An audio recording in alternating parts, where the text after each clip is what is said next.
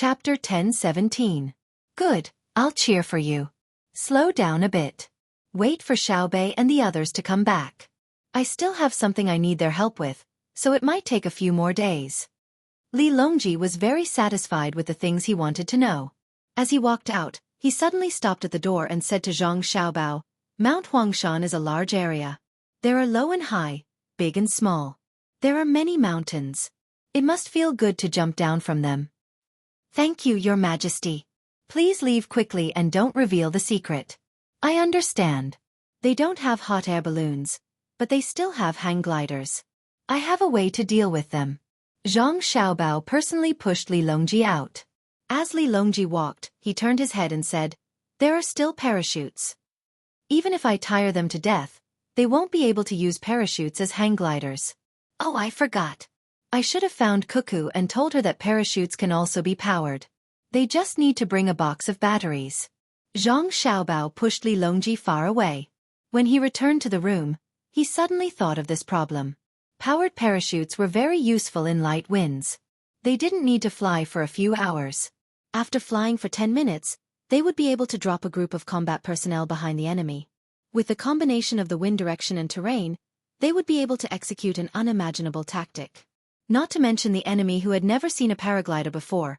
Even if he and Cuckoo were to suddenly see a group of paragliders flying in the sky, they would still tremble. Thinking of this, Zhang Xiaobao said to the group of battalion-level commanders and above, You guys discuss first. I'll go to Cuckoo's room. Leaving the group of people behind, Zhang Xiaobao ran to Wang Wan's room. He waited at the door for 10 minutes before he was allowed to enter. When Zhang Xiaobao came back just now, because the emperor was there and they were discussing the political and economic affairs of the country, the referees didn't judge the ratio between the sand table time and the actual time. Therefore, no one stopped Zhang Xiaobao from waiting outside the door, which was a small advantage for Zhang Xiaobao. The real situation was that Zhang Xiaobao used his time to give Li Longji advice. The two sides were even. Even if other generals saw it, they wouldn't be dissatisfied. Zhang Xueqi had seen it. Seeing the emperor chase after Zhang Xiaobao and force him to answer his questions, not only was Zhang Xueqi not angry, he even chuckled and said to the generals in the room, Actually, we've always had the advantage. We're generals, so we're only in charge of fighting wars. Xiaobao and Cuckoo have to take care of their own businesses, as well as answer His Majesty's questions at any time. Do you see that? Don't know too much. The more complicated things you know, the more tired you will be. You have to take care of your family, your younger siblings, and the country's affairs. Why bother? The other generals said nothing. They could tell that Zhang Xueqi was clearly jealous. His Majesty can ask you for advice because you are capable. The more you meddle, the more capable you are. They want His Majesty to ask about economic matters. However, if His Majesty really asks, how should they answer? Seeing that no one agreed with him, Zhang Xueqi's face darkened as he ordered, Don't look at each other. When fighting, my vanguard has to fight for a stable territory for the Central Army. Zhang Xiaobao didn't know what the others were thinking. As soon as he entered Wang Wan's room, he said, Cuckoo, I suddenly thought of something. Shouldn't we have the Ministry of Works immediately research the automatic paraglider so that we can experiment with it and use it when we go to fight Duoshe? Wang Wan had just finished setting up a hidden force. When she heard Zhang Xiaobao's words, she paused for a moment before asking, Xiaobao, can't we make a simple airplane in a year? We already have diesel engines, and the place we're going to fight is already cold. Can the soldiers withstand the cold if they fly there? Paragliders can't carry heavy objects, so they're inferior to airplanes. I'm not asking for airplanes to exceed the speed of sound. As long as it can fly faster than hot air balloons, it's fine. The earliest airplanes have 2 layers of 4 wings. In theory, it's fine as long as it has 2 engines. Zhang Xiaobao shook his head. I don't understand. I've never collected such things before. I only like to buy yachts, and I don't like to buy second-hand goods. If we can't research it, we have to achieve our strategic goals at the crucial moment. Let the Ministry of Works make a paraglider first. This can increase the data collection and organization of the technology. In the future, we might be able to use it for other purposes. Once we understand the propulsion system, we can put it on a large hot air balloon. It can be used for rescue missions or sightseeing. Then let's do it. Wang Wan pulled a piece of paper over and started to design the paraglider with Zhang Xiaobao. Although it looked simple, it wasn't easy at all when it came to designing it. Wang Wan always regretted that she didn't learn more about the subject back then. Zhang Xiaobao, on the other hand, was recalling how he learned when he was playing. After he became rich, he learned how to parachute, fly an airplane, drive a yacht, dive, and so on. He was also good at golf and surfing. Anyway, he had to master all the recreational things. He was good at deceiving people. In Wang Wan's house, in addition to Princess Jincheng, there was also Li Longji, who came to talk to Empress Wang about how to reduce the tax and management fees. Li Longji knew that the fight would definitely not start within 3 hours, so he didn't go to the central sand table. Instead, he returned to Wang Wan's house. It was mainly because of Empress Wang. She liked her goddaughter very much. Princess Jincheng was also very grateful to Wang Wan, so she always liked to stay in Wang Wan's house. Even if she didn't talk or disturb Wang Wan, she was happy to see Wang Wan. At this moment, they once again understood the difficulties of Xiao Bao and Cuckoo. They had to consider everything. Although they solved the problems very quickly, there were always problems that kept appearing. Wait a minute. I'll find something and come back to draw. When Zhang Xiaobao and Wang Wan discussed the problem of the materials, they threw down the pen and hurried out. After a while, they ran back. When they were about to enter the door, they were stopped by the messenger. Young master, according to the rules, you have to wait for a moment. The messenger was from the Zhang family and the Wang family. He blocked the door and said to Zhang Xiaobao. Zhang Xiaobao's face showed a very helpless expression. He patted his head and stood at the door. Wang Wan also sat there helplessly. Wu Huifei was unhappy. She didn't have the slightest dislike for Xiao Bao and Cuckoo now. She had long stopped thinking about the past. When she saw that Zhang Xiaobao was stopped and they were not allowed to communicate, she stared at the messenger and said, "You met masters like Xiao Bao and Cuckoo. If it were me, I would skin you alive." Aye. The messenger felt wronged. He had to act according to the orders of the referee group. That was the master's request. Otherwise, it would be disobeying orders. It's not his fault. It's not his fault. Your Highness, it has nothing to do with him. If it were other messengers, they would do the same. It won't delay anything. Cuckoo and I can think more. Zhang Xiaobao spoke for his people and said to the messenger, "You look familiar. I remember. You are the grandson of Cripple Zhang, right? The old man used to make a bird cage for me. I like the cage he made. It can be flipped back and forth. It's a pity that I haven't been back for a long time. I thought it would be simple during the new year, but they said that I'm old and it's not good to mess around. So I stayed in Xueqi. When you contact your family, send a message to Cuckoo and me." The messenger immediately burst into tears. "Yes, young master. They said that my grandfather was lame and that his journey was slow. I even quarreled with them. It's not like we're walking to the capital city. We're in a wheelchair. Young master, if you have anything to say, you can tell me. I'll go in and report it to my wife." "All right, why are you crying? It's not a big deal. Just wait," Zhang Xiaobao said to the messenger. He didn't want to see his family members cry. At this time, Li Longji said, "Tell the referee group that Xiao Bao and Cuckoo can go anywhere they want without restrictions. The time they save is not enough for other things. If any of the generals have different opinions, tell me." The messenger wiped his tears and ran to the center of the sand table to inform the referee group. The referee group gathered together and discussed for a while before coming to a conclusion. Indeed, Zhang Xiaobao and Wang Wan had to be busy with other things while participating in the military selections. The time spent would be much longer than the time spent on judging the distance. It wasn't that the Tang Empire couldn't do without the military selections, but it couldn't do without the two of them to command other things. Compared to the people's livelihood, the military selections weren't worth mentioning. Thus, they agreed to this preferential treatment and sent people to each room to inform the generals. None of the generals objected. It had nothing to do with who had given the order. They were well aware that the two of them couldn't stay idle and spent less time on the battlefield than the rest of them. If they objected and something urgent happened in the Great Tang and they were too slow to deal with it, who could bear the responsibility? After receiving the feedback, Li Longji said happily, "The generals of the Tang Empire are still reasonable. If something happens and they need to use my money and Zhang Xiaobao's logistic system, Xiaobao will have to deal with it. We can't just ignore it because the military selections are ongoing. Coincidentally, just as Li Longji finished speaking, someone who had nothing to do with the military selections rushed in. He was a member of the intelligence network of the Zhang Xiaobao and Wang clan. When he saw him, he glanced around and whispered a few words into Zhang Xiaobao's ear. His expression was very grave. Zhang Xiaobao had already entered the room and was discussing the materials for the umbrella with Wang Wan. When he heard what the person said, he frowned. Wang Wan also heard it and her expression turned grave. Are you sure? Zhang Xiaobao's voice wasn't soft as he asked. Yes. The snow is heavy, and all the roads leading to Tubo are blocked. All the supplies are blocked. Our special team in Fengzhou is still in the spiritual state, which is closer to Tubo. I've sent an order for deer and dogs troops to reinforce them. However, although the distance is relatively short, it is actually very far. It will take at least 20 days to reach the destination. I'm not sure if the animals can withstand the forceful march. The eagle is very fast and will reach the destination in 2 days. After resting for half a day, it will be responsible for transporting the supplies. However, the weight it can carry is limited. Little young master, what do you think? The person explained the situation in a loud voice.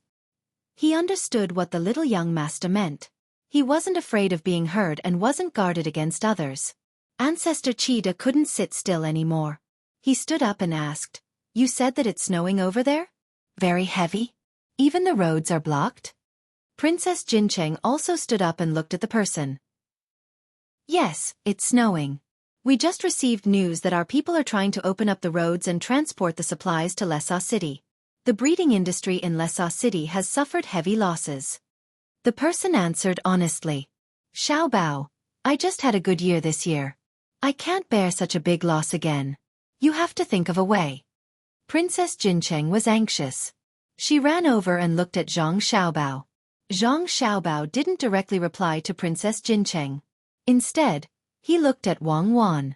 Wang Wan sighed and said, I agree.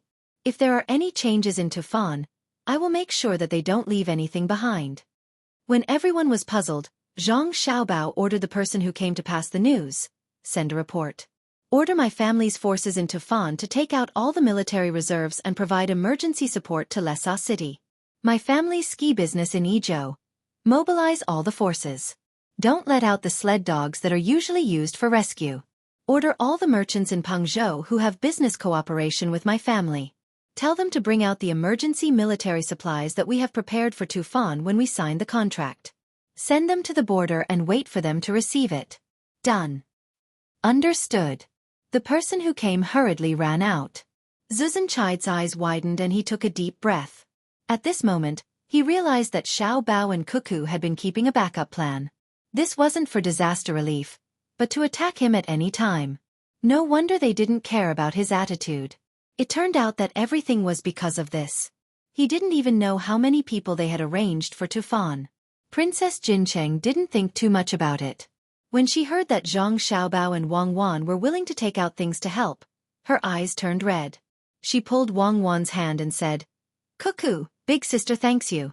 Our people will also know the benefits of Tang Empire. When we go back, we will tell them how much Tang Empire has sacrificed for them. In the future, if you want to obtain anything from us, just let us know first. Even if we don't use it ourselves, we will send it to you first. We will raise more cows and sheep, dry the milk, and send it to the children of Tang Empire. Wang Wan forced out a polite smile. She was unable to smile sincerely. Although Tufan was on their guard, she and Xiao Bao had already treated them as Tang Empire's people. Who would be willing to see people from their own country die? Nodding her head, Wang Wan looked at Li Longji. Your Majesty, where is your team? Li Longji didn't hesitate. Pass down my orders. Guangzhou and Guangping. Send the 2,000 hot air balloons that were sent there after the new year. Unload the war weapons and bring along the logistical supplies. Determine the direction of the wind and think of a way to fly there as fast as possible. Treat it as a real war. Do your best and minimize the losses of the Tufan people to the minimum. Remember to bring along frostbite medicine and salt. After giving out his orders, Li Longji looked at Zhang Xiaobao and Wang Wan. I can't keep any secrets. How did you guys find out about it? Same here. Your Majesty, you should be clearer about the influence my family has over there. Zhang Xiaobao didn't stand on ceremony. Everyone was thinking of ways to hide things from each other. He wasn't angry because it wasn't important whether they hid things from each other or not. It wasn't because he wanted to deal with the other party and hide things from them. It was a kind of competition in the dark. They wanted to see who had better arrangements and whose intelligence network was more complete. On the other hand, Zhu Zan was dumbfounded. So that's the case. For a moment, his emotions were complicated. Princess Jincheng saw through his thoughts and said, "Husband, look. Xiao Bao, Cuckoo, and my brother have even mobilized their military forces in order to save our country. Perhaps, if something were to happen in other parts of Great Tang, they might not be able to mobilize their military forces over there. The hot air balloons can't be flown casually. If they encounter a snowstorm or strong wind, they will still be in danger. My brother has asked his men to exchange lives for lives. Xiao Bao and Cuckoo's family's wealth will probably be damaged as well." After hearing Princess Jincheng's words, Zhu Zan came to a realization. It wasn't wrong for the other party to be wary of him. Perhaps, there were such hidden forces in various parts of Great Tang. It was just that it wasn't time to use them yet. After pondering over Wang Wan's words, he hurriedly assured Li Longji and Wang Wan, "Tufan doesn't have an army. They only have a small group of security personnel, and their numbers don't exceed 10,000. If anyone dares to make use of this opportunity to harm Great Tang, I will kill him first. His entire family will be killed, and not even a blade of grass will be spared. I don't expect my men to be able to send the news over. Their speed is too slow. By the time they arrive, the snow would have already stopped. Xiao Bao, give me an idea. What should we do after the disaster? I won't be returning either. I will stay here to hide from the snow first." Zhu Zan said what he should say, especially the last sentence. The reason why he was staying here was to express that he was in Great Tang. If something were to happen to Tufan, you guys will deal with him. Zhang Xiaobao temporarily put down the matter of his logistics team and started to think about how to make arrangements for Tufan after the disaster. He knew that he didn't need to make any arrangements. The resources and personnel had already been sent over. When the time came, he just needed to spread the news and the local people would be grateful. Then, he would casually send some things over to comfort them. The real pain and loss would be borne by the people of Tufan themselves. The tolerance of the people was still very strong. No matter if it was the loss of their wealth or the loss of their loved ones, after putting up a front in the imperial court, the people would lick their own wounds. However, this wasn't Zhang Xiaobao's style of doing things. He, Zhang Xiaobao, could kill people without batting an eyelid. He could bring disaster to an entire country. However, he definitely wouldn't be able to ignore it and let the people of his country suffer. Wasn't it just manpower and resources? It couldn't be more precious than the lives of the people of his country. If he didn't have the ability, he would just sigh. If he had the ability to help but didn't do so because he was afraid that it would cost too much, what right did he have to sit on the throne of the country's ruling class? Wang Wan was also considering this problem. How should she make arrangements to ensure the interests of the people of Tufan as much as possible? Even the dogs she raised at home knew to build a nest for her when the weather was cold, let alone humans. Wu Huifei didn't have as many thoughts as Zhang Xiaobao and Wang Wan because there were always people dying in the past. A natural disaster wasn't something that humans could resist. The only thing they could do was to send things over and reduce the taxes. Therefore, she continued Zhu Zan's words and said, "If someone really causes trouble, we must kill. Kill his entire family. Otherwise, it won't be enough to deter them. Don't just kill. Cuckoo will naturally be responsible for killing people. She has a lot of troops there. First, consider how to compensate for the loss of the people. Don't find excuses for yourself just because of a natural disaster." Li Longji was afraid that Zhu Zan would think too much, so he stopped Wu Huifei from speaking. Speaking of natural disasters, he thought of the matter between Zhang Xiaobao and Wang Zan. No matter what the natural disaster is, people have to save themselves first. Try your best to spread the news to the local people. Tell them that the imperial court has already sent out rescue teams and resources. Tell them not to worry about losses and think of a way to survive. If there are any losses in wealth, I will compensate them. I have nothing, so there will be heavenly punishment. Li Longji clearly knew that the snow had nothing to do with him, but he still took responsibility for it. The people there believed in such things. Then he said, if the news can be spread, tell the local officials. Don't find excuses for yourself. I don't believe them. I know how Zhang Zhong risked his life in Luzhou. I also know how Zhang Zhong dealt with the flood in Shu province. I want results, not explanations. Li Longji was sad. He had changed a lot because of Zhang Xiaobao and Wang Wan. He was no longer the high and mighty emperor who did not know the people's lives. Now, he was an emperor who traveled or observed the situation of the construction site. He had a deep understanding of the lives of the people. His heart ached for every citizen of Tang. This was because he realized that the real people of Tang treated him well and were willing to protect him. This was especially true when they were outside. The people consciously observed the people around them, afraid that someone would do something to hurt the emperor. At this moment, Zhang Xiaobao said, it's not difficult, but it's not easy either. Disaster relief is not difficult. It's just a rescue. I believe the person in charge will know how to do it. The difficult part is the post-disaster reconstruction work. The most direct way is to give money. The amount of money that the people there have lost will be compensated. This amount of money is not much.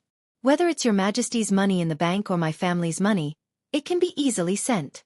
When the local people receive the money, they will regain their confidence and continue to do what they originally wanted to do.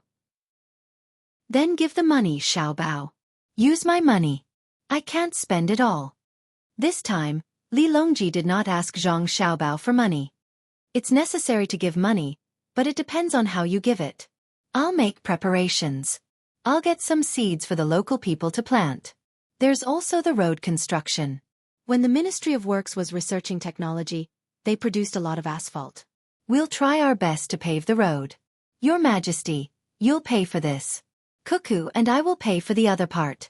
We'll get the medical academy to provide us with the demand for medicinal herbs.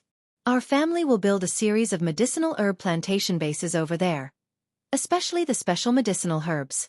We can't just wait for them to be produced naturally. We have to do it ourselves, Zhang Xiaobao said as he tapped his leg with his hand. When Li Longji heard this, he immediately understood what was going on. Xiaobao did not acknowledge the might of a natural disaster.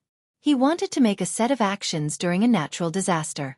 Not only did he have to minimize the damage caused by the natural disaster, but he also had to use the natural disaster as an opportunity to integrate the various industries in Tubo. That's right. This is the character of the Zhang family and the Wang family. They'll never bow to any difficulties. They'll become stronger when they encounter a strong opponent. Whether it's a man-made difficulty or a heaven-sent disaster, they'll go ahead with it. Take Luzhou for example. What about the hurricane? If the hurricane didn't come, I wouldn't have developed so quickly. What can I do if I'm comfortable? I'll use this opportunity to build a bridge. There's also Fengzhou.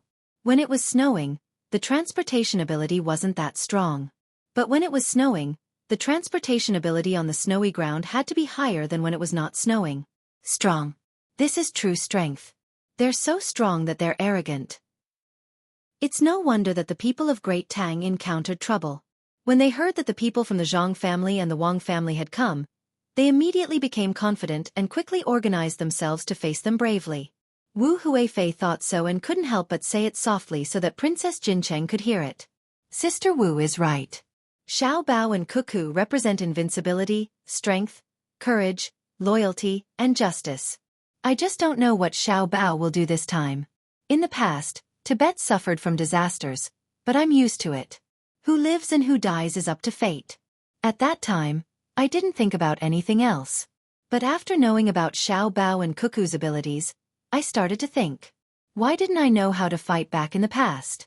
So what if it's a natural disaster? Princess Jincheng said after thinking. She finally realized something. Her great Tang was strong.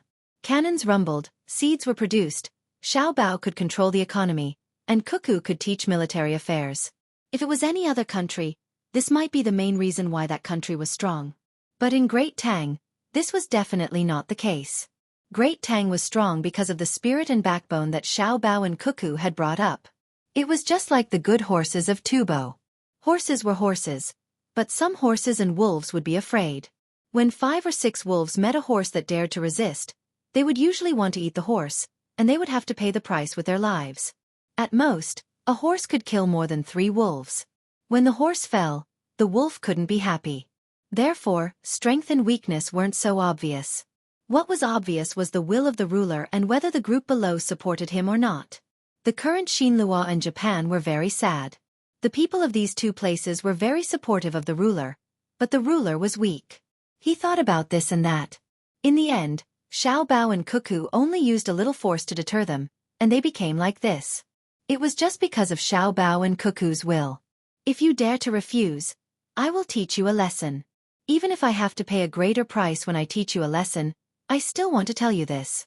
This was like 2 children fighting. One child was always afraid that his family wouldn't have a good time after he hit the other child, so he would always tolerate it. The other child didn't think about it. After all, if he hit you, you would soften. Then, the child who was always bullied would always be bullied. He had too many worries.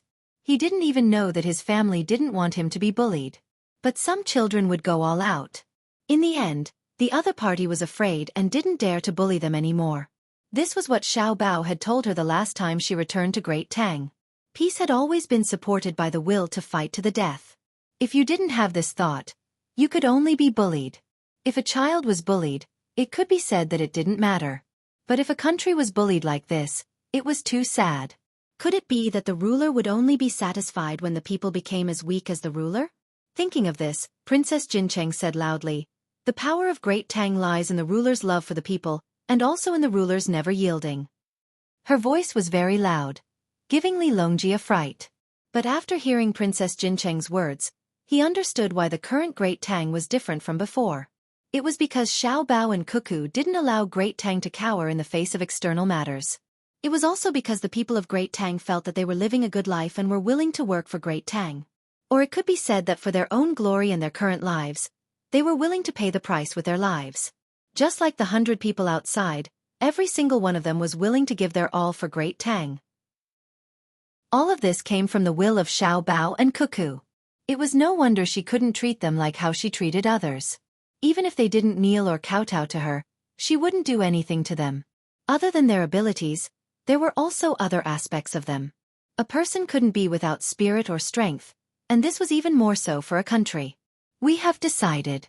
We will pause the military examination and leave 1 or 2 days for Xiao Bao and Cuckoo to think about things. Don't disturb them. Tufan is suffering from a disaster. The various generals can gather together to eat and drink, but they are not allowed to discuss or hint at anything related to the military examination. Otherwise, we will not let them off easily. Tell them that if anyone feels that they can't continue without leaking information to each other, they can withdraw themselves. Don't wait for we to personally make trouble for them. Li Longji watched as Zhang Xiaobao and Wang Wan gathered together once more, muttering to each other. From time to time, they would shake their heads and come up with new ideas. Suddenly, he felt his heart ache. Thus, he gave the order to pause the military examination, afraid that Xiao Bao and Cuckoo would collapse from exhaustion. What was the military examination? Just based on the current situation, which of the other generals of Great Tang wouldn't be convinced? The death toll was almost 1 to 1, and they were using the support of others. If they immediately judged Wang Wan as the Zhuang Yuan, who would object? Furthermore, pausing the military examination wasn't the end. Everyone should take a break. They had been standing in front of the sand table for days and were tired. Once Li Longji gave the order, Zhang Xiaobao and Cuckoo heaved a sigh of relief. They didn't want to give up on the military examination, but they couldn't leave Tufan in the lurch. 2 days was enough. Xiao Bao, let's put the matter of the kinetic umbrella aside first. Let's see how Tufan will decide. I know that you don't want to give money directly to the people. Instead, you want to invest in support and let the people of Tufan earn back the money they lost through other methods. At the same time, you have to promote the development of the region. Wang Wan understood what Zhang Xiaobao was thinking about. It was easy to give money, and it wouldn't cost much. However, Tufan wasn't like Hong Nong. They were 2 different things. I'm thinking about the climate there. I still have to communicate with the medical college, the Ministry of Works, and the Western Agriculture Temple. If we have to do it, we have to do it well. The crisis is also a turning point. Let's send the survival resources over as soon as possible. After that we can consider other things. You are right. We should make the airplanes, even if they aren't very useful. If we have large transport airplanes now, we won't have to worry. We can send out 1,000 airplanes, and it will be enough for the local people. Zhang Xiaobao also felt pained about the logistics. The roads had been blocked by heavy snow, and it wasn't something that could be solved with simple transportation. This incident happened too suddenly. Who would have thought that it would suddenly snow in Tufan during spring? It would be good if there were satellites. He believed that with the power of his family, they would be able to react quickly when they discovered that there might be a problem in Tufan. Even if it was just 3 days, they would be able to send the resources over in advance. Wife, there aren't any decent roads in Tufan. I intend to make an asphalt road, which is better than a cement road. It might be able to withstand the changes in temperature to a greater extent. First, let the people in Tufan survive. After that, let them help to build the roads and give them wages. Don't worry if the ground freezes. We can continue to invest money and sprinkle salt. I don't care about the environmental pollution. Let's melt the snow first. Even if we have to invest tens of millions of strings of cash, we still have to carry it out. Send a message to the merchants who have businesses in Tufan, or those who intend to do business there in the future. Ask them if they are willing to invest in the infrastructure. When Zhang Xiaobao thought about Tufan, his head started to hurt. It was easy to cause trouble but difficult to build. Wang Wan also didn't care about how much money she had to spend. After hearing Zhang Xiaobao's words, she pondered for a moment and walked over to Li Longji. Li Longji also discussed with Gao Lishir and the rest about how the imperial court should act to help Tufan. The ones who were most worried were Chai Zuzan and Princess Jincheng. After all, Tufan was their territory. Chai Zuzan scratched his head with all his might. He accidentally scratched his head, but he didn't feel any pain. Your Majesty, I have discussed with Xiao Bao. We request for a certain amount of tax compensation. Wang Wan said to Li Longji. Compensation? Tell me what you want. My Tang dynasty doesn't lack any tax. Tufan can be exempted for 5 years. If your family is willing to fork out a lot of money, you can also be exempted. Li Longji discussed with the others to mobilize the army. The army at the border would be sent out, and the army at the back would move to the border to fill in the gaps. When he heard Wang Wan's words, he thought that they were going to reduce the taxes for Tufan. Furthermore, Zhang Xiaobao and the Wang family were willing to fork out money to give benefits to Tufan. Wang Wan knew that Li Longji had misunderstood and explained, Your Majesty, we are not going to reduce the taxes for Tufan. My family should be able to get a tax reduction. Otherwise, other merchants wouldn't be able to get a tax reduction. Xiao Bao and I don't care about money. I request that the merchants be given a tax reduction based on the amount of money invested. Li Longji was stunned for a moment. He looked at Wang Wan and Chai Zuzan before asking Wang Wan, Tufan is unavoidable? Chai Zuzan was also confused. Tufan was suffering from a disaster. Why shouldn't they be exempted from taxes? The citizens couldn't pay and were forced to rebel? Wang Wan didn't need Xiao Bao to remind her. She knew what Xiao Bao was planning. She said, Tufan's taxes are unavoidable because after the disaster, the citizens of Tufan will have more income this year.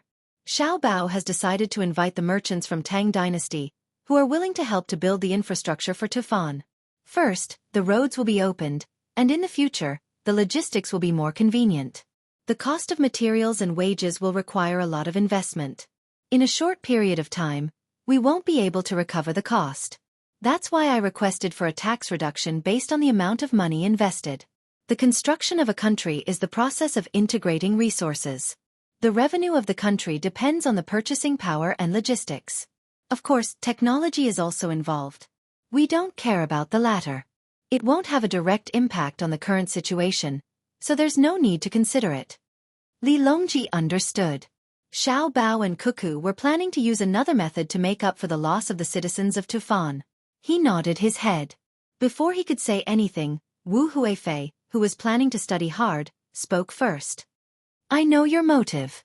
Aya, Cuckoo, you and Xiao Bao are indeed more capable than ordinary people. Thank you, but we still can't send the resources to Tufan in a few hours. We have already tried our best. This is the helplessness of technology not being able to keep up. Wang Wan wasn't happy at all because of Wu Huifei's praise. This was because if it was her and Xiao Bao's time, Xiao Bao wasn't a swindler and had so much money. Coupled with her family's power, if a disaster happened in Tufan, they could work together and send survival resources, medicine, and special rescue personnel accurately to the location within a few hours. Wu Huifei didn't know what Wang Wan was thinking. She continued, "Your Majesty, you are indeed capable. Your Majesty, I thought that doing this wouldn't harm the citizens of Tufan. Although we didn't directly give them money, we gave them a chance to earn money. If there wasn't a disaster and we didn't provide the materials and money to build the infrastructure, they would still be farming or growing their own things. No matter which one it is, they would need to contribute labor. There are also some handicraftsmen who help to build things. It's similar to their original job. We just want them to temporarily change to a job that earns more money. The food and medicine sent there will be free. Then, they will earn the money that they should have and the infrastructure will be built. The merchants will pay the money and receive the compensation from taxes. It's nothing more than a loss to the imperial court. Am I right?" After Wu Huifei finished speaking, she wiped her sweat. It was very tiring to analyze these things. Li Longji couldn't help but laugh, but he immediately stopped himself. The place where Chai Zhu praised was still suffering from a disaster. He couldn't show a happy expression, and he shouldn't be happy. Li Longji pulled a long face and said to Wu Huifei, "You're still far from it. Do you think that you can learn it immediately? How can the imperial court suffer a loss? You've consolidated the people's hearts and obtained a smooth road. Otherwise, wouldn't the imperial court pay for the repairs? You've paid a period of tax income, and at the same time, you've also increased the amount of tax income in a short period of time. All kinds of resources need to be transported, and there needs to be a process of buying them. The imperial court will still collect the taxes in the middle.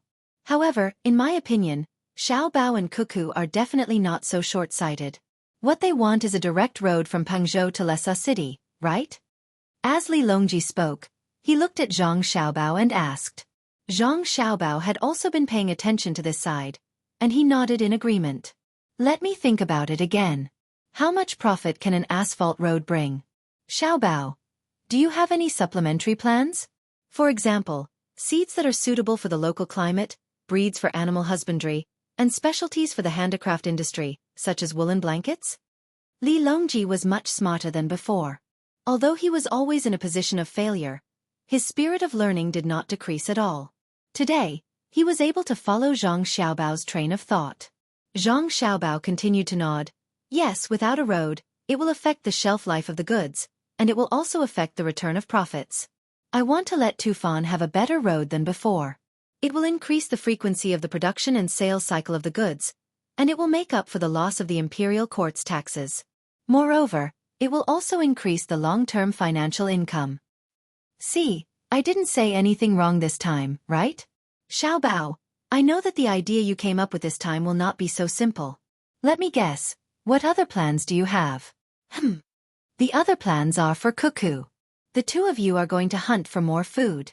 After the military selection, you have 1 year to prepare. You want to let Tufan build the road for 1 year and directly build the supply route, right?" Li Longji was used to Zhang Xiaobao's way of coming up with ideas. It was definitely not as simple as it looked on the surface. If he really wanted to take action to solve the disaster, how could he be Zhang Xiaobao? Zhang Xiaobao smiled at Wei Wei and immediately became serious. He cupped his hands at Li Longji. "Yes, I have this plan. Your Majesty is wise." Chapter 10:18. Zhu Zhizan listened to the two of them. He was confused for a while. Then he thought it through. When he heard Li Longji's words, he thought about it and felt that it was quite simple. It was true. However, as he listened, Zhu Zhizan was shocked again. He finally realized that Li Longji didn't stop the military selection because he was happy. He knew about Xiao Bao's plan. He wanted to give Xiao Bao enough time to think and not let Xiao Bao worry about other things. From the looks of it, he had succeeded. His tubo had suffered a calamity this time, and so many things were implicated. Even the future income of the imperial court, the business of the merchants, the production of goods in tubo, the transportation of goods, and even the compensation for the loss of the people were all included. What's more, the logistic supplies for the war against Polyphaga a year later were used in the post-disaster reconstruction. Were they still human? How long did it take? If Xiao Bao could consider it, Li Longji could also analyze it. Princess Jincheng didn't think too much. When she heard that it could bring benefits to Tubo, she was happy. With this, her position in Tubo would be more stable in the future. In the past, it was because of the military strength of the Tang Empire. After the disaster relief and reconstruction, she won more people's hearts. She thanked them. Thank you, Imperial Brother and Xiao Bao. Without your help, my husband and I wouldn't have received any news until now. Even in Lesa City, we could only be anxious. Xiao Bao, it's no wonder you have such a good wife like Huan Huan. You're really capable. Huan Huan is really blessed to be with you. Can you start the military selection again? It won't take too much time. I am the one who is happy to have Cuckoo by my side. Zhang Xiaobao looked at Wang Wan and said. Wang Wan rolled her eyes at him. He then said, Not yet. There are many things that have not been arranged. We have to stop the military selection. Right now, we are talking about the problem of rebuilding and compensating the Tubo people. There is one more important thing. The disaster has not passed yet, so we have to focus on this matter. Let Xueyun lead the group of eagles in the capital. Wang Wan agreed. Yes, it can't move water clouds without a command. An eagle usually only listens to the command of the person who raised it, and it's impossible to let an eagle fly with a person. Otherwise, how are we going to transport goods if we just send people away? Xueyun can still lead the other eagles. Get Xueyun to help and fly a few more times. We must prepare fresh meat in Pengzhou. Don't tire the eagles to death. The others sighed one after another. Xueyun was going to be used at a critical moment. It was really important to have a general who could fly. On the sand table, if Cuckoo didn't remove Xueyun's ability, the battle would be much smoother than it is now. With Xueyun leading the group of eagles, there is no space for other people in the sky.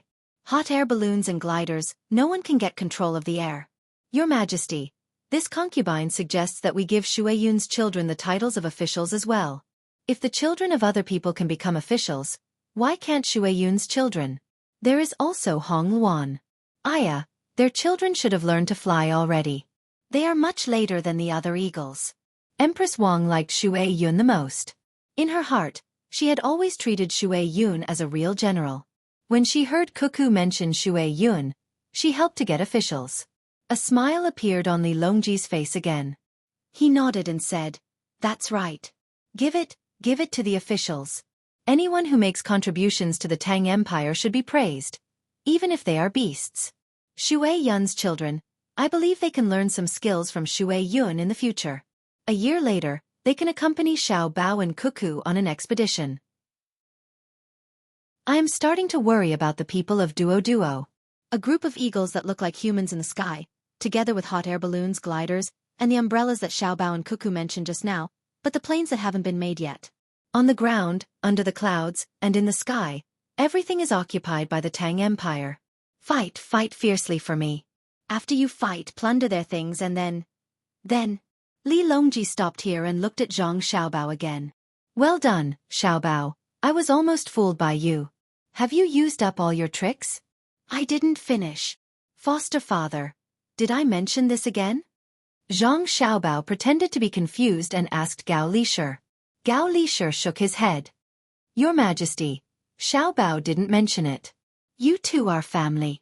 He didn't say it directly, but this is what he meant. Do you understand what I mean? Li Longji said to Gao Lishir. I understand. Your Majesty, please continue. This subject is all ears. What else could Gao Lishir say? He could only admit it. Li Longji harumphed. Xiao Bao's idea is to send the things he plundered to Great Tang through this route, right? Seeing that Xiao Bao was being bullied, Wang Wan added, That's right. Your Majesty is truly wise. In truth, Xiao Bao and I didn't expect Your Majesty to be so formidable. Then, Your Majesty, you're truly formidable. I'll go discuss other matters with Xiao Bao. Disaster relief is of the utmost importance. After saying those words, Wang Wan pulled Zhang Xiaobao out of the room. It was unknown where the two of them went to discuss the matter. Li Longji was stunned. He lowered his head and pondered. That's not right. Did you see it earlier?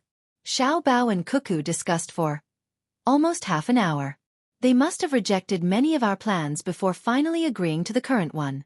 Could it be that the two of them only thought of this much? Do you really think that they could come up with something that even I can think of? Do you believe me? I think so, Gao Lishe agreed. I think that your ability to flatter people is much worse. Think of something for me. Men, call Xiaobao and Cuckoo back. Who knows what they're doing in a secluded place? Is it more important to discuss matters or their matters? Li Longji glared at Gao Lishe. His next words left everyone in the room dumbfounded. Was this something that the emperor should say? What are you looking at? What's wrong with me saying that about them? Why aren't you calling them back? I'm so close to them. If I were to say something about Xiaobao, Cuckoo would be unwilling to come back. Call them back and tell them to rest for 2 days. What's the rush? Li Longji added. Soon, Zhang Xiaobao and Wang Wan returned. Each of them was holding a fruit pancake. The deep-fried dough sticks were fried so well that crunching sounds could be heard when they bit into them. The two of them were also holding paper bags in their hands. Li Longji swallowed his saliva and said, Cuckoo didn't let me say anything about your husband. Did you drag him outside to enjoy life? Did you put hot sauce in the pancakes? Yes, I did. I wasn't unwilling. I went to make pancakes for your majesty.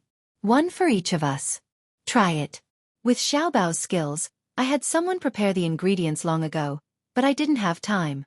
If your majesty hadn't stopped the military exercise, I reckon that by the time you wanted to eat it, the mixture would have been bubbling. Wang Wan handed out the bags to each of them one by one. When everyone heard that the pancakes were made by Xiaobao, they eagerly took a bite. Before they even tasted the flavor, they praised it first. Even if the ingredients were the same as those outside, the method and the control of the fire were the same, they would still feel that it was good. It was just a psychological effect. Li Longji first said to Zhu Zan and Princess Jincheng, Eat. The rescue didn't stop because of you eating. Since something has happened, there's no difference whether you are anxious or not. Xiaobao and Cuckoo are probably thinking of a solution when they are eating. Don't worry. If the two of them can't solve it, it's useless for you to worry.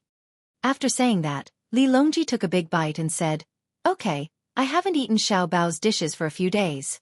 It's not easy to eat a fruit pancake today. Why don't we stop every few days and rest for a day so that Xiaobao can cook for us? It's a little sour. It's hot sauce, right? Okay. It's because the noodles have been cooked for too long. Zhang Xiaobao said frankly. Oh, it's delicious after cooking for a long time. It turns out that cooking for a long time can improve the taste. Xiaobao, your cooking is amazing.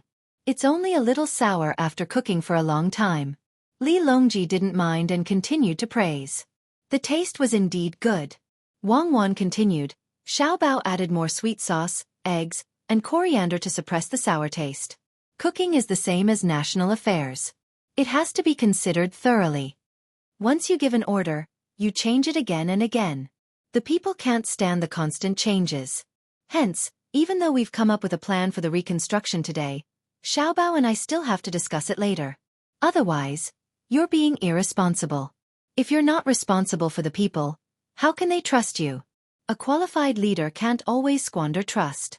You can only think of ways to strengthen it. Otherwise, you will develop a habit of not caring and think that the people can accept it. You will squander your trust. When you need the people to support you, you will realize that you will only get voices of opposition. Wang Wan's words made Li Longji and the others stop eating the fruit pancakes. Li Longji put the fruit pancakes on the small table and instructed the people beside him. Go and tell the imperial chefs that everyone is eating fruit pancakes today. Make more of them.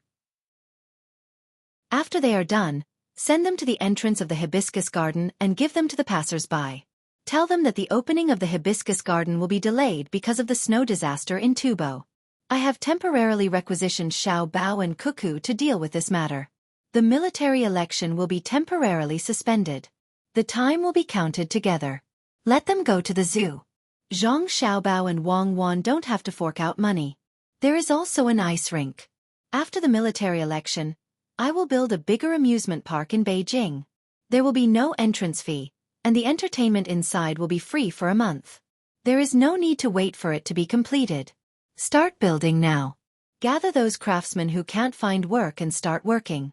Give them a salary. You must explain clearly to the people who are waiting to come into play. Hearing Li Longji's words, Zhang Xiaobao and Wang Wan looked at each other and revealed gratified smiles at the same time. They felt that if the emperor was like this in an imperial country, why would there be a need for a democratic election system? When Zhu Zan saw this, he whispered to Princess Jincheng, "When we go back, we will also learn from His Majesty's method." I think I understand. Sometimes when you sincerely do things for the people and make a mistake, the people don't want to beat you to death with a stick. What they want is your attitude, your sincere and undisguised explanation. You will be able to obtain the forgiveness, understanding, and support of the people. The people are very clear that if you put them in the position of an official, they will not be able to do it. They will have to learn for a long time. When you are in this position, think about the people. If you really do something wrong, you can frankly tell the people and be willing to change. The people will give you a chance. But even if you lie and deceive the people are not stupid. They are clear in their hearts. Just like what Xueqi said, when you squander the last bit of credibility, you are finished. A rebellion will happen sooner or later. Princess Jincheng nodded. Our Tang dynasty has Xiaobao and Xueqi. I am really relieved. Husband, eat. Don't worry about the things on our side. They have done very well. Only they have such a reaction speed. I now know why they earn so little. Compared to Xiaobao and Xueqi, they have much less ability.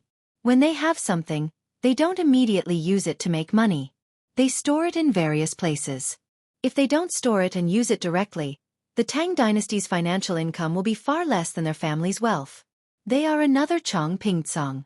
Oh, it should be said that their mobility is far beyond Chong Pingcong.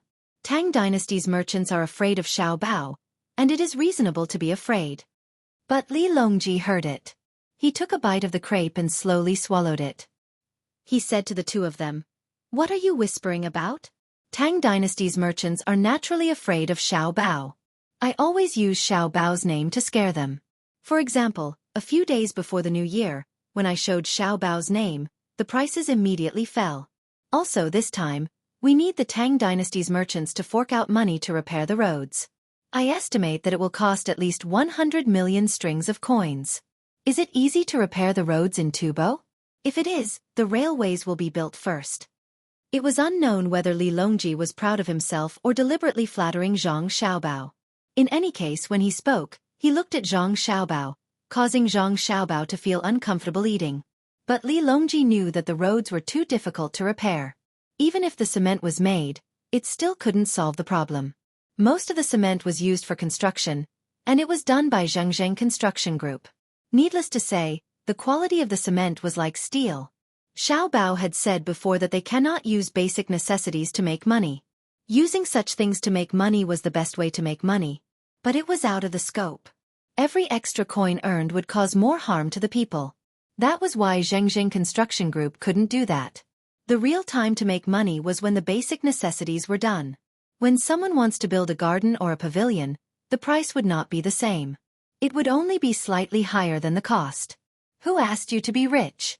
For example, if the people look for Zhengzheng Construction Group and say that their house is broken and they want to build a new house with 3 rooms, Zhengzheng Construction Group would charge them a very low processing fee. The cost of the materials and labor required to build a house with 3 rooms would be 2 strings of coins. If you look for Zhengzheng Construction Group and say that you want to build a courtyard with 4 rooms, and you want to build a 3-story high courtyard with a pond in the middle, Zhengzheng Construction Group wouldn't charge you 3,000 strings of coins. But building a road was the real deal. No matter who paid for it, Zhengzheng Construction Group wouldn't earn much. Fortunately, they now had a new material. That asphalt seemed to be a good choice for building roads. But the expenses couldn't be low. 100 million strings of coins should be enough, right? Zhang Xiaobao expressionlessly continued eating, pretending that he didn't hear anything. Li Longji spoke again. Speaking of getting the merchants to fork out the money, Xiaobao really has to do it. If we propose to the merchants of Great Tang to build roads and give them tax exemptions, there will be many merchants who deliberately come to cheat us of the tax exemption. Those who are willing to invest wholeheartedly are few and far between. We will keep a list of merchants and assign them one by one. There will definitely be merchants who will find all sorts of excuses to shirk responsibility. However, if we were to change to Xiaobao and ask for the merchants to fork out the money, There are countless merchants in Great Tang who are willing to invest without asking for direct returns. If Xiao Bao were to appoint a list of merchants, none of the merchants would dare to deceive him. In Great Tang, we can't even compare to Xiao Bao. Let's eat. Once we are full, we won't think about it anymore. Water, water. Quickly bring water to Xiao Bao. Your Majesty, can you not say such things when we are eating? Look at how Xiao Bao choked. Wang Wan took the water and fed it to Zhang Xiaobao while speaking to Li Longji in dissatisfaction. Li Longji lowered his head and ate, pretending that he didn't hear anything. After 2 mouthfuls he said, "It's just a joke. Xiaobao, tell us, what are the benefits of building a road through Tufan? There is no conflict of interest in this aspect, so you don't have to hide it. At most, we will give you a copper coin as the fee for asking. What do you think?" Zhang Xiaobao swallowed the food with great difficulty.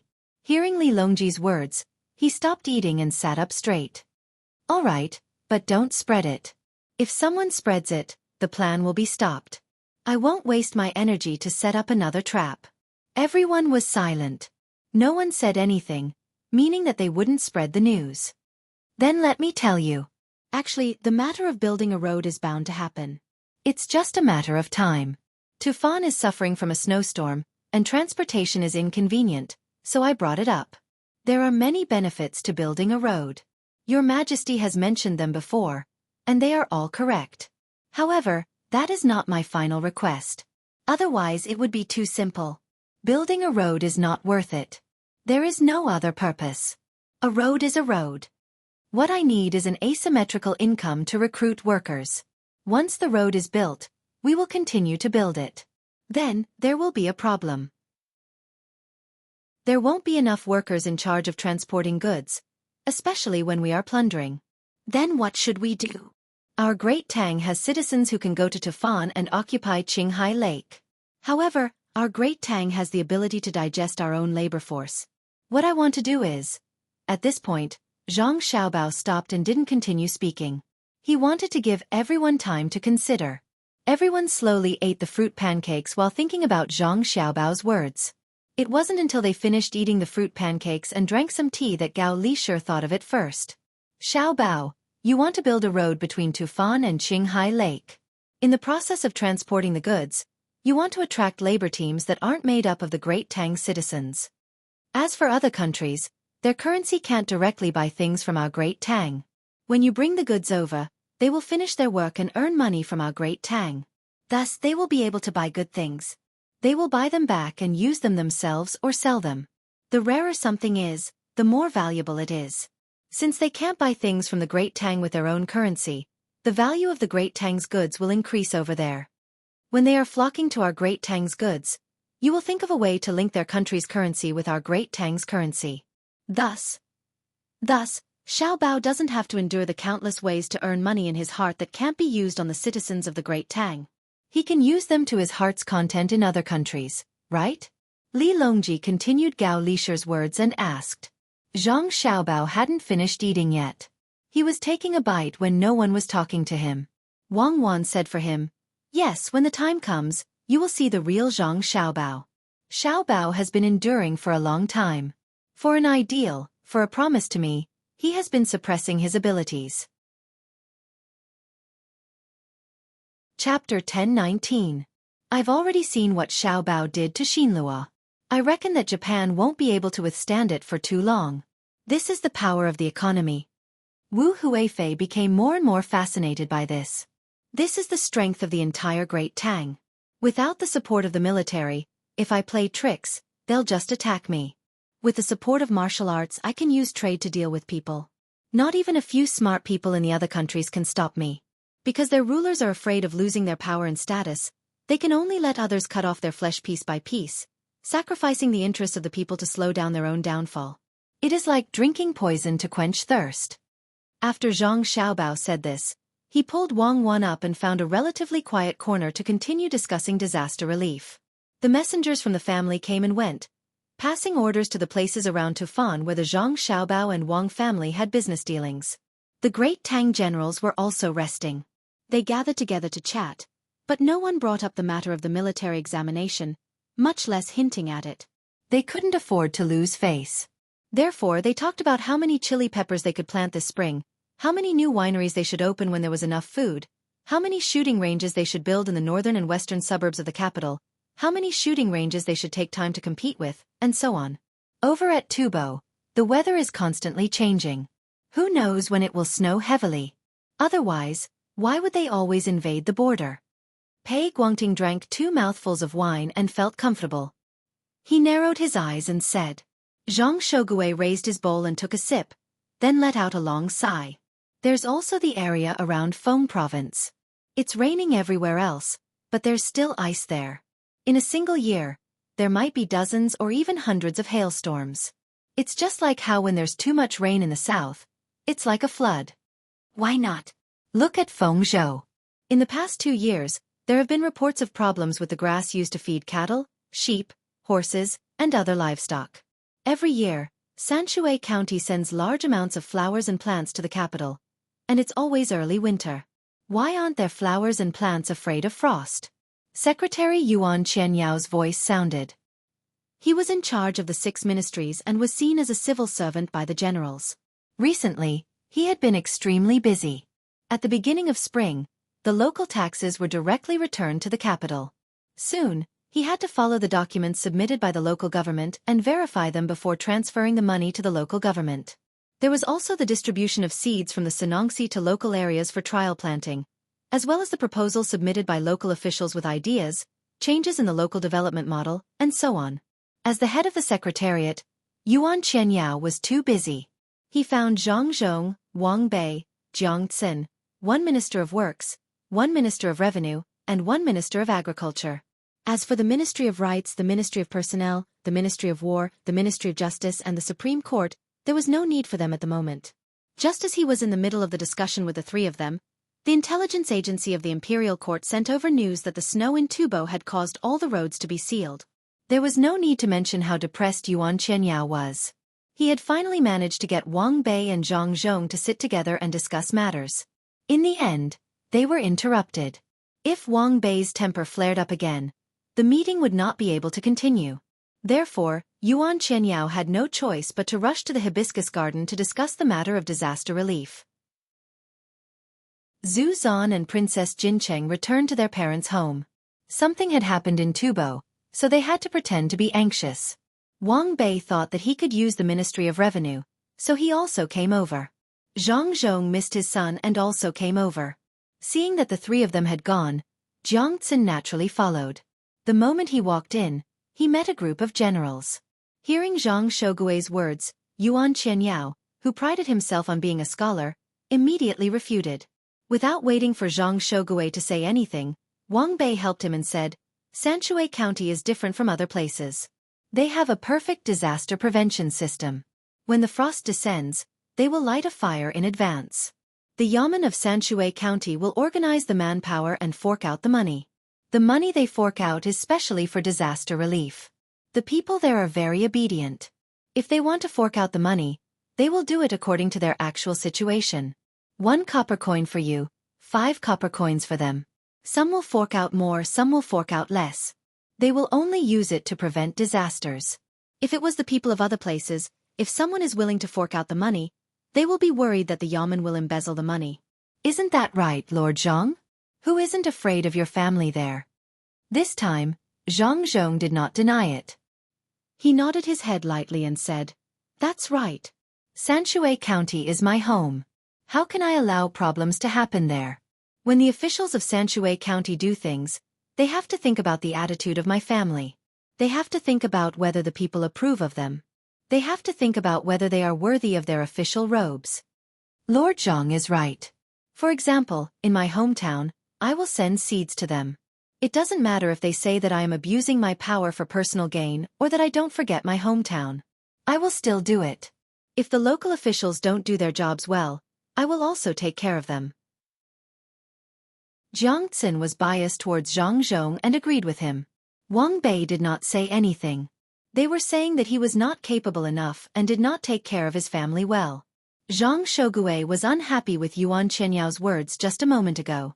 Now he smiled at Zhang Zhong and said, I didn't finish my words just now. A natural disaster cannot be stopped by humans. It also depends on who it is. If it was Lord Zhang, he might not be able to stop the natural disaster, but he can try his best to protect the people. Lord Zhang, has the Ministry of Works produced anything new recently? The other generals also smiled kindly at Zhang Zhong. They placed Zhang Zhong on the side of military officials and not civil officials.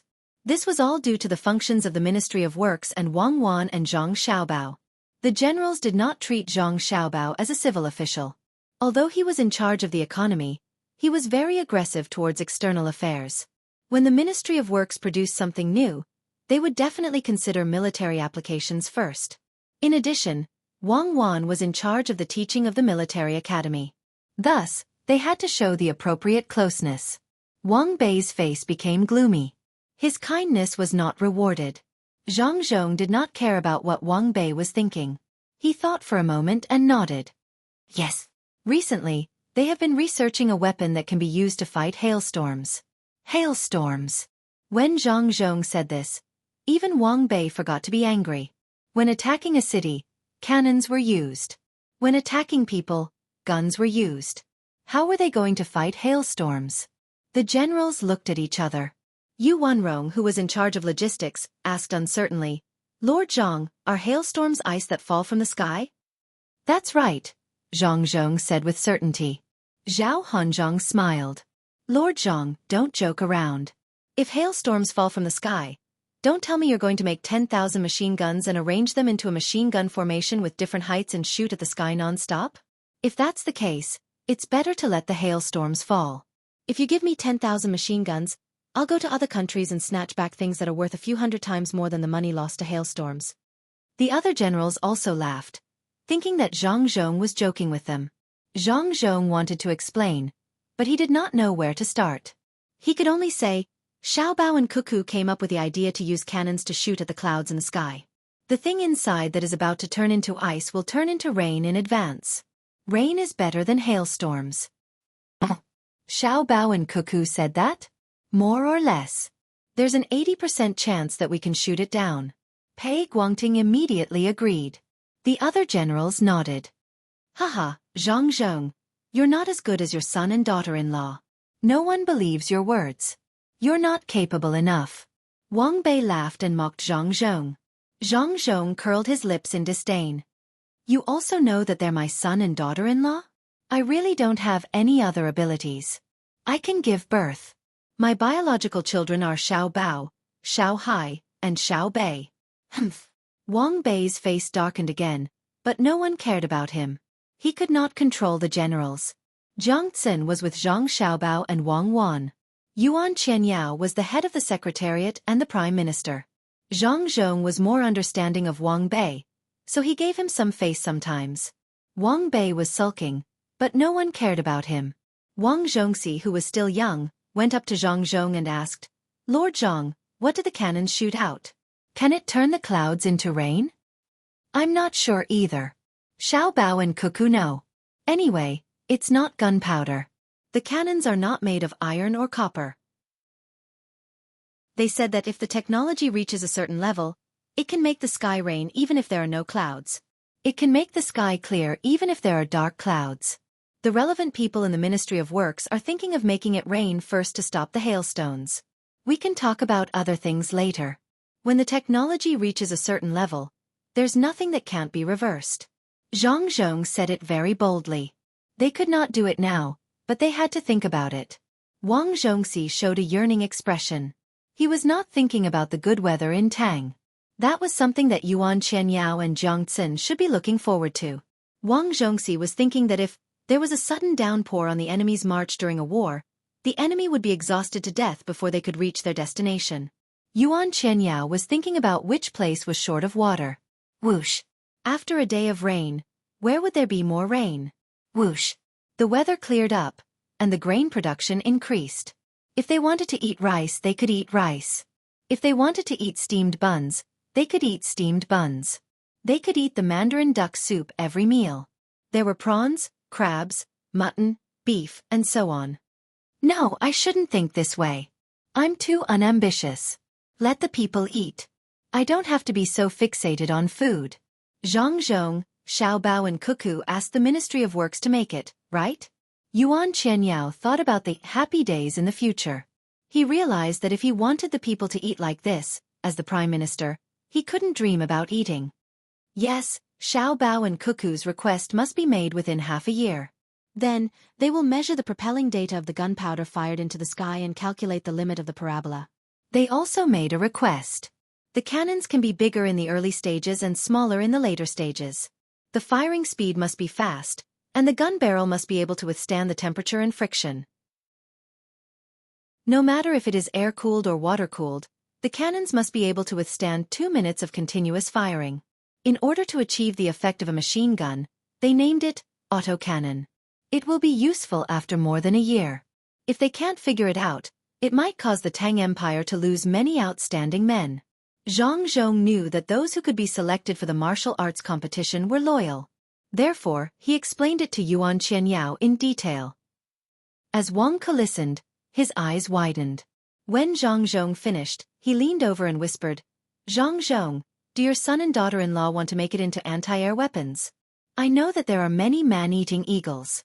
They are worried about losing their air superiority. With the autocannon, they can cooperate with the victory of the Tang Empire and destroy all of the enemy's victory. If the hot air balloon can take off, a portion of the autocannon with relatively smaller power can even directly attack the enemy in the air." At this moment, Wang Ku, who was also a high-ranking official and knew that Zhang Xiaobao and Wang Wan wanted to use military force against Doshi, temporarily put aside his feelings towards Zhang Xiaobao and Wang Ku to analyze the situation.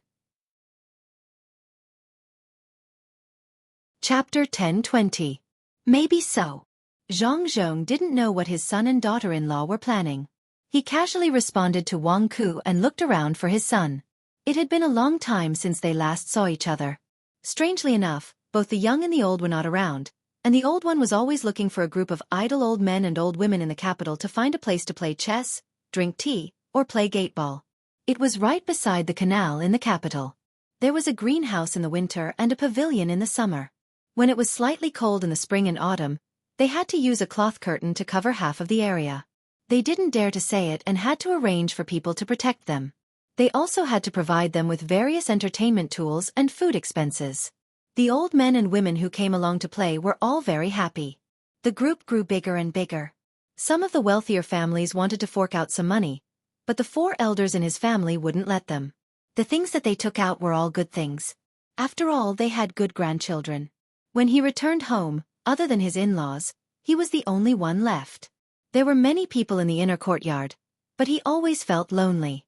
His son and daughter-in-law were nearby, and he didn't have the chance to see them.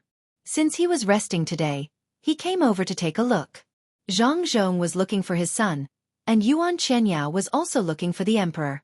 Tufan was affected by the disaster. Even if he had to do something, he had to show some concern. Otherwise, Ancestor Qi Da and Princess Jincheng would be very unhappy. "Old master, the young master and young lady are waiting for you inside. His Majesty is also there. Are you going over now? Or have you eaten?" Before Zhang Zhong could ask, someone immediately ran over to speak. Zhang Zhong was very satisfied. This was the inner courtyard of his family. Look, he had just arrived and they had already finished notifying him. He patted the shoulder of the person who reported, "Take a look at Xiaobao and Cuckoo first. Eat with them." "Old master, please come this way." The person in the inner courtyard led the way. Zhang Zhong greeted the military generals, and the few of them walked in. Zhang Xiaobao and Wang Wan had just finished making arrangements for the disaster relief. Just relying on their own family's power over there was a lot of effort and not worth it. Therefore, they asked the nearby merchants to join in and give them benefits when they were done. The 2 of them turned around and designed the power parachute again. It was a little different from the usual parachutes. The structure and material of the parachute were different. It needed to be able to support itself during normal time so that it could fly easily. As soon as his father came out, Zhang Xiaobao already knew. He immediately sent someone to wait for him. By the time Zhang Zhong entered the house, Zhang Xiaobao had already spread out the pancakes on the pancake rack. 4 important officials came over and spread out the pancakes for 4 people. Wang Bei also brought a portion for himself. Political differences could not be brought to the scene, as it would appear too stingy. Wang Wan did not believe Zhang Xiaobao's explanation at all. You are not stingy. You stopped their supply. Oh, it was your younger brother and sister who stopped it, but you still supported them. You even schemed against them. In the end, a group of people who were against the family paying for the imperial court to do things had no choice but to pay for a business under the Ministry of Works to shut their mouths. Fragrant. The things made by the young master of the Zhang family are fragrant. As soon as they entered, Jiang Tsin took a sniff. When she saw that it was Zhang Xiaobao who was busy, she praised. Wang Wan quickly took a pancake and placed it in front of Jiang Xian. Xiaobao only has this much ability. Official Jiang, try it. Then, she gave pancakes to Wang Bei and Yuan Qianyao. Finally, she gave pancakes to Zhang Zhong. Although he was the last to make pancakes for his father, Zhang Xiaobao was the most attentive. The pancakes were round, and the thickness was even. He beat 2 eggs and placed them symmetrically with the center of the circle as the center. There was no need for a spatula. He used a brush dipped in oil to brush the area where there were no eggs. When the pancakes were medium rare, 2 spatulas moved together. The 2 eggs seemed to be tightly glued to the pancakes. He flipped them over steadily and used his fastest speed to brush the sauce to this side. Then he placed a youtiao. With a slight shake of his hand, chopped green onions and coriander were scattered. He rolled the pancakes left and right. Then, he placed a radish stick from Hebei into it. He wrapped it in oil paper and personally delivered it to his father. The 2 medium-rare fried eggs were exposed outside. They were trembling without breaking or spilling. Father, try it. I put more chili sauce on it. I know you like spicy food. Zhang Xiaobao said with a smile. Yuan Qianyao and the other 2 looked at the pancakes in their hands and then looked at Zhang Zhong's pancakes. They had to admit that their son was indeed their son. It could be seen from the way he ate it. Why did he spread the eggs evenly on the pancakes? Good craftsmanship. Ever since Xueqi County's pancakes were first made by Zhang Xiaobao and Wang Bei, I have tried many places. However, I have never seen the way to hang the fried eggs on the pancakes. Just based on this craftsmanship, it is not expensive to buy it at 10 times the price of others. Jiang Tsin did not dare to eat this flavor with Zhang Zhong. He took a bite and praised before swallowing it. Zhang Zhong's eyes narrowed. He was already satisfied without eating. He took a bite of the egg. It was medium rare. His son knew that he liked to eat medium rare fried eggs. After being praised by others, Zhang Zhong was too embarrassed to continue. He had to be humble and act as if he was teaching his son. Xiaobao, you should put more effort into the affairs of Tang dynasty in the future. You actually learn such fancy and impractical things. It is not beneficial to your work. Yes, father. You are right. I will learn more useful skills in the future. Zhang Xiaobao acted as if he had done something wrong. All right, Zhang Zhong, don't teach your son in front of me. Which of Xiaobao's dishes have you not eaten? Is the Ministry of Works not busy today? Li Longji could not stand it anymore. He felt that Zhang Zhong was a hypocrite. If Xiaobao did not do his job properly, would he be willing to do it? Zhang Zhong used his fastest speed to finish the egg. He stopped temporarily and replied, "The Ministry of Works has already formed a system of management. It is not too busy. Sir Yuan is looking for me to discuss the construction matters submitted by the local government." At this point, Zhang Zhong did not say anything.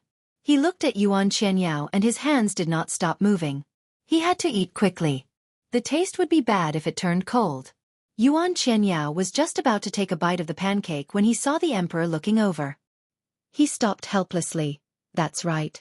A portion of the local officials have become smarter. They raised different requests according to the development of their respective areas. They also sent over plans and supplementary explanations, requesting for the local government to increase the amount of funds allocated. This involves the infrastructure that the Ministry of Works is in charge of, the seed varieties of the agriculture temple, and the finances of the Ministry of Revenue. I can only find 3 managers to discuss this together. While we were discussing, we suddenly received news that something big has happened in Tubo. The snow is thick and the roads are blocked. There are many houses and tents that have been crushed. There are also commoners buried in the snow and many livestock have died. There is a problem with the food supply. I am anxious and came to find your majesty to ask how to deal with this. If there is no other way, We must urgently activate the Chongping warehouse in the northern area of Jiannan Road. We cannot let the commoners there be alone without help. Yuan Qianyao's eyes looked back and forth between Li Longji, Zhu Zan, and Princess Jincheng to see their reactions. He also wanted to see from the emperor's face if he was sincere in saving them. Li Longji revealed a gratified expression. However, Zhu Zan and Princess Jincheng did not look anxious at all. This made Yuan Qianyao very puzzled.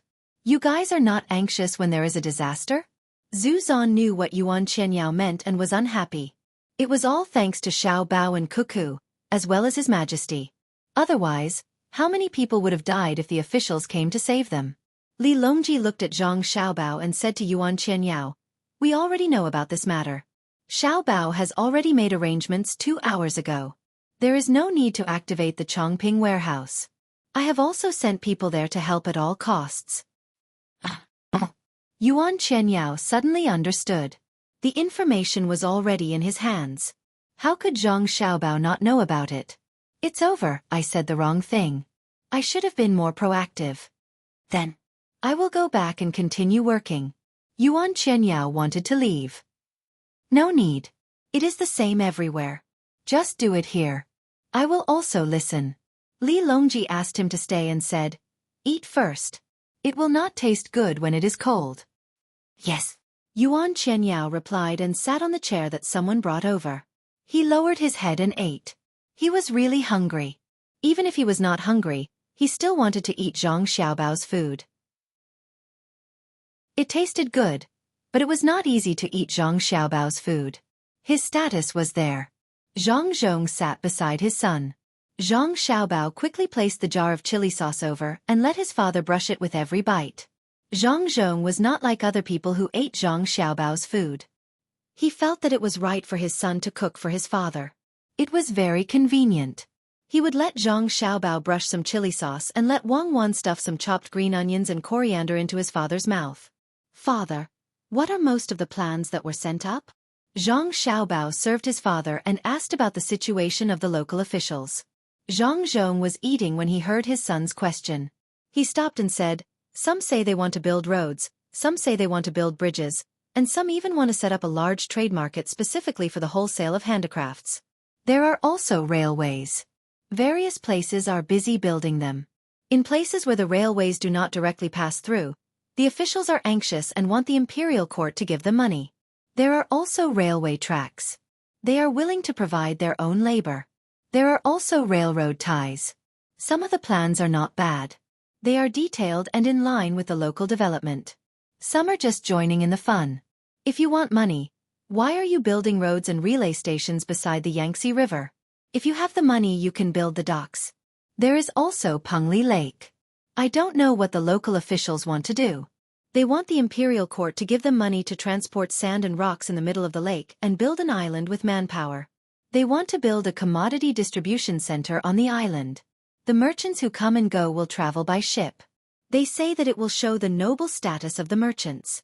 They can also earn more money during the transportation of the ships.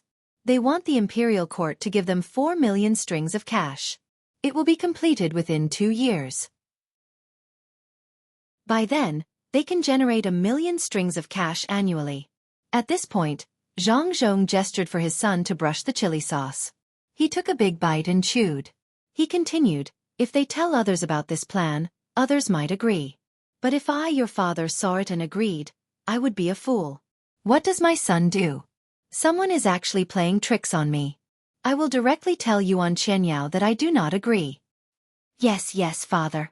Eat slowly. I will heat it up for you when it gets cold. You cannot agree.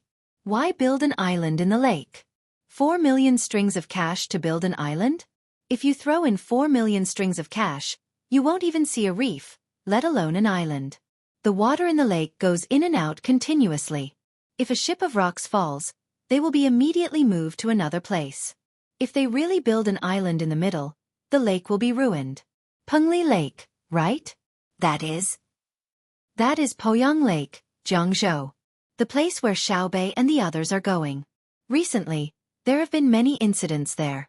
Is it because the Tang Empire is developing too fast that some officials who think they are capable are unwilling to be left out? Do they want to show their abilities? Wang Wan pointed to the sand table and said. Zhang Xiaobao finally reacted. Why did it sound familiar? It turned out that it was Jiangnan Circuit's Jiangzhou. It was located in the west of Jiangnan. It was the place where the military election was happening. Zhang Xiaobao frowned slightly. He took half of the pancake that his father had eaten, opened it, and put it on the griddle. He added a circle of flour, put in a few slices of ham, swirled the chili sauce, wrapped it up, and gave it to his father. Then he poured wine and said, "Are they crazy? Do they think that we can't deal with them because they are far away from the capital? For money, they will use all kinds of methods. Did we in Li? His Majesty never emphasize economic development as the center? No, we focus on industrial science and technology research, the agriculture temple as the foundation, loyalty to the emperor, patriotism, and morality as the guiding principles. Then, we will speed up the people's living standards, unblock the logistics, promote financial income, and improve the commodity trade." Wang Wan answered. At the same time, she filled Zhang Zhong's glass with the wine that he had just drunk. "You didn't say that regardless of whether it is the black or white path, it is a good path to get money, right?" Zhang Xiaobao asked again. "Don't keep mentioning this. There is no right or wrong in doing things. There is only the strength of execution and the strictness of supervision. Are you saying that there is a big problem in the west of Jiangnan? Someone has started the Great Leap Forward? And it is a great leap forward without any scientific theory to support it?" Wang Wan looked at the sand table and began to worry. The foundation could not keep up. If they wanted to speed up on their own, it could easily cause a situation where they could not cope with it in all aspects. Zhang Xiaobao narrowed his eyes. He thought for a moment and said, "Don't let Xiaobei and the others go directly. I am afraid that we don't have enough people. Let them go to Xuzhou and wait. We will mobilize the guards there. I am worried that the people there will take the risk when they know that they have committed a capital offense. Xuzhou is still the place where we call the shots. My family's forces around the area. Send people to gather in Xuzhou and form a defense team of at least 5,000 people for me. On the Yangtze River front, my family's shipping forces will conduct an internal investigation. After the investigation, keep a close eye on all the docks and ships on both sides of the Yangtze River in the west of Jiangnan. From Jili Prefecture, send the soldiers from Qianzhong Road there on fast boats. They are locals and are familiar with the local environment and climate. They are even more familiar with naval warfare. Protect Xiaobei and the others well. I let Xiaobei and the others go there to play, not to take risks. What is going on there? Investigate. Mobilize all our local intelligence systems. Okay, arrange it immediately. I hope it is not a foreign force causing trouble. We don't have to deal with them in the plan. If other countries are really involved, we can't go there. We can only let other generals go. We have to speed up the progress of the military election. It is not enough to just defend. We have to eat the enemy's vanguard." Wang Wan found the people in the family and arranged things. Zhang Zhong was no longer in the mood to eat. He drank 2 more cups in a row. He held the pancake pan with a slightly smoky face and asked worriedly, "Xiaobao, Cuckoo, are you afraid that Xiaobei and the others are in danger? Can't you not go?" "Father, we can't not go. If it is really like what Cuckoo and I think, if we don't go, they will be more arrogant. They will think that both the Zhang family and the Wang family are afraid of them. They may even encourage some people to rebel. I am not afraid of a rebellion. I am afraid that they will attack the surrounding areas in the early stages of the rebellion. Many people will die, and it will have a great impact on the local production and construction. We have to go. If we go, we have to show our toughest side. This is the worst-case scenario. Perhaps what Cuckoo and I are worried about won't happen." Zhang Xiaobao comforted his father. He got up and cut a few more slices of ham. Then, he put it on the pancake pan to make teppanyaki. He pressed the garlic and sprinkled the vinegar. The aroma immediately wafted up. "Father, try this. It is authentic and good ham." Zhang Xiaobao diverted his father's attention so that he would not worry. Zhang Zhong drank another glass of wine and sighed. "Okay, let's eat. Let Xiaobei and the others send a message back every half a day. If they think that someone will cause harm to them, arrest them first. Let the arrested person explain. If they can't explain clearly, bring them back. This ham tastes really good. It's just that it is not easy to make. Takes too long to make. Ordinary people can't eat it. Xiaobao, Cuckoo, don't worry. They won't rebel. When the people's lives are better, who will rebel? Zhang Zhong, in turn, comforted his son and daughter-in-law. Zhang Xiaobao and Wang Wan nodded at the same time. She refilled her father-in-law's glass. In order to change the topic, Wang Wan said to Zhang Xiaobao, Xiaobao, do you think we should make some ham sausages? That depends on what's inside. If there's only normal seasoning and the outside of the sausage, then the inside is filled with ham and a small amount of starch. Add more salt, and it's fine to make it. If there's all kinds of glue, it's fine to not make it. I hate to eat some ham sausages the most. They don't even have the sausage skin, so they use other things to replace it. According to the amount of sausages, we have to weigh them and calculate the cost. It's not even as expensive as normal meat. Is that for people to eat? I don't even eat dogs of good breeds. It's fried or roasted. It's disgusting to smell. For people like me who don't have a good appetite, I vomit every time I eat it. Zhang Xiaobao began to feel uncomfortable as he spoke. The taste in his memory was unforgettable. Wang Wan nodded. I don't eat it either. Let's make it according to the instant noodles in our inner courtyard. Use enough ingredients. Whoever dares to cheat will be dealt with first and be charged with endangering public safety. Is that okay? How can there be such a crime now? It's better to say that it's premeditated murder. Zhang Xiaobao laughed. Zhang Zhong didn't understand what the two of them were talking about. The only thing he understood was the sausage. He took a sip of wine and said, That's because the two of you didn't exist. When I was young, my family was poor. Unlike your mother, they weren't ordinary. When I was young, my family bought some meat back. If the price was cheap, they would buy pig intestines. At that time, we didn't come up with so many ways to make sausage like you. Most people didn't eat it because it was too smelly. No matter how you washed it, it would still smell. Our family had to eat it. We were poor, so we saved all our money. When I grew up, I went to Beijing and met your mother. Your mother brought things to our house. That's how we pooled our money together and made Xueqi. Otherwise, why would I be afraid of your mother? Your mother's talent is not inferior to your father's. She comes from a good family. I'm satisfied that she can live with your father, not to mention that there's still the two of you. Zhang Zhong began to teach his son and daughter-in-law a lesson about remembering the bitterness and thinking of the sweetness. Zhang Xiaobao and Wang Wan couldn't help but tremble. Although they had never heard their father talk about it before, the two of them had experienced many things. Wang Wan understood very well. She always listened and understood Zhang Xiaobao even more. In the past, no matter how bitter her father-in-law and her family were, could it be more bitter than Xiaobao? However, Xiaobao never changed his love for his children until the last moment of his life. Therefore, Wang Wan really wanted to tell her father-in-law about Xiaobao's past. It was a magnificent scene that couldn't be described as the ups and downs of a sea of people. However, she couldn't say it out loud. She could only patiently listen with Xiaobao. Zhang Zhong wasn't clear about his son and daughter-in-law's past. He only knew that the two children were little immortals who were bestowed by the heavens to their two families. Counting up from the family tree, there were 8 generations. They had to do countless good deeds. Therefore, he was still immersed in his memories. At that time. To be honest, Xiaobao, don't be unhappy. You're capable and the food you make is delicious. However, the best food I've ever eaten wasn't made by you. When I was 7 years old, my mother made me a rice sausage during the New Year. She washed the intestines clean and filled it with rice and rice soup. There were also pieces of oil, which was the leftovers after refining the lard. She added some salt. After it was done, it was usually steamed.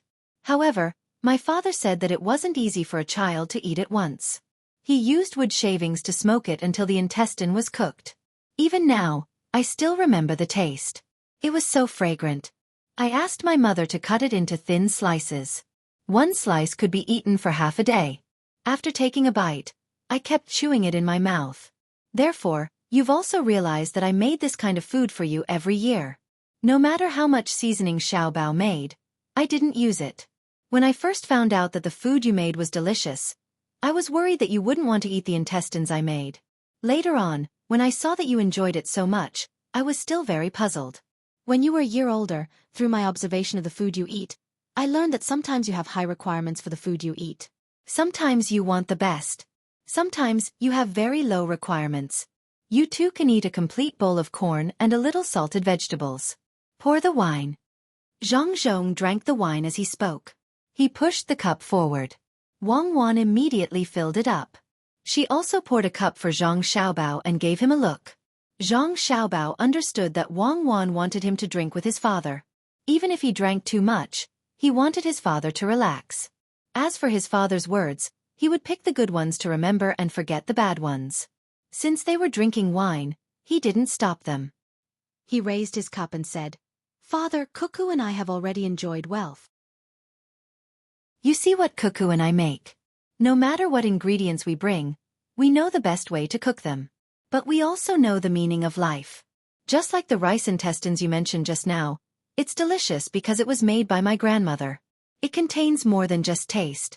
In this world, no matter how good the chef skills are, even I can't make the taste of breast milk. Cuckoo and I don't care about suffering. At least it's better than starving. When you mentioned it today, I suddenly had an idea. Shouldn't we make something that makes people reminisce? It doesn't need to taste good. It just needs to be done with the heart. In some people's eyes, the most vulgar things are the real elegance. I always feel that the pronunciation of the local accent is more intimate than the pronunciation of the Chinese character in Chinese. Although Cuckoo and I know many languages, we usually speak the dialect of Xueqi County. Good boy, good boy. Good son, do it. That's right, do it. Father supports you. Go and do it. Make the simplest things and then sell them. Sell them. Don't sell them at an expensive price. Our family doesn't lack money. Hee Xiaobao, why are you so awesome? You know how to make money for the family since you were young. And Cuckoo, father's good daughter-in-law. She's just like your mother. She's even better than your mother. Your mother is indeed from a big family. Cuckoo, father, doesn't look so noble? And you, when you smile, you're different from other children. Other children smile foolishly, but you're that kind of... What was it again? Zhang Zhong drank a little too much, so the smile on his face was also more. Smile. Zhang Xiaobao reminded. Yes, smile. Cheers. Cuckoo, pour the wine. Zhang Zhong ordered Wang Wan without holding back. Others might be afraid of demonic Cuckoo, but he wasn't. In his eyes, Wang Wan was still that little brat. Wang Wan liked this the most. She immediately filled the wine and glared at Jiang Tsin, who came over and asked, Lord Jiang, is there something you need? Jiang Tsin also drank a lot of wine, and it was white wine. He drank it with Ancestor Qi Da. He promised Ancestor Qi Da that the Sitong Temple would cultivate new good seeds for tubo, such as corn. Then he drank it. After drinking 2 bowls, he was confused and ran over to get some scallions to dip in sauce. After drinking white wine, there was no taste in his mouth. If he wanted something stimulating, cucumber and liangpi would do. However, Wang Wan wasn't happy. Her husband and father-in-law were drinking. Why did an outsider come over? Jiang Tsin wasn't drunk and knew what was going on. He picked up the wine cup in front of Zhang Zhong and drank it in one gulp. I want some sauce and scallions. Do you have cucumber? Son, cucumber, sauce and scallions are here. Zhang Zhong was drunk, but he wasn't drunk. Seeing that there were no cucumbers on the small table, he said to Zhang Xiaobao. Wang Wan ordered the people beside her. Men, go and serve them. Prepare the dishes and the hangover soup. Jiang Tsin went back happily. Before he left, he said to Zhang Zhong, Lord Zhang, you are blessed. Look at your daughter-in-law, she didn't take care of Xiaobao. Of course, let's drink another cup. Zhang Zhong pulled Jiang Tsin to drink another cup. He had been drinking wine the whole time. Jiang Tsin mixed it with white wine first. After drinking a cup of wine, his body swayed and he left with a smile. Son, why don't you drink with Lord Jiang? It's okay. I know he can drink more than me. You see, he is drunk now. If he drinks more, he will still be drunk. Unlike me, your father, I will be drunk in a while. When the time comes, you and Cuckoo will serve me. Zhang Zhong knew his own alcohol tolerance, so he spoke first. Zhang Xiaobao had a high alcohol tolerance. Not to mention a few cups of wine, Even a few cups of white wine would be fine. After hearing his father's words, he nodded vigorously. Father, you don't have to worry about drinking too much. You drink. Mother is not here, and Grandpa and Grandma are out playing. No one will say anything about you. Let's drink. Okay, let's drink. Under normal circumstances, Zhang Zhong rarely drank outside. Even if he drank, he did not drink much. Recently, he had not been able to see his family. Now that he finally saw his son and daughter-in-law, the pressure in his heart was reduced a lot. Moreover, because he was beside his son, he did not care. If he drank too much, his son and daughter-in-law would take care of him. He picked up the wine and drank. After drinking, he asked his son, "Where were we just now?" "We were talking about the rice sausage you ate when you were young." Zhang Xiaobao still had to remind him. "Yes, rice sausages. It's good stuff. You have to sell it. As a brand, I understand now. Some rich people don't care about how good the food is, but how comfortable it is to eat. Even if you give them some cucumber strips or garlic, they will be willing to spend money if they are happy eating it. I have observed a lot of people who suddenly become rich. They are afraid that others will look down on them and say that they have no money. Therefore, when they order outside, they will order the most expensive dishes. In the end, even if they are cheated, they will not dare to say anything. They are afraid of losing face. After all, they are treating others to a meal. How can they lose face? Tell me, son." Something like this happened in Savant's restaurant. The price was clearly written on the menu, and they came to eat. "You said that you should just order according to the menu." "No, the full range sold on the menu is 12 abalone. It means 12 abalone. The price is not cheap. 1 abalone costs 10 strings of cash." In the end, the person who was treated by him casually asked about the price. Zhang Zhong was a little sleepy. He forced himself to stay awake and said. Zhang Xiaobao could not tell if his father could fall asleep at any time. He asked the servants to prepare first. If his father drank too much later, he would have to be carried out. He would also have to be fed soup to protect his stomach. Then he asked, "Father, what did he say?" "What else could it be?" That person said that he heard that there are bigger abalones. In the end, this person wants to save face and insisted on getting 6 abalones from Savant's restaurant. That is Savant's restaurant. Even if you want 1 abalone, as long as you pre-order in advance and can afford it, you will be able to find it. In the end, when the dishes were served and he paid, he was stunned. The dishes on the table cost more than 1,000 strings of cash. The things he asked for are expensive. At Savant's restaurant, you can spend 10,000 strings of cash and still get something of value. Sigh. Zhang Zhong paused when he said this. Before Zhang Xiaobao could continue, he continued, "For our family's business, it is natural for us to earn a lot of money. We use enough ingredients and have a good reputation. However, there are some places that do not use good ingredients and still cost a lot of money. Especially tourist attractions, right?" Zhang Xiaobao finally knew what his father wanted to say. "Yes, that's right. What do you think we should do?" After Zhang Zhong said this, he leaned on the table and fell asleep. He did not vomit or make a fuss. Zhang Xiaobao drank the wine in his cup and looked at Wang Wan in shock. Wang Wan was also stunned. She asked, "Something happened so soon? How long has the tourism industry started? Where is it?" "I don't know. It doesn't seem to be in Beijing. I have been watching. Xiaobei and the others are also in Beijing. Who dares to play this game in Beijing?" Zhang Xiaobao was also confused.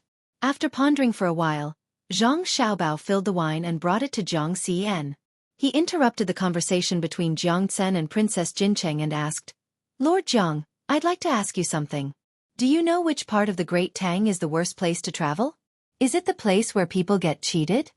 Jiang Tsen was still bragging about the seeds of the Sanongxi and was very unhappy to be interrupted. He turned his head and saw that it was Zhang Xiaobao.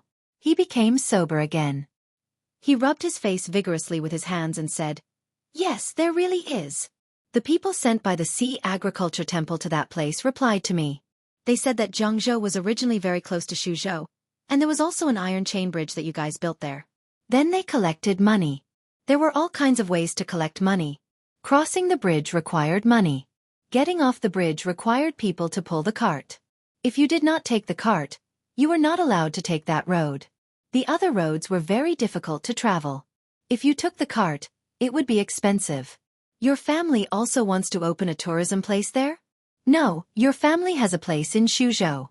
If your family opens a business there, it will be difficult for others to do it.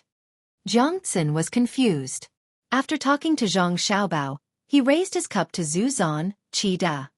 Just now we were talking about the planting of corn, right? Now let's talk about potatoes. Potatoes are delicious. You can fry them or stew them. Even if you roast them, there is another benefit. Listen to me. Zhang Xiaobao was no longer in the mood to see how drunk Zhu Zan and Jiang Xin were. He glanced at Li Longji who was sitting next to him. Li Longji didn't seem to care who drank too much. His expression was indifferent and he occasionally added a few words. Seeing Zhang Xiaobao looking over, he asked, "Xiaobao, have you found the problem?" "Yes. I want to know who is behind Jiangzhou. It gives me the feeling that everything is for money. This won't do. The local government seems to have been kidnapped by a force. You have to send an order to Xiaobei and the others. That is to capture and kill people at will. Because there is someone there who is embezzling the revenue of Tang dynasty through various means. It is just that the means are very subtle. Even I didn't discover it directly. If we don't control it, it will cause a lot of harm. This person is definitely not ordinary. He is much stronger than the people from Tibet and Japan." Zhang Xiaobao didn't care if this fee was high or that place was expensive. What he cared about was why so many things pointed to one place in the end. Hearing Zhang Xiaobao's solemn words, Li Longji also became serious. He asked, "Why, Xiaobao, are you worried that you can't deal with it?" "What do I have to worry about? It is easy to deal with the people behind this. I am afraid that by the time I make a move, they will have caused too much harm to that place. Even if I catch them all, it won't be able to make up for the loss of the people. Do I have to ask the imperial court to pay for it?" Zhang Xiaobao was very angry. The problem he encountered was not big nor small. If he took care of it, it would affect his energy. If he didn't, the other party would slowly form a force. From the current situation, the other party already had a certain foundation. It was just that he didn't know what level it had reached. If he didn't take action now, when the other party continued to grow, it would be painful for him to take action. Li Longji saw that Zhang Xiaobao's words were serious. He thought for a while and said, "I will listen to you this time. Pass down my order. Tang Dynasty's 9-man patrol team will investigate the situation in Jiangzhou. If there is a need, they will have full authority to deal with it. Kill first and report later. Do not investigate." After the order was passed down, Zhang Xiaobao heaved a sigh of relief. He greeted the others and returned to the place just now. Looking at his father who was sleeping, he instructed the people around him, "Bring a cushion over and put my father on it. Carry him to a quiet place. Don't wake him up. Xiaobao, who do you think it is? Which faction is it? The local officials give me the feeling that they are very obedient." Wang Wan waited for Zhang Zhong to be carried away and asked, "I hope it is not a religious faction. That is the hardest to get rid of. Humans are always easily deceived." Zhang Xiaobao said worriedly. Chapter 10:21. At noon the next day, Zhang Xiaobao and Wang Wan, who had finished most of their work, had lunch. They walked along the riverside for an hour, then took a bath for another hour. They found a house with good soundproofing, performed the rites, and fell into a deep sleep. At around 8 o'clock in the morning, they woke up, washed up, and had lunch. At 9 o'clock, everyone was in position and the military exercise began again. Zhang Xiaobao returned to his command center and recalled the arrangement before resting. He passed down orders. 4th Division, 3rd Battalion, 4th Battalion, pick up the pace and head east. Start the construction work at 225 Highland. Build 2 layers of hidden fortifications. After that, 3rd Battalion will attract the enemy's firepower. 4th Battalion will rest. When the first layer of fortifications is destroyed, continue the construction work. The messenger ran out to pass down the order. Zhang Xiaobao played with the binoculars in his hands. He looked up at the ceiling and continued to give orders. 3rd Division, 1 Brigade, 1 regiment, make a large number of scarecrows. Everyone take 1 scarecrow and cooperate with 225 Highland. Go to the left side of the Highland and set up an ambush. Every 15 minutes, a team from each battalion will spread out and arrange the situation. Move in a small area. The rest of the team will move the scarecrows around them to create the illusion that they are alive. 3rd Division, 1 Brigade, 3 regiments, go to the side of the 1st Division, 313 Highland. Start the construction work and make a layer of cover. Make scarecrows with the same number of scarecrows. Leave 1 battalion to shake the scarecrows. The other 2 battalions hide on both sides of the hill. Prepare oil and other materials to start the fire and attack according to the direction of the wind. 1st Division, 3rd Brigade, 4th Brigade, take out your multi-layered bamboo armor and stand guard at Highland 737, which is 20 li from the first peak of Mount Huangshan. If the enemy forces attack, look down from the high ground and charge with 1 battalion. 2nd Division, 2nd Brigade, and 1st Regiment, cooperate with the 3rd Brigade and 4th Brigade of the 1st Division to set up fortifications on the 737 Highland. Make rolling logs and chisel boulders. 2nd Division, 2nd Brigade, and 2nd Regiment, hide at the back of the hill and choose the time to attack. The 1st Brigade of the 2nd Division will be the reserve brigade. The 3rd Regiment of the 2nd Brigade will be the attacking unit. The 3rd Regiment of the 4th Division will be the attacking unit. With a distance of 300 meters, the whole unit will charge forward quickly without any regard for casualties. Lure the enemy to attack and expose the position of the troops. Give 1 to each brigade of the 2nd Division, 1 to each brigade of the 1st Division, 1 to each brigade of the 1st Division, 1 to each brigade of the 2nd Division, and 1 to each regiment of the 2nd Division. Each combat unit will act according to the situation. The objective is to kill the enemy's effective forces, deplete the enemy's firepower reserves, and make it look like the main force is here. A series of orders were passed down, and Zhang Xiaobao was left with only a single large group of soldiers, which had been reinforced to 1,000. Wang Wan, who was in the other room, had nothing else to do. She had already made the necessary arrangements. Now, she had to wait for the situation of the logistics team before she could make the next arrangements. Little girl, how much will we have to pay in order to kill 20,000 of the enemy's vanguard? The commander in Wang Wan's room looked at the sand table. He seemed a little nervous, or rather excited. He was finally going to fight for real. What's the rush? It's not 20,000, it's 15,000. The other 5,000 were taken out by the logistics team that was moving freely. With the main force and the sacrifices of so many logistics teams, how could we not take out 15,000? What I want isn't to eat up all of Zhang Shogui's soldiers, but to force him into the mountains of Huangshan. I'll leave him with around 1,800 people to defend the high ground and report to the enemy's central army that our main force is in the Huangshan region. I'll give them a grinding battle.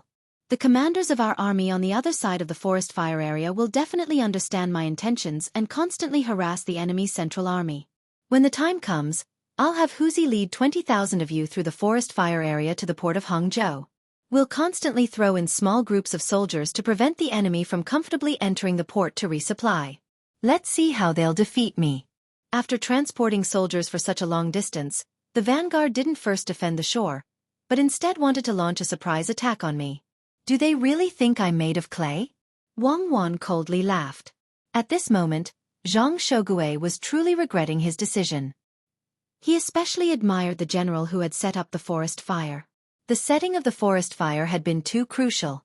The setting of the forest fire had turned what should have been a tactical action into a strategic containment. My vanguard's 1st Brigade probably won't survive. Did Wang Wan really run over there? My division's arrangement in the Huangshan region should be effective. Have we still not gotten in touch with the Central Army? Zhang Shogui was still insisting on the military decision to go to the Huangshan region. The remaining 15,000 vanguard soldiers were to defend the Huangshan region, where they could attack or retreat. After muttering to himself, he asked the messenger about the radio station team he had sent.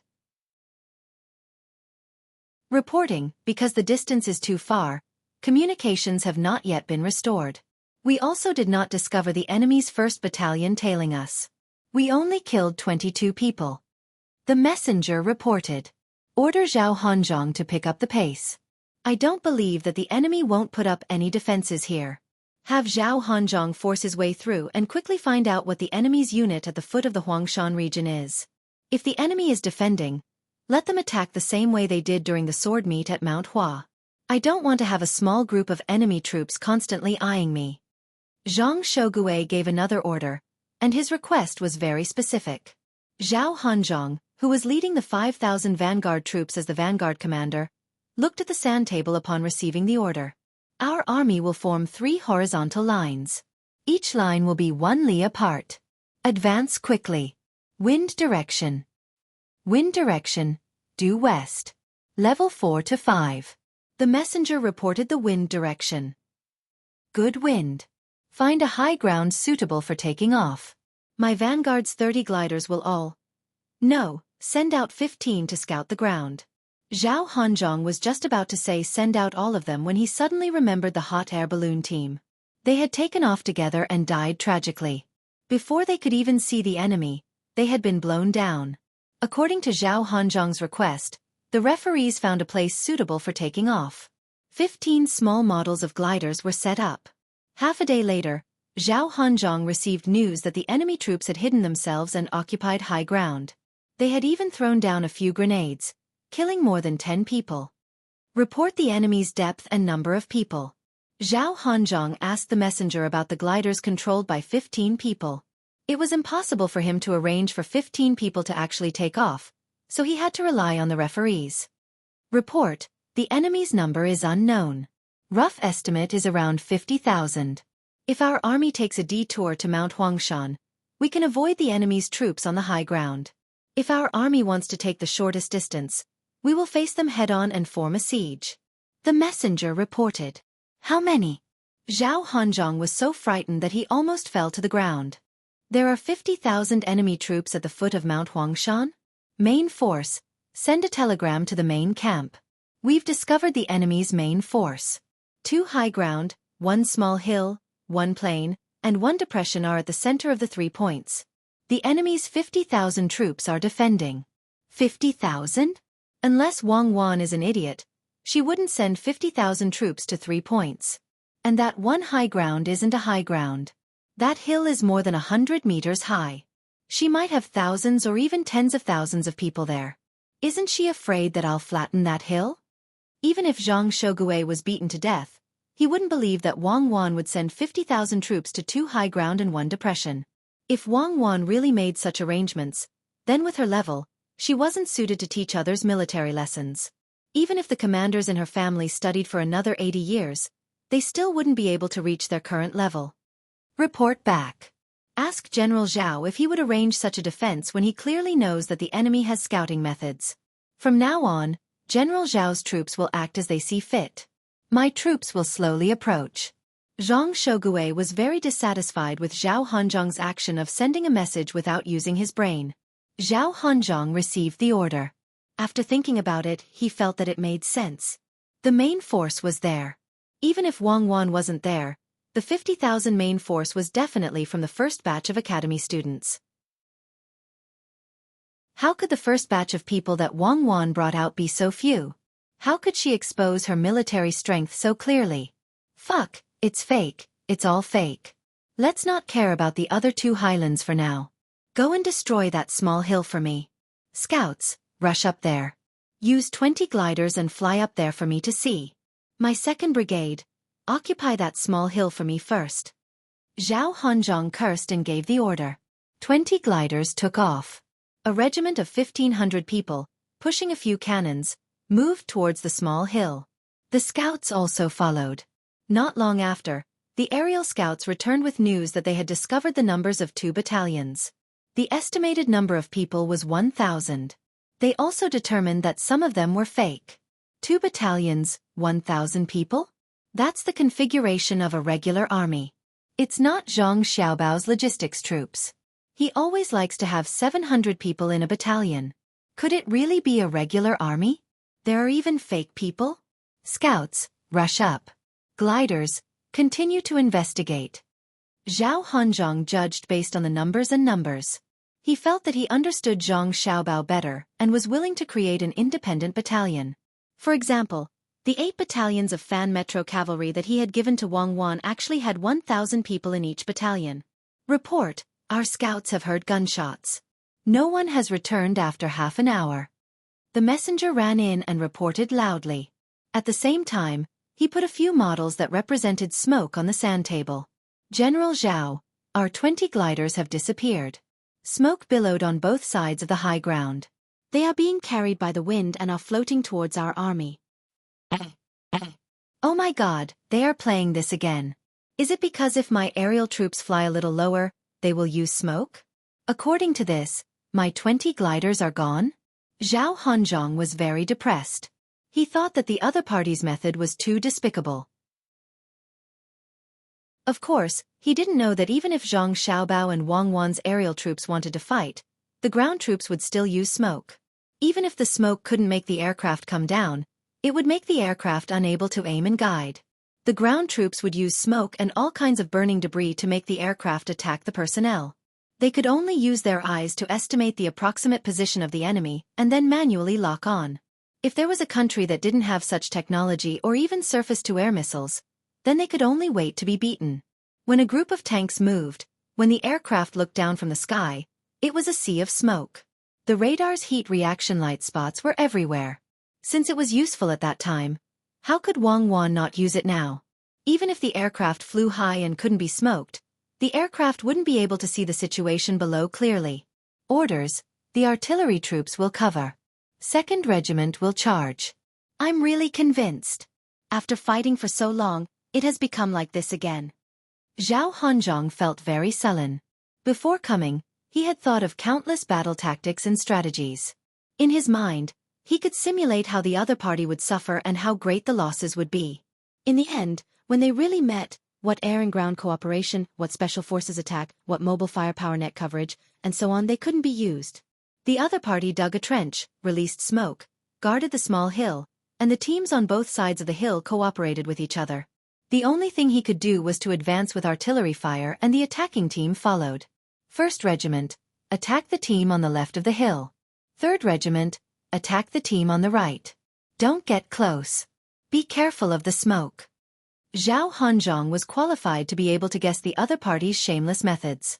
When the glider was smoked down, he considered whether the other party would use smoke to cover and fight hand-to-hand. Your Majesty, we should strengthen security measures. On the ground, using smoke to deal with air troops is too useful. Even if Xueqi is sent here, she won't be able to make any useful judgments when she sees the smoke below. We can't let anyone spread this. Otherwise, when Xueqi leads the army to war in the future, how many good men will the Tang Empire lose? Which child isn't born to their parents? Empress Wang saw the situation of the battle on the sand table in the center, and immediately realized the effect of smoke. Whether there was no wind or no wind, the attacking side couldn't expect the air troops to have much of an advantage unless they flew very high from the beginning. Although they could avoid the attack, they couldn't complete the reconnaissance mission. Li Longji's reaction wasn't as intense as Empress Wang's. He nodded and said, "Attack with smoke and throw spears against the wind. It's been like this since ancient times. Even if the secret isn't leaked, others can figure it out." It's Zhao Hanzhong's own stupidity. If he changed his position and Xueqi attacked, he wouldn't be so restricted. I don't understand. Why do we have to attack? Can't we just go around it? There aren't many supplies on the hill. Can a hill of more than 100 meters be considered a high ground? What's the point of attacking it? Empress Wang thought about it and retorted, "Your Majesty, that's 3 battalions. If we don't attack, why don't we just go around it and let them attack from behind? If we attack from behind, we have to go down the hill and gather. Otherwise, if we spread out, we'll be attacked one by one. A brigade will leave a regiment in front to interrupt the attack. The other 2 regiments will turn around and attack from behind under the cover of artillery fire." Did you see how Kong Lu charged through the layers of defense? Once we reach the flat ground, cold weapons are like steamed buns, meat buns that are specially used to feed dogs. With a single charge, 3 battalions will be wiped out. When fighting against Xueqi, we can't fight according to conventional means. Look at Xiao Bao's logisticians. They're built from the ground up. If you don't attack, I'll dig down and endure cannon fire time and time again. If you charge, I'll use the trenches to engage you in close combat. Rather than saying that they're native troops, it's better to say that they're the hot-blooded heroes of Great Tang. They're guarding a place and are willing to fight to the last man. With such an army, I don't want to send them out to invade. No matter how well they fight, there will definitely be casualties. My heart aches for them. Li Longji thought back to a certain day a year later when Xiao Bao and Cuckoo gathered their troops and logisticians to go on an expedition to Duo. His mood instantly turned sour. He couldn't bear to send any Great Tang soldiers to their deaths. Xueqi had already experienced Wang Wan's viciousness. Even now, he still had a shadow in his heart. He felt sad for his men who died in the battle for Tubo, but he also felt proud of the soldiers that Wang Wan led. The troops that were initially scattered were reorganized by Wang Wan. After that, they were promised compensation in the name of the Zhang clan and Wang clan, and their fighting strength increased exponentially. Now that he thought about it, he should have just surrendered back then. At that time, fewer Great Tang soldiers would have died. Thus, when he heard Li Longji's words, he also felt sad.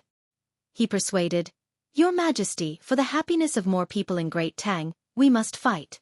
However, logisticians must follow up. For example, artillery fire. This subject admits that it is difficult to fight a civil engineering team. However, Cuckoo said that for the safety of a single Great Tang soldier, she is willing to throw down millions of artillery shells. This subject will issue a military order. If Cuckoo's team attacks, the logisticians will pass through this subject. This subject cannot allow the speed of transportation to double. This subject will carry the artillery shells myself. Otherwise, this subject will send my head to the capital." Everyone was moved by Xueqi's words. Only Wu Huifei had a different opinion. At the side she said, "Your Majesty, this subject thinks that Xiao Bao won't let Great Tang soldiers risk their lives. This subject remembers that Xiao Bao and Cuckoo told Your Majesty that in the past year, they were training their soldiers and using other methods to weaken Duo. Back then, it was Your Majesty who gave the order to attack Tubo. They were developing well in Xuzhou, but you insisted that they organize the logisticians. In the end they became the main force. Xiao Bao spent most of his energy on organizing the logisticians. When they reached Tubo, he found the time to scheme against others. However, Xiao Bao won't let you cause trouble now. He must have made preparations. Let's not talk about the past. We don't feel good about it either. Back then, we didn't do anything bad. We just wanted to give credit to Zhang family and Wang family. Who would have thought that when they reached Pengzhou, they would still advance despite knowing what was ahead? You're saying that Xiao Bao wants to make the first move and cooperate with Cuckoo's army so that Great Tang won't have to sacrifice as many soldiers? Every time Li Longji thought about what happened back then, he felt a lingering fear. However, it was also in that battle that Cuckoo showed her talent. Xiao Bao strategized, and Xue Yun roared in the sky. Otherwise, who would have known their true abilities? As they were speaking, Zhang Xiaobao came over and heard the general idea. He said, "A real man doesn't talk about the embarrassment of the past.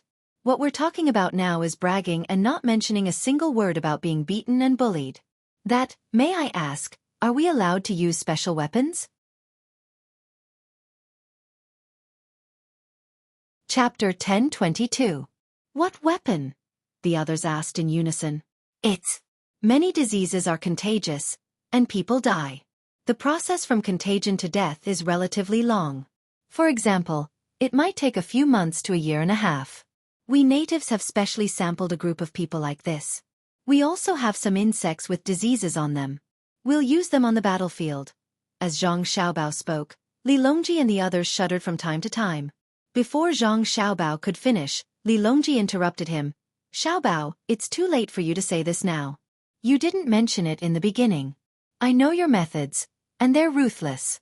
However, the purpose of the military examination is to let the generals understand Tang's army.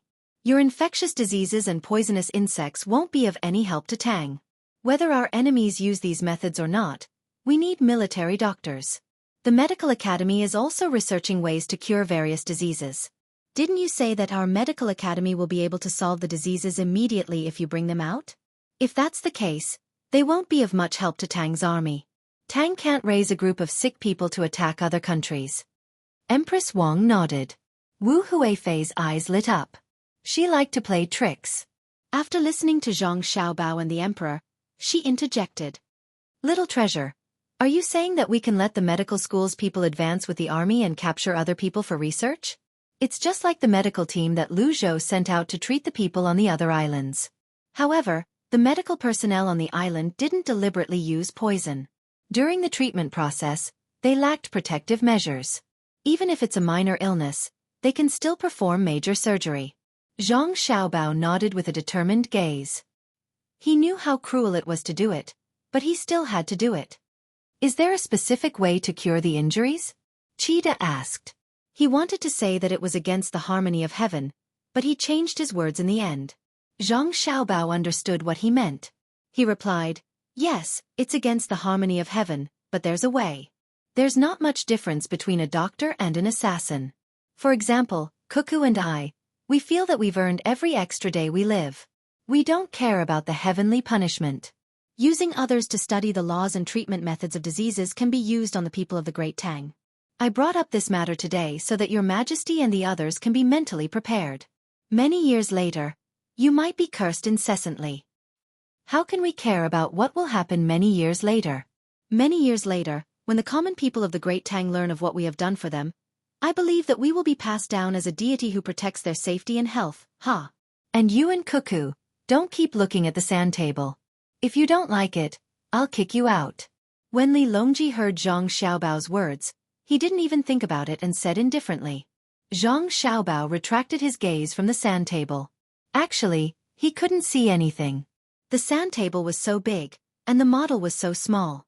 If he didn't get close, he could only see a pile of things. I didn't. It's just a habit. In truth, it's nothing much. In the future, when the Great Tang develops well, we can just give the countries that were bullied some money, and many people will forget what happened back then. Compared to the Great Tang, they will realize that their lives are too poor. To be able to use the good products of the Great Tang, travel to the Great Tang, or even immigrate to the Great Tang, to them, this is the life of a deity. Give them some benefits and use the economy to plunder them. Let alone those people who have no direct relationship with them, even those related to their ancestors. They will forget. Xiaobao, don't get agitated. What's wrong with you? That time when you took the imperial examination, you vomited blood because of something. Doctor of medicine, come over here. When Li Longji heard Zhang Xiaobao's words, he realized that Zhang Xiaobao's face was even redder than before. When he heard the content of the conversation, he felt that Xiaobao was feeling uncomfortable. Zhang Xiaobao hurriedly waved his hands. It's nothing. I can't vomit blood this time. I'll always vomit.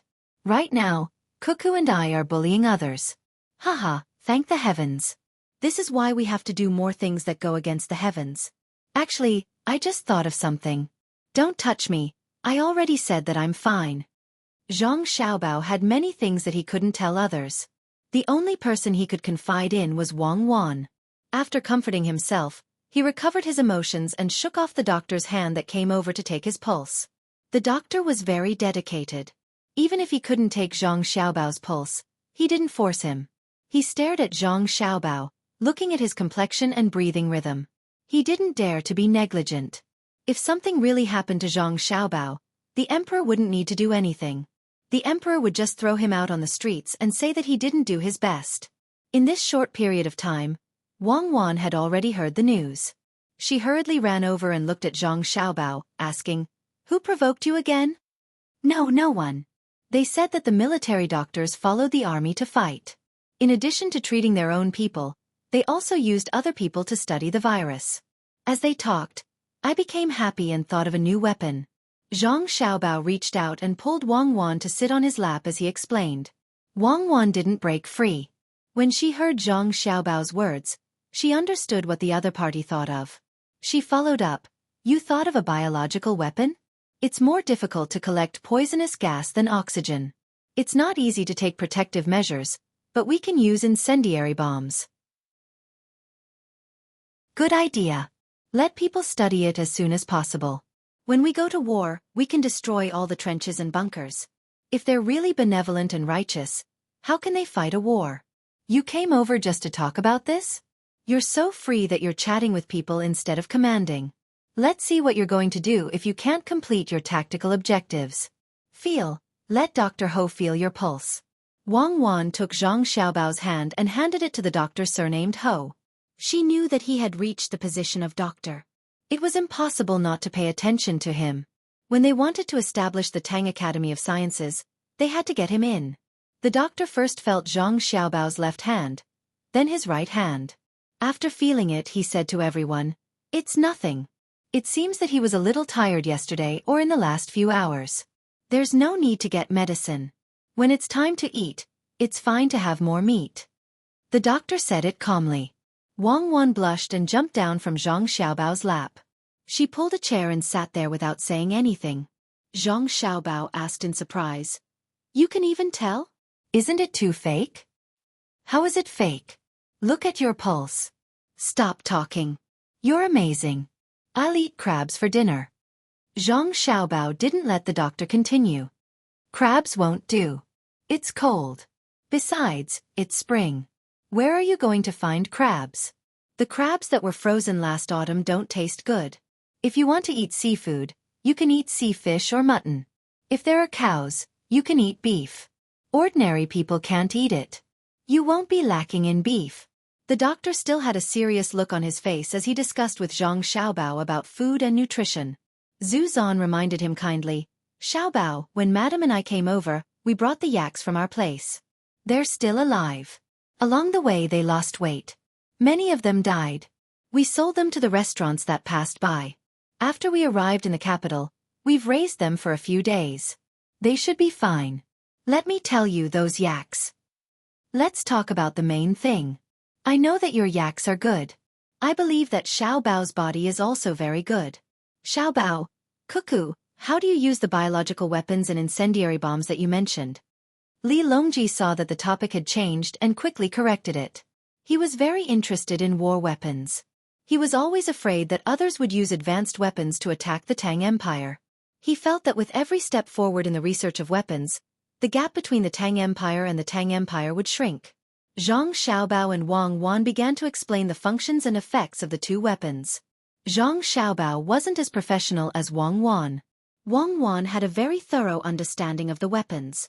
As she explained the functions, she also explained the tactical coordination around the weapons. Zhang Xiaobao mainly explained the reaction of the human body after being hit by the weapons. For example, the incendiary bombs. They burned for a long time and covered a large area. During the burning process, they produced poisonous gas and caused a lack of oxygen to the shallow underground fortifications. Hearing this, Li Longji and the others broke out in cold sweat. Qida Zhu Zan was also glad that his Tufan didn't persist. "Xiaobao, according to what you said, there isn't an army in the world that can defeat a team with such weapons. Hurry up and research it." Li Longji wiped his sweat and said excitedly. Zhang Xiaobao and Wang Wan shook their heads at the same time and said together, "No, there is an army that can contend against them." "What army?" Li Longji asked in disbelief. "Our Tang Empire's army can do it. Perhaps the number of casualties will be several times more, but the enemy will definitely not retreat." Even if someone can blow up the mountain that our Tang Empire occupies and think that it is a land of death, if he dares to attack, he will still have to suffer a fierce counterattack. Zhang Xiaobao looked at Wang Wan and said to Li Longji with a smile. Wang Wan replied with an affirmative smile. "Yes, our Tang Empire's army can do it. Even if we have to sacrifice several times more lives, in the end, what we are fighting for is not only the weapon, but also the soul of an entire nation. On the battlefield, what we display is the soul of an army. When 10 lives are exchanged for one of the enemies, what we are testing is the other party's will. The more advanced the weapon is, the more people cherish their lives. Some people fight for wealth, while others fight for glory. I am most afraid of encountering enemies who fight for survival. Thus, I have always requested that the soldiers of the Tang Empire have 2 things. First, they must learn knowledge so that they can immediately take over the position of the commander after his death. Even if they are alone, they must be clear of the strategy and tactics of the team. Second, they must have family members. It would be best if they have a few brothers with a wife and children. This kind of team is the strongest. In front of them is the enemy, but behind them is their family. So, they must use their lives to exchange for the enemy? Princess Jincheng asked. Yes, Use their lives to exchange for the enemy until they tremble. Even if blood flows like a river, they must not retreat. If the soldiers of a country are afraid of death and turn around to flee or surrender when they see the enemy's ferocious attack, then that country deserves to be bullied. Zhang Xiaobao said. He thought of many small countries that were bullied. Basically, when the enemy's attack was a little fierce, they would be scared to death. They would invest tens of thousands of soldiers to defend the place, and hundreds of them would die. In the end, in 2 to 3 days, the place would be taken down by the enemy. If they were afraid of death, who could they blame? Sometimes, Zhang Xiaobao would think, and he had also discussed it with Wang Wan. If it was their national army, how could an army of tens of thousands be taken down in 2 to 3 days? They could just throw an atomic bomb. Otherwise, how big of a price would the enemy have to pay? Xueqi was unhappy. He thought that Zhang Xiaobao was talking about him. However, his men were not afraid of death. The main thing was that they lacked a good commander. Therefore, he said, Xiaobao, there are times when human strength is not enough, right? Zhang Xiaobao understood. I'm not talking about you. We are fighting because of internal conflicts. We are a family. Just like brothers sometimes fight. When Xueqi and I go to war, you still have to help take care of the logistics. We can rest assured. Li Longji also said, if I'm not talking about you, are we enemies? My sister is married to you. I'm talking about the enemy of the great Tang without a princess. Yes, that's what I meant. I'm just asking. What else could Xueqi say? Xiaobao, let's go back. They are still fighting. Wang Wan saw that Zhang Xiaobao was fine and was concerned about the situation of the battle. Let's go back. I wanted to use other methods, but they didn't agree. Zhang Xiaobao stood up and pulled Wang Wan out. Li Longji and the others watched the two of them leave. They gathered together to discuss the matter that the two of them had just mentioned. The battle was still going on. Zhao Hanzhong was facing the same problem as Yang Chong. There were a total of 3 camps on the 100-meter high ground. There was one on the top of the mountain and one at the bottom of the mountain. With only 3 regiments, they were unable to charge over. After the cannon fire, they charged. Surprisingly, the enemy could still counterattack, and it was very fierce. However, Zhao Hanzhong already knew what was going on. There was a problem with the fortifications and the direction of the wind. The wind blew against them. Regardless of whether the enemy was on the mountain or on the plains, they had fortifications. When the cannon fire landed, some of the fortifications were destroyed, while others were still standing. Furthermore, there was another layer of fortifications under the fortifications. The enemy's scarecrows were very effective. When the cannon fire hit them, the scarecrows were set ablaze. When his troops charged, other than the smoke from the cannon fire, there was also smoke from the scarecrows. If they charged too slowly, the effect of the cannon fire would be weakened. Moreover, if they were too far away, the smoke would be very uncomfortable. But if they charged too quickly, they would be in close contact with the enemy. They felt that the most shameless method of the other party was to not run when they countercharged. Instead, they would lie on the ground and quickly crawl and roll horizontally to change positions to advance. This was too demanding of their own marksmanship. There was already smoke, and they still had to hit the ground. The enemy would roll and advance without any pattern.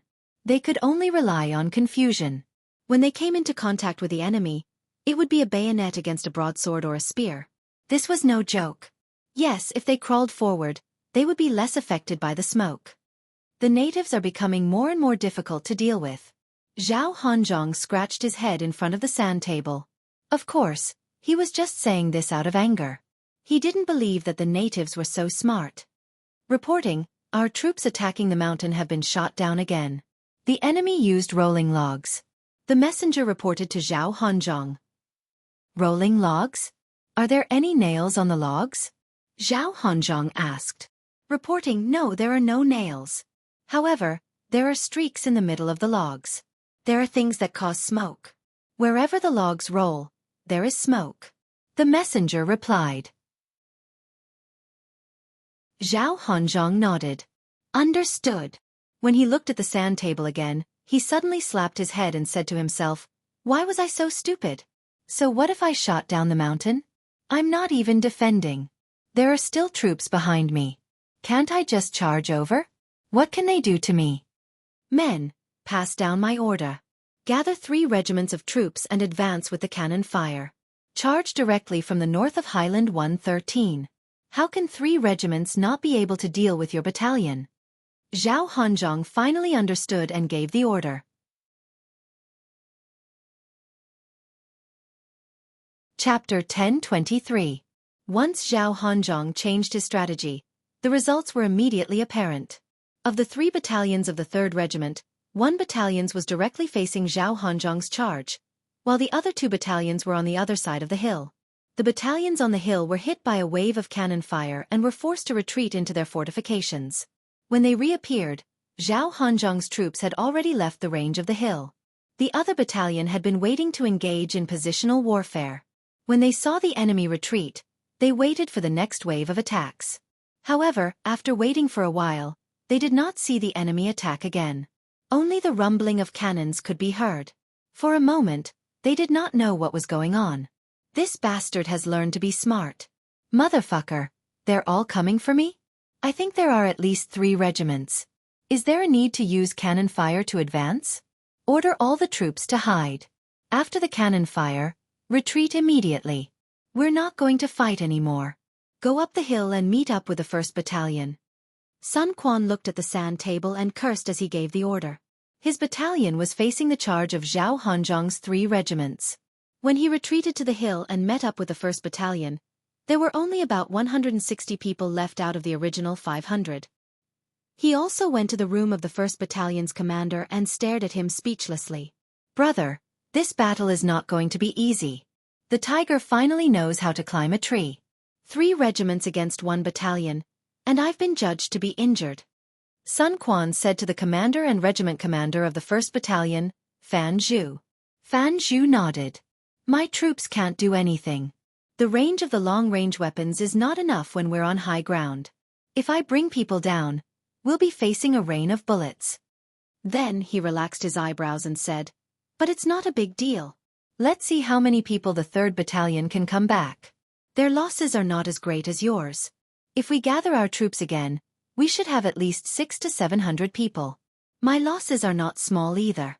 Cannons, after all, they are cannons. They don't have 3 full regiments now. We've lost at least 500 to 600 people. Our losses are slightly higher. Once we reorganize our troops and continue to defend here, there will be more troops behind them. That's the only way. Did you send the news?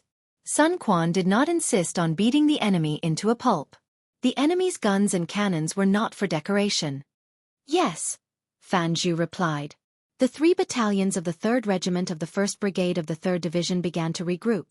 The 3 leaders did not follow behind Zhao Hanzhong's troops. That would be no different from courting death.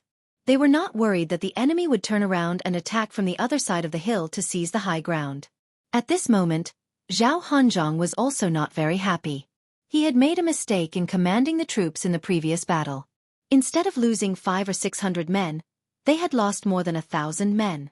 According to the data given by the referees, 460 people had died in battle, while the rest had died from the smoke and had lost their ability to fight due to the smoke. In total, there were more than 1,000 people. As for those who felt uncomfortable due to the smoke, their accuracy and reaction speed were affected as well. He had also lost hundreds of guns, as well as some ammunition. He wasn't sure if it would affect him in any way. After all, his opponents weren't really natives. After losing 20% of his troops, Zhao Hanzhong felt that the road ahead would not be too smooth. He looked at the sand table and found that there was a depression in front of him. Looking around, there was a high ground with a height of 225 meters. Looking at the other side, there was nothing on the other side. The terrain was flat, so he had sent out scouts to scout ahead. If they were not attacked, then they would just leave from the other side. Obviously, they would not come into contact with the enemy. Scout ahead. The first group will advance slowly. The second group will spread out and guard the surroundings. The third group will rest here. Zhao Hanzhong gave the order and began to wait for feedback. Half an hour later, the scouts had advanced for 15 li. They came back and reported that they were not attacked along the way. All troops move out. Zhao Hanzhong composed himself and gave the order to advance. The troops did not advance quickly. As for the scouts, they constantly came into contact with the enemy. Some died in battle, while others sent back information. Zhao Hanzhong did not hear any reports of enemy attacks or ambushes for a long time. Instead, he felt uneasy and felt that something was wrong. Is this still Wang Wan's main force? Why didn't they surround me when I came in? Why didn't they stop me? Why didn't they harass me? Have the commanders of the Zhang family and Wang family suddenly become stupid? Can't their scouts keep up? Then they should have heard the sound of cannon fire. I don't believe that they can't analyze it. Zhao Hanzhong mumbled, his heart feeling more and more uneasy. When Zhao Hanzhong passed, the commander of the 3 RD Division's 1st Brigade's 1st Regiment, Lu Dong, was also looking at the sand table. It was not that he did not want to make a move. He wanted to stop the enemy or chase after them, but he could not move. He was guarding the depression and had already arranged everything. If he moved, he would expose himself, and all the original arrangements would be disrupted. For the sake of the enemy's vanguard, such a choice was not worth it. Therefore he was waiting for the enemy's vanguard to crash into the wall. If the enemy's main force came up, he believed that his allies at the 225 Highland would close the door. His own regiment had 2 plans. One was to cooperate with the 225 Highland and block the enemy's vanguard from retreating. The other was to snipe the enemy's main force. The worst-case scenario would naturally be being attacked from the front and back. Then, he would accept it and try his best to exhaust the enemy's ammunition.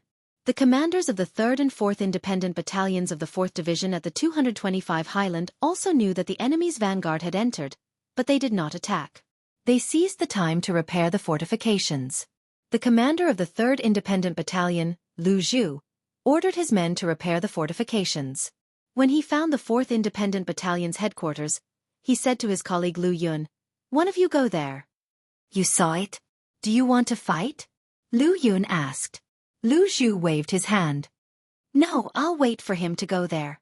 I'll discuss it with you. The place he went is right under our noses. There's another regiment to cooperate with us. We're an independent battalion." "I know. Our numbers are only slightly less than a regular regiment, and our weapons and equipment are better. But we're a logistics battalion. An independent logistics battalion is well prepared, and that's reflected in transportation and construction." Lu Yun did not understand what he meant. Lu Zhu walked to the sand table and pointed at the path Zhao Hanzhong took. "Look, he went there. Another half a day's journey is the 737 Highland. He can't go around there even if he wants to. He only has 4,000 men. I think he was beaten up by our army in front. If he doesn't attack with 4,000 men and they surround him for 3 days, his supplies won't be able to keep up. If he attacks, his ammunition will probably be used up a lot. If he sets up camp here and doesn't move, he will be facing 2 brigades, 2 regiments, and a reserve brigade, which is more than 4 times his current military strength, almost 5 times. Do you think the people of Highland 737 will let him go?" Lu Yun looked at the sand table and understood as he listened. They won't.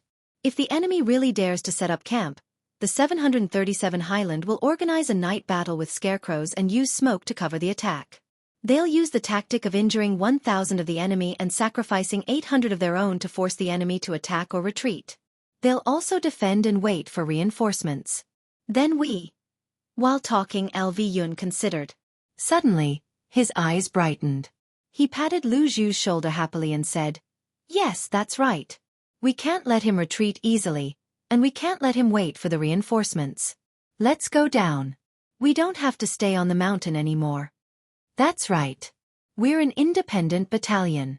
The Logistics Independent Battalion has a lot of equipment. Let's quickly fix it and tell the 3rd Division, the 1st Brigade and the 1st Regiment our plan. Let them cooperate. Tell him that he doesn't have to worry about being attacked from 2 sides. We'll block the enemy's retreat. If he dares to rush in, he won't be able to return." Lu Zhu said with a smile. After waiting for the enemy to pass, the 3rd and 4th Independent Battalions of the 4th Division rushed down and began to build fortifications on the flat road. Lu Dong, who was guarding the depression, was still giving orders to arrange his own area more carefully when a messenger ran in. Reporting, the 225 Highland, the 4th Division, the 3rd and 4th Independent Battalions are here to report. Let us hold our position and leave the enemy's retreat path to them. Good, I told you. We can't let them pass easily. They dare to go around the road. Do they think they're fighting a flat Yuanzhan? Do they think that our hinterland is empty? The main force of 60,000 hasn't moved yet. If we rush in with 4,000 people, we'll tire you to death. Lu Dong laughed and knew what to do. Order my regiment to continue to fight. Dig fortifications. Give me as many scarecrows as possible. Horizontally, dig trenches as wide as a breadth. Ask for support from our friendly troops. Help us dig trenches. Don't dig too deep. One person's height is enough. On the opposite side of the trenches, dig a slanted hole.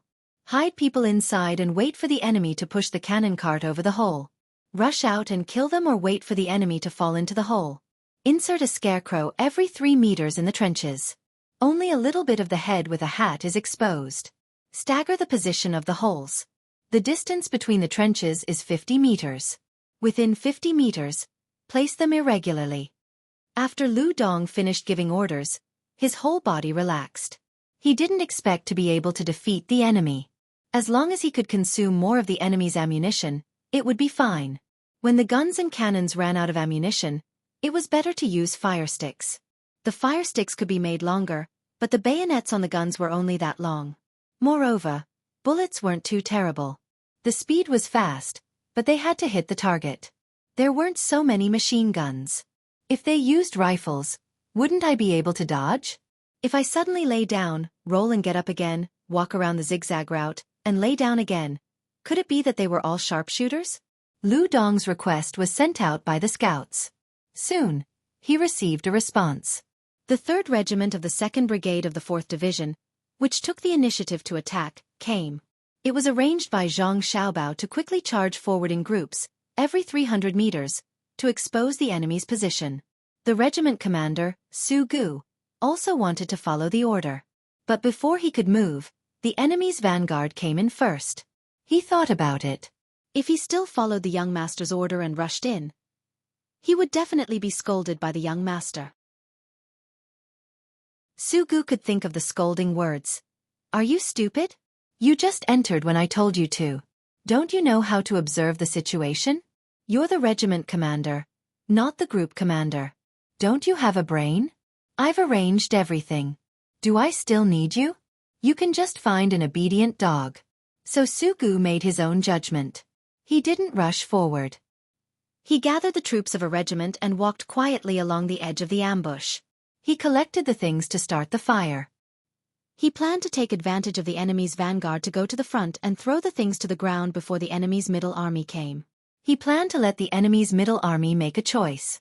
Either you ignite the things yourself, and then be blocked by the fire and can't come over, leaving your vanguard isolated and helpless. Or you go directly, and I will ignite the fire and burn you all together.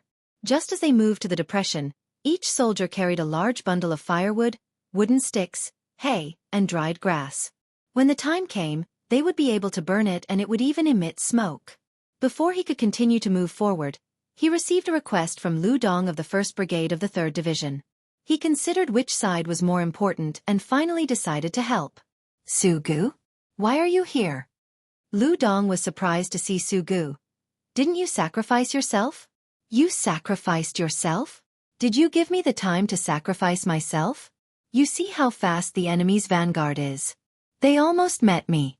More than 20 of my scouts were killed by their scouts. I avoided them and took a detour. Why are you looking for me? I brought a lot of firewood. I plan to go to the front to cook for the enemy. Do you need it? There are 1,500 bundles. All big bundles. It's enough for a family of 10 to burn the stove for 10 years.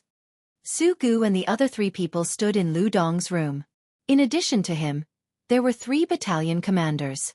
He had his own personal guards, and the number of people was not small. As for the commander of the team, he was not assigned to him for the time being. Unless he wanted to play an independent and important tactic, he would not be assigned to his subordinates. The battalion was enough. If he chose to rush in as a unit, then there would naturally be other people from the outer court to cooperate with him and be the commander of the team. Lu Dong, on the other hand, was more concerned about the firewood. He asked, "That much? Well, if one person carries a bundle, it will be like a mountain. I don't need it here for the time being, eh? What's wrong? Xueqi heard Lu Dong's sudden voice ask. I don't need it. In the front, they caused the enemy's vanguard to lose more than 1,000 people. I think they themselves are not having a good time. I saw that the enemy's vanguard was a brigade, but it only had 4,000 people. Needless to say, those 1,000 people were killed by the enemy's vanguard. Their fortifications should have been badly beaten. You send the firewood to them and let them make big buns. When the time comes to ignite them, they will roll down. It's also a good thing. They must still be resting. Lu Dong thought of the previous regiment and admired it. That regiment had a total of 1,500 people. In the end, they consumed more than 1,000 people in the enemy's vanguard by relying on a hill without any height advantage. This was not a matter of playing with one's life. If you want to play with your life, the enemy will give you a chance. This was a test of command. If the enemy lost more than 1,000 people, the loss would not be small, unless the weapons were changed. Xueqi pondered for a moment and replied, Okay, then let's go together. Our 2 regiments will send the things to them and then repair the fortifications. If the enemy attacks while we are repairing, we will fight together in the 1133 highlands. If we finish repairing and still don't attack, I will leave a battalion to them and they will come back and continue to repair here. Then I'll give them a battalion as well. They'll be at the very front. If they can come back and repair this place, you can move your remaining 2 battalions to the front and place them between me and Highland 113 for mobility. Lu Dong also agreed. So the 2 people slowly walked to the room where Sun Quan and Fan Zhu were. Xueqi's personal guard stayed behind and continued to work. Sun Quan and Fan Zhu still had one more person, the commander of the 3rd Battalion, Wang Nan.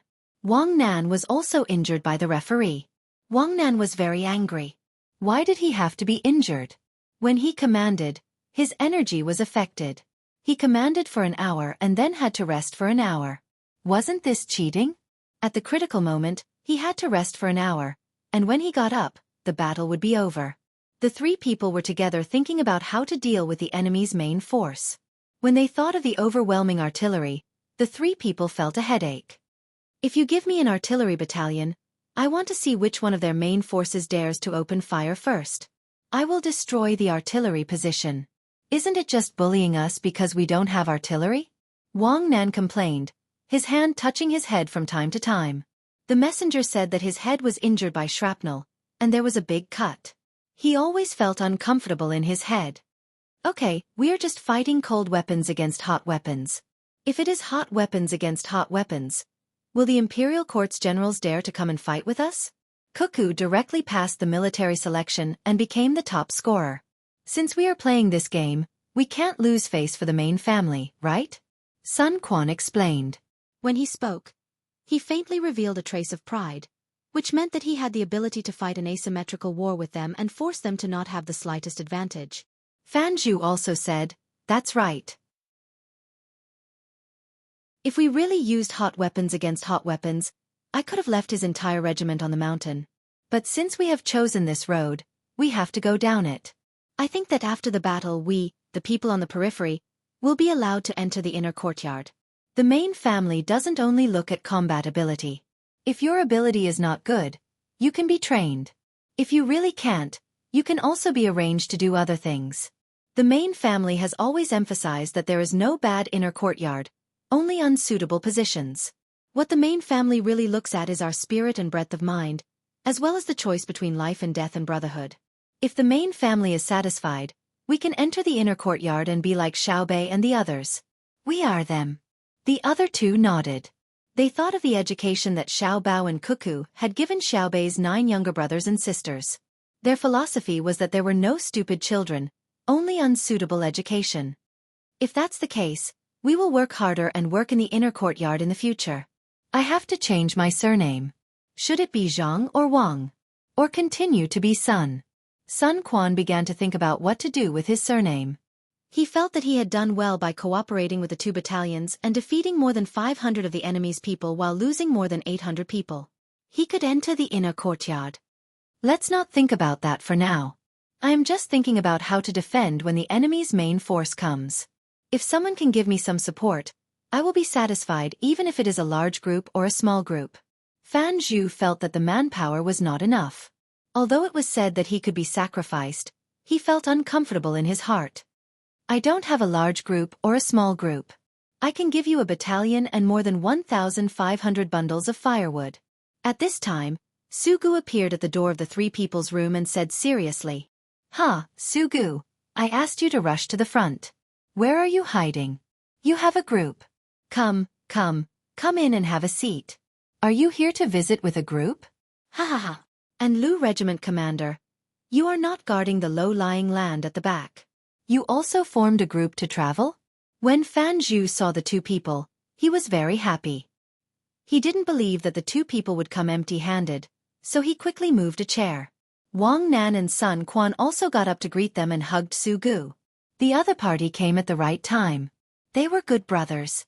Xueqi and Sun Quan sat down, and Lu Dong took a bowl of water. There was no tea on the battlefield. He took a sip and said, I need people to help me repair the fortifications, so Xueqi came and hid beside me. What kind of person do you think he is? He is too careless. If he came earlier, I would have dared to fight the enemy's vanguard. In the end, when the enemy went over, and he even encountered them, he hid and ran away, and many of his scouts were killed by the enemy. Both of us calculated that the enemy's vanguard was definitely a brigade. There were only about 4,000 people left, and you actually left behind more than 1,000. Your losses were definitely not small. So, I sent you soldiers. Xueqi and I each took out a battalion for you to fight. We will help you repair the fortifications first.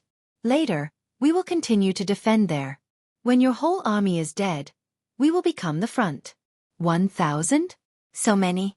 We estimated that it was 500, at most 600. Fan Zhu and I thought that we would suffer a little loss. The loss was 800 against 500. How can it be 1,000? Sun Quan was happy and surprised at the same time. Xueqi said with certainty, it is indeed less than 1,000 people. In addition to the dead scouts, there are some who came back alive. The enemy also did not take advantage of us. The place we passed by is full of weeds. Pistols may not be more effective than throwing knives. We natives also have blow darts. If you shoot, the sound will spread very far. The enemy scouts nearby will not deal with you. My regiment did not dare to go over, and their main force also did not dare to come over. It was just a battle of scouts. As a result, our scouts reported that the enemy had more than 4,000 people. How could we dare to fight? We ran and encountered Commander Lu. This time, the other three people were happy. 800 against 1,000, they made a profit. This was also because the enemy was smart. At the last moment, they did not want to scatter and annihilate them. Instead, they passed through.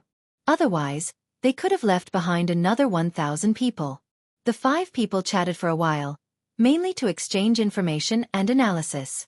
They began to organize people to build the fortifications. There were more people now. 2 regiments came to help, and the construction progress was very fast. When the construction was almost done, the enemy still did not come. Xueqi and Lu Dong each left a battalion and rushed back with the fastest speed. They still had fortifications to build. On the way back, Xueqi said to Lu Dong, I will not give you my 2 battalions. I will give you my personal guards. Because I had to rush to the front and attract the enemy's firepower, I had a special personal guards. The main force was allocated to me, a total of 300 people. You stay and use them well. They are not worse than a normal logistics battalion. Anyway, I am a person who will be sacrificed, so I will run back and forth in the middle. I estimate that we can't withstand the enemy's main force attack. I will go first. See you later. Well, wait for me. Not to mention the sand table, even if it is real, once I die, the main family will help to raise my children. Let's go. Lu Dong was not pretentious. In the center of the sand table, everyone was looking at the progress of the war. Yang Chong and Li Ji were happy for Zhao Hanzhong's choice. He was finally not like them, who foolishly fought the enemy and immediately changed tactics when they found the situation was not right. At the same time, they were worried for Zhao Hanzhong. His opponent was too difficult to deal with. What was difficult was not only the opponent's combat level, but also the friendship between the opponents. The army, it was the army. How could they easily give it to others? In the Tang army, there had never been such a case where colleagues took the initiative to give the army away without the orders of the higher-ups. Only with soldiers in hand would one have more authority. But looking at the other party, they were not thinking about their own authority, but the interests of the whole. When the first 3 Highlands team was defeated, the people at the back immediately thought that the brothers at the front needed more manpower, so they sent them over. In history, how many generals who fought for themselves did not go to their allies? How many times did they watch the fire burning across the river? How many times did they gloat? How many times did they stand by and do nothing? How many times did they add insult to injury? But the people of the Zhang family and Wang family did not. They took the initiative to send the soldiers and supplies and even helped to repair the fortifications. If Zhao Hanzhong sent a report to Zhang Xueqi would definitely misjudge the situation. He thought that there were not many people left in the highlands and that the fortifications were almost destroyed. Then, based on this judgment, what would the consequences be if he directly rushed up? The other side's regiment was already overstaffed. If he dared to attack or charge, he would be a fool in a single confrontation. It's over, it's over, it's over. General Zhang, you must not be careless. You must know that sometimes the information is wrong. Li Ji muttered and began to pray. Yang Cheng also frowned. He was worried for the main force and for Zhao Hanzhong. Li Longji's expression was indifferent. He knew that the generals of the Tang Empire might not be able to do things that would make the army happy. However, there was no need to doubt the Zhang family and Wang family. Their requirement for the inner courtyard was to be united. If Su Gu and Lu Dong did not make such a choice, they would not be able to enter the inner courtyard. Husband, look, aren't they very good? Princess Jincheng said to Zhu Zan. She wanted to praise Su Gu and the others. Zhu Zan took a deep breath and replied, "It's not good, it's strong. How can they disregard life and death and make several choices in the secular world?" Husband, then do you think Xiaobao and Cuckoo can win? Princess Jincheng liked to hear people praise Zhang Xiaobao and Wang Wan the most. That will depend on how the generals choose. If I were them, I wouldn't completely rely on the radio station. If this thing isn't used well, many people will die. They have to imagine themselves as the weak and then fight. Otherwise, they will realize that they definitely can't be considered strong. Zhu Zan's eyes were fixed on Zhao Hanzhong and the deployment of Zhang Xiaobao's logistics army. He was worried for Zhao Hanzhong. He estimated that Zhao Hanzhong would not be able to come out. There were too few people, and too much ammunition was consumed in the early stages. If he was really eaten, the blow to the entire army would be too big. Princess Jincheng was still happy. Suddenly she pointed at the sand table and said, "Zhang Shogui's army is about to meet."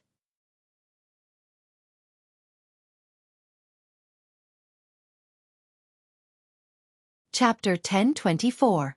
Zhang Shogui truly was approaching Plateau 1313.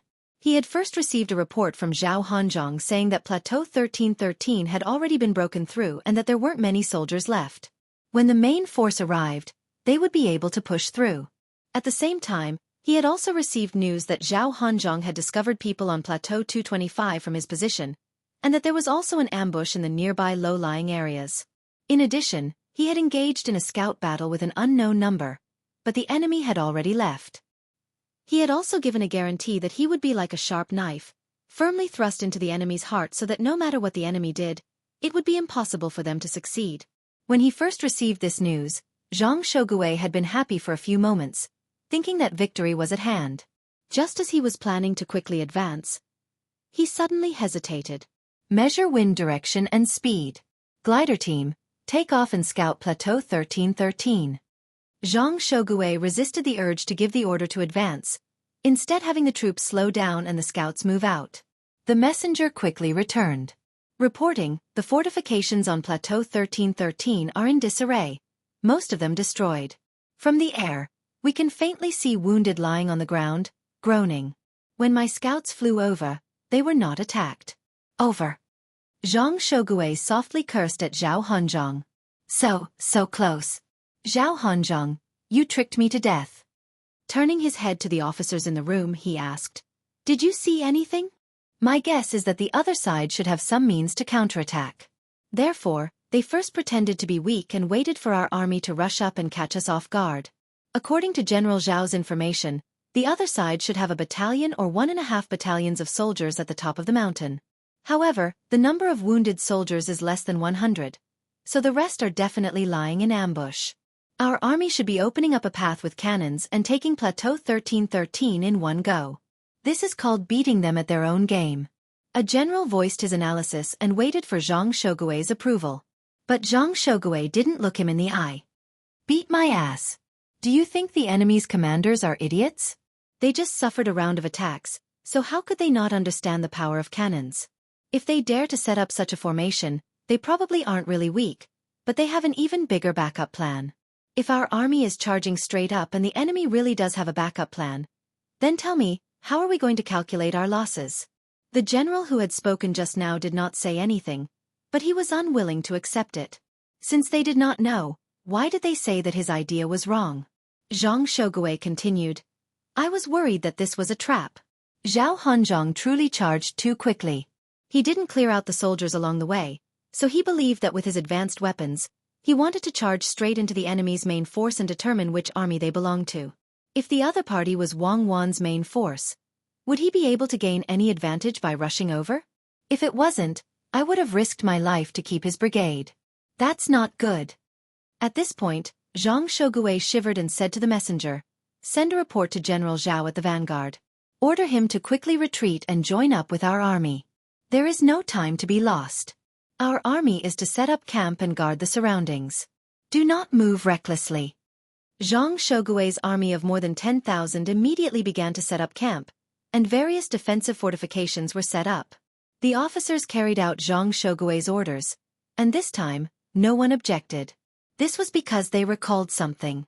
Yang Chong's 1st Brigade had charged too quickly in the Fuyang region. They didn't even set up camp before they launched an assault on the enemy. The result was that the enemy had managed to withstand cannon fire after cannon fire, and in the end, they had successfully ambushed and surrounded the enemy. Even now, it was still unknown if anyone from that brigade had survived. My opponent is the outstanding commander of the military academies of the Zhang family and Wang family. Outstanding, very outstanding. Normally, if I can think of something, they can definitely think of it as well. If worst comes to worst, I can just advance step by step. Zhang Xueqi had once more emphasized who his opponent was.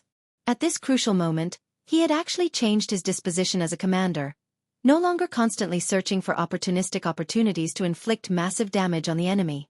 He had begun to walk a steady path. Afraid, truly afraid that if he were to advance too rashly, he would be schemed against. When the time came, his soldiers would be gone, and so would his position. The middle army would easily be burdened to death by him. Zhao Hanzhong wasn't slow to receive the telegram. However, the speed at which he was leading his 4,000 men was also extremely fast. By the time they were still 2 hours away from Highland 737, the scouts of both sides had first come into contact with each other. When they received the telegram from the rear, they were just about to heed the order to retreat and kill off the enemy in the depression when a messenger ran in, reporting, Our remaining 10 gliders have been shot down by the enemy using crossbows.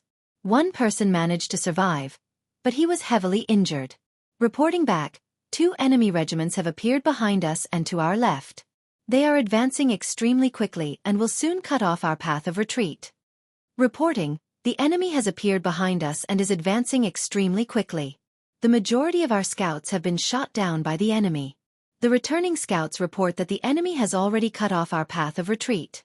Please make a decision. 2 messengers came in to report. One was from the glider unit, while the other was from a scout. The scouts were a bit slower than the enemy's advancing speed. Set up camp here. Divide the unit into 2. 2,000 people form a defensive circle and form a triangle. Hurry. For a moment, Zhao Hanzhong no longer considered how to attack the enemy's highland. Instead, he switched from offense to defense. He also knew who his opponent was. Since the enemy was able to mobilize 4 regiments, they were at least divisions in size. How could their commanders be lacking? Send a report back. Our army is unable to complete the retreat mission. We are surrounded. Please give your orders.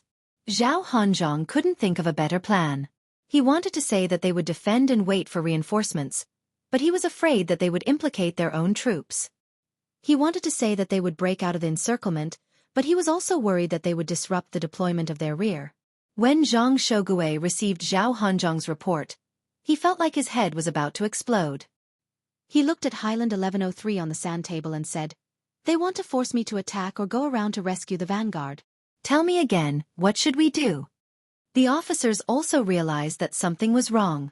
Those who had just said that they wanted to take the Highland in one go no longer dared to have such thoughts. A forceful attack definitely won't work. Even if we succeed, our ammunition will be greatly depleted. When our army first came ashore, we shouldn't have left the area around Hangzhou. Instead, we should have stabilized the defensive line and waited for the reinforcements to arrive. If our ammunition can't keep up, how can we fight? I'm asking you about the present. Why are you bringing up the past? When I gave the order, none of you objected. Now you want to force me down first? What do we do now? Zhang Shogui slapped the table and reprimanded the officer. The officer was startled. His words just now had been unintentional. After all, he was just analyzing the situation. He began to analyze the cause. Seeing that the general was angry, he quietly said, "Let's go around. I propose that we go around. General Zhao still has 4,000 men. Let's go around a place where the enemy's defenses are lax. In one go, we can coordinate from the inside and outside and rescue General Zhao's men. After that, we'll retreat back to Hangzhou's harbor and resupply with ammunition and provisions. Then we'll make plans. Otherwise, if we run out of ammunition, our army can only fight with bayonets. The enemy still has crossbows." Then do you know how many people the enemy has? Our army has gone around them. By the time we meet up with the vanguard, the enemy has already retreated from the vanguard. Our 14,000 men might have entered an even larger encirclement. Our advantage is our weapons, not our speed. We also need 2 legs to walk, and those few horses are used to pull cannon carriages. Tell me, what should we do if we're surrounded? Zhang Shogui continued to ask. This time, no one made a sound. Zhang Shogui circled the sand table, muttering, "Our army isn't suited for siege warfare. The best terrain is either high ground for defense or flat plains. But why do we have to be the ones to attack? Oh, I remember now. We're using advanced weapons to lead the great Tang soldiers to attack the natives. Right, we're the aggressor. These natives are too smart to the point where they know themselves and their enemy. If we're there, we'll have to kill at least 60,000 of the natives' main force if we want to win. If they're in hiding, then it's easier to deal with them. We can just send out scouts to find them. But now, we're making it seem like there's a problem.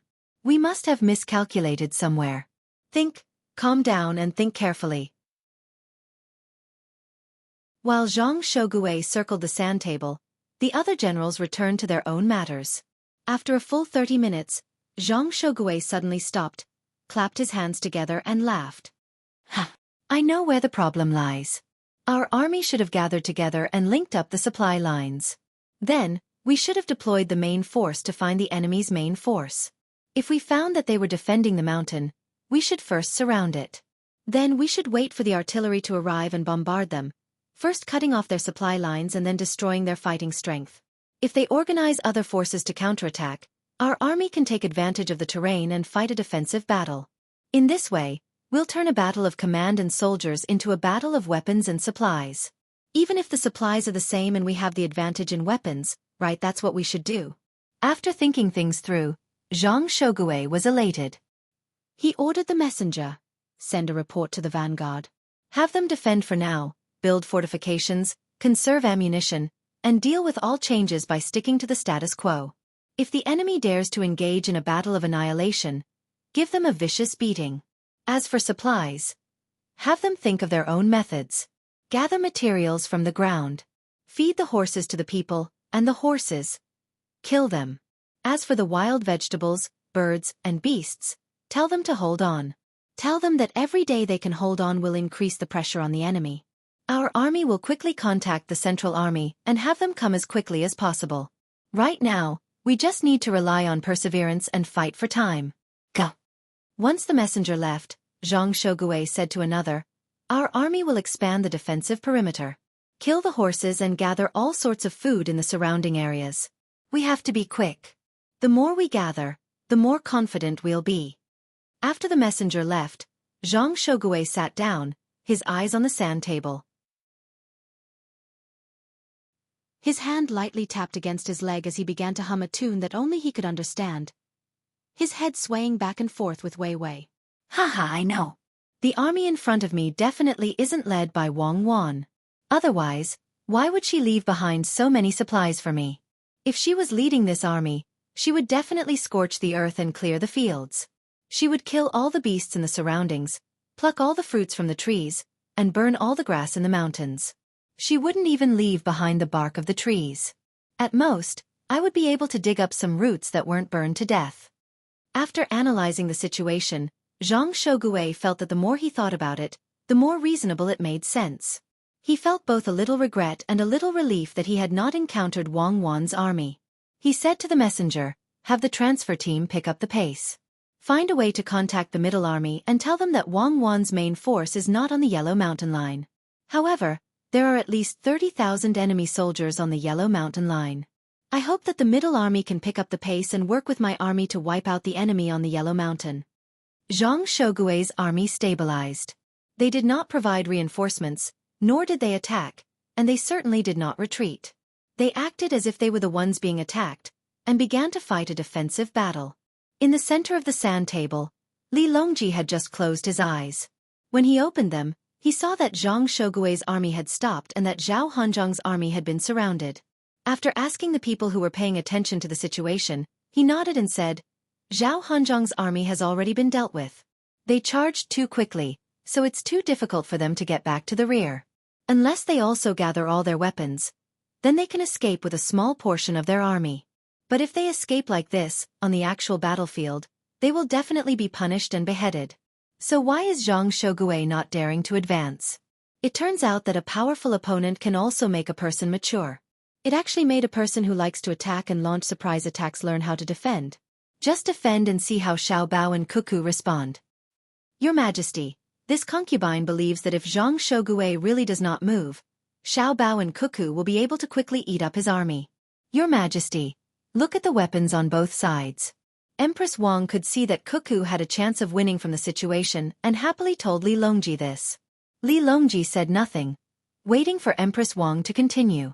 Empress Wang continued, "Your Majesty, look. If Zhang Shogui does not move, Cuckoo and Xiao Bao will quickly eat up one of Zhao Hanzhong's brigades in front of them. They can surround them and then attack them every night. When the wind blows, they can release smoke upwind to cut off the water source of the river where they set up camp. They can also organize small groups of soldiers and use crossbows to shoot. Should Zhao Hanzhong fight or not? If he fights, he will use up his ammunition, and once he runs out of ammunition, he will die. If he does not fight, he will be ambushed every day. How long can he last?" "Correct. The Empress understands." Li Longji was in a good mood. He hoped that Wang Wan and Zhang Xiaobao could win so that the generals of the imperial court would calm down. They should not think that they were invincible just because they had a few weapons. Every small mistake would result in the deaths of many great Tang men. Gao Lishir added, "While wearing down Zhao Hanzhong's army, Cuckoo will be able to determine Zhang Shogui's situation and send out her main force to circle around from the side and surround Zhang Shogui as well. Encircling but not attacking, only defending." Once they were done with Zhao Hanzhong, they could send over some logistics to harass Zhang Shogui's army, preserving the strength of their main force while using the logistics to wear down the enemy's main force. Now that the enemy's entire population was a soldier, transferring manpower and transporting supplies was no problem. Just like the weapons of the Great Tang's attacking side, according to the rules, every once in a while, a batch of ammunition and cannons can be shipped over. If Zhang Shogui, the vanguard, is eaten up, the Great Tang army will be greatly affected. Gao Lishir was excited. His son and daughter-in-law were formidable, and he also felt proud. But what he hadn't expected was that a single military examination would produce such an effect. At the start of the battle, no one could have imagined that Zhang Shogui would suffer such a huge loss. Of course, the current situation was good. The Great Tang generals would know that their advanced weapons were not as effective as they imagined in the desperate resistance of the enemy. Just as Cuckoo had said, in war, It wasn't just weapons that mattered, but people as well. If the general was incompetent, the army would be exhausted to death. When the enemy gathered the strength of an entire race to stake their lives against you, you had to be extremely careful. See, the current situation was like this. Zhu Zizan was the one who was watching the battle the most seriously. In this military examination, he had seen that sometimes, cannons and guns couldn't directly decide the outcome of a battle. There were many ways to deal with them. If he had dealt with them properly, he might have been able to achieve the results of Wang Wan's side. Of course, the reason why Wang Wan's side was so formidable was not because of the desperation of the natives, but because of the excellence of their commanders.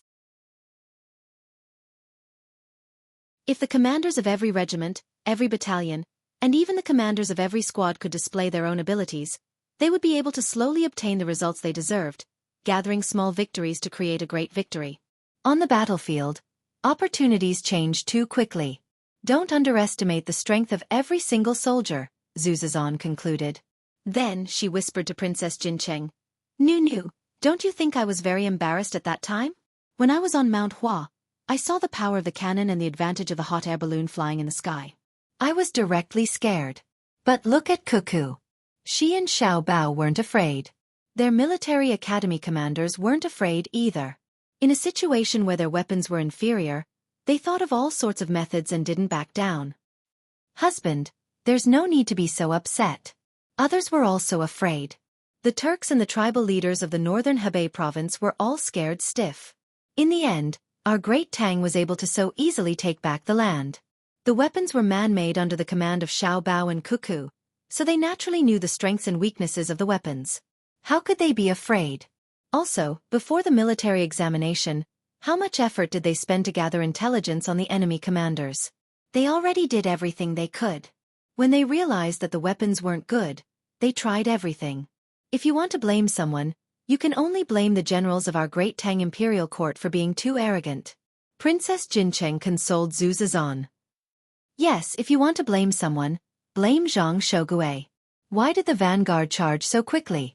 Weren't their supplies limited? If I were him, I would first think of a way to annihilate a portion of the enemy and then steal their weapons. Once I ran out of ammunition, I wouldn't be slaughtered by the enemy. Zhu Zizan slapped his thigh and loudly spoke, placing all the blame on Zhang Shogui. On the side, Li Longji pondered for a moment before speaking up for Zhang Shogui. You can't blame Zhang Shogui entirely.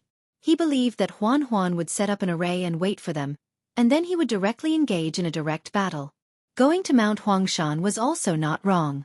If you want to talk about a mistake, it's that his opponent was Huan, and there's also Xiao Bao. His personality and fighting style have all been figured out.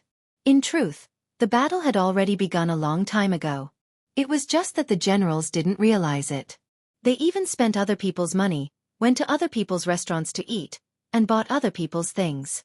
Your Majesty's words are correct. Xiao Bao likes to first obtain information and then act. Unless there's a special emergency, Xiao Bao is very steady. Even now, Xiao Bao still has his own caravan trade with a small country in the southwest. He even has caravans that travel long distances to Duoshi. In order to get on good terms with the other side, he even sells important strategic resources, such as ironware, tea leaves, salt, and other things, including good medicines to treat diseases. His goal is not to get on good terms with the other side, but to gather information on the other side. For example, Your Majesty, if you look at Xiao Bao's account book, you will realize that if you factor in the cost of transportation and labor, sometimes the things he sells are basically capital. He has to bribe people, he has to bribe them, and he also has to spend money to put on the image of a good person for the local people. Every time a caravan makes a trip, not only does it not earn a single copper coin, it might even end up losing money. Gao Li recalled what his godson had said to him and brought it up for everyone to hear. Li Longji nodded again. Xiao Bao does indeed like to collect information, whether it's from other countries or from Great Tang.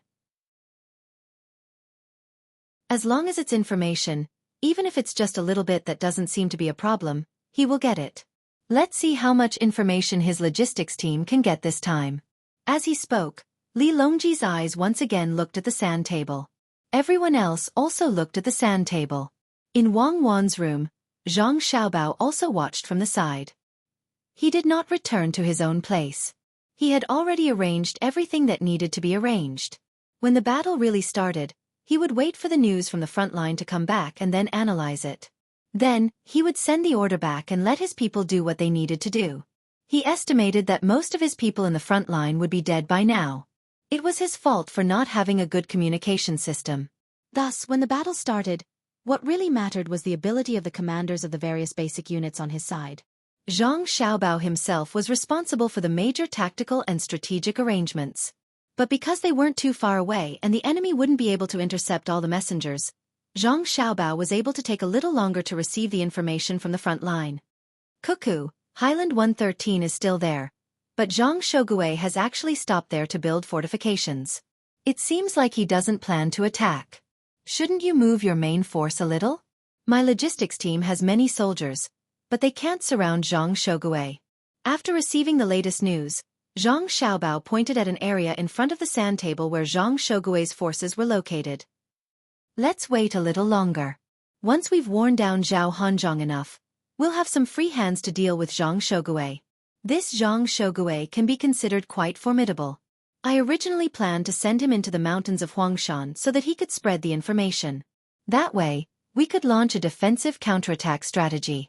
Now, he's actually scared and is acting like a coward. This is a rare situation. I'm guessing that he already knows that I'm here. That's why when you're fighting Zhao Hanzhong, make your logistics team fight harder. It's best if Zhao Hanzhong can guess where your logistics team is and you, the commander, are also guarding this place. I'll send half of my main force, 30,000 people, to stealthily move. I'm waiting for the weather.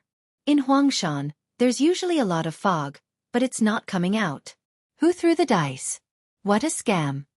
Wang Wan appeared to have nothing to do at the moment. Zhang Xiaobao's team was still fighting, so it was not yet time for her team to go up. Otherwise, if she really did go up, it would be easy for Zhang Xueqi to immediately retreat. In any case, the pursuit was not as effective as the initial encirclement. Zhang Xueqi's forces still had not lost their fighting strength, and their weapons were basically exhausted. If she gave chase now, the enemy would come out to stop her. Oh! Zhang Xiaobao replied. That's fine. I'll slowly grind him down. There's no rush. In any case, Zhao Hanzhong can't escape. Through his mouth, we can make Zhang Xueqi make a mistake in his judgment.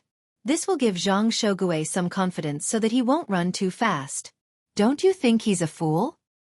He dares to charge all the way at the vanguard. I hope that their middle army can learn from him and speed up their advance. It would be best if they reach the Yellow Mountain region. We'll fight here and eat up his middle army. Then, victory will be in sight. Then I'll go back and wait for a while.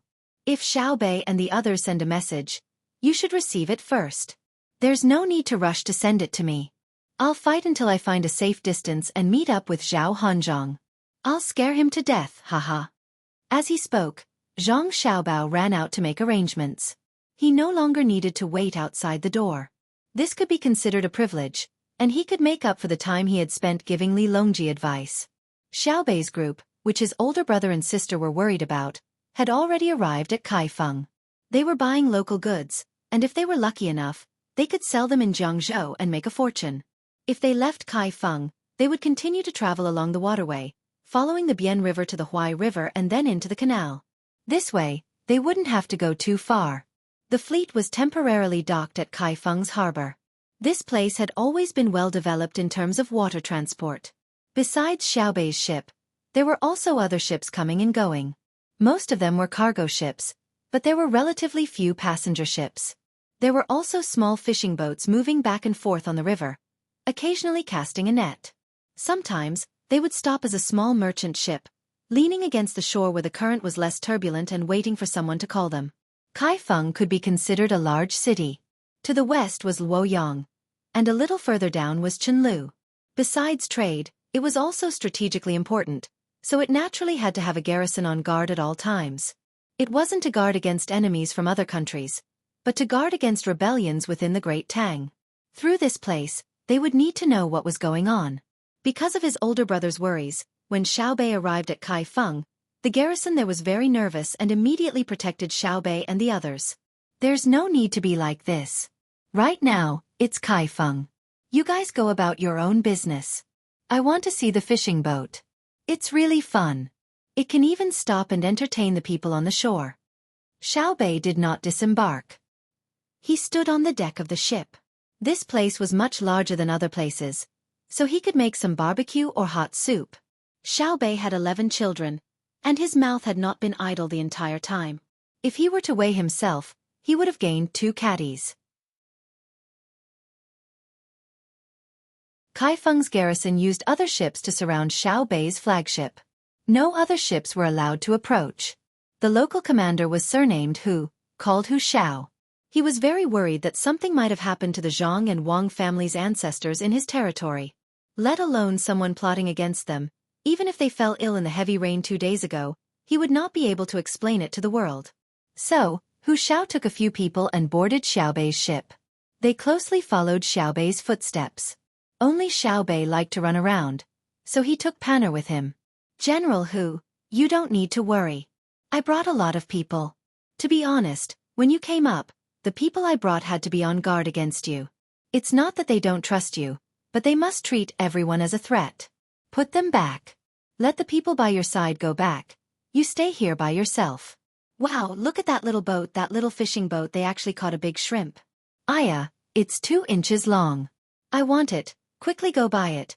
I'll cook it for Pan. Don't worry, Pan. While Xiaobei was talking to Hu Xiao, her eyes were always looking at a small fishing boat on the water. That fishing boat was next to a clump of grass on the shore. At the stern of the boat, there was a person fishing for shrimp. Xiaobei happened to see it. Her eyes were very sharp. Even though it was so far away, 2 boats away, and there was still some distance between them, she could still see the size of the shrimp. As she spoke, she had already arrived at the front of the ship. Hu Xiao was startled by Xiaobei's actions and quickly took off her outer clothes. Inside, she was wearing a short skirt. She was probably prepared to save someone if they fell into the water. Go, I'll buy that shrimp. No matter how much it costs, it looks good. It's a good shrimp. Xiaobei even stretched her neck to look. She saw that person put the shrimp he caught into a wooden basin on the boat. She smacked her lips and told someone to go buy it. The news spread to the other boats. Some people changed boats and headed towards the fishing boat. Hu Xiao moved closer to Xiaobei and looked at the water below the boat from time to time. The boat was so high that just looking at it made him feel dizzy. When the wind blew, his legs and stomach would cramp. He said to Xiaobei, "Patrol envoy Zhang, stand next to me. I'll block the wind for you. Don't stand too far away. I'll be able to buy the shrimp soon. Don't worry." Xiaobei indifferently stepped back a little, giving Hu Xiao some face. Her eyes were still looking at the person fishing for the shrimp. At the same time she muttered in confusion, "How much can he catch? Others fish at night, but he fishes during the day. Is the shrimp he sells enough for his living expenses? When I have time, I'll fish too. I'm not as stupid as him. I'll fish at night and see how much I can earn by selling the prawns I catch." General Hu, stop right there. Don't come near me. I can see that you can't even stand properly. If you accidentally fall, I'll have to save you. For my sake, you have to take care of yourself. I don't want to always jump from such a high place. After that, I have to take a shower and change clothes. It's a waste of my time. Xiaobei muttered and said a few words to Hu Xiao, who was about to come over. Hu Xiao was stunned and asked uncertainly, "Patrol envoy Zhang, you know how to swim?" "No, I only know how to walk in the water. It's so tiring to swim. Do you know the only difference between the water and the shore? It seems that you don't know either. That is, when you are walking on the shore, when you are tired you can rest and stop. When you are tired in the water, you can continue to walk with the water and save your energy." Xiaobei winked at Hu Xiao and said, "Ah." Hu Chong replied in astonishment. Xiao Yuan, who was nearby, shouted to Hu Xiao, "Don't worry about Xiaobei. Let me tell you this. Everyone on this boat fell into the water. If only one person can survive, it will definitely be Xiaobei. You should stay away from Xiaobei. Otherwise, if you push her down, she'll get angry." Oh. Hu Xiao understood. He thought that he was a good swimmer, but he didn't expect that this little girl was so good. No wonder she wasn't afraid at all when standing at the bow of the boat. Even if she fell, she could still get back up, even if it was from such a high place. While they were talking, the people on the other side had already come into contact with the people on the fishing boat.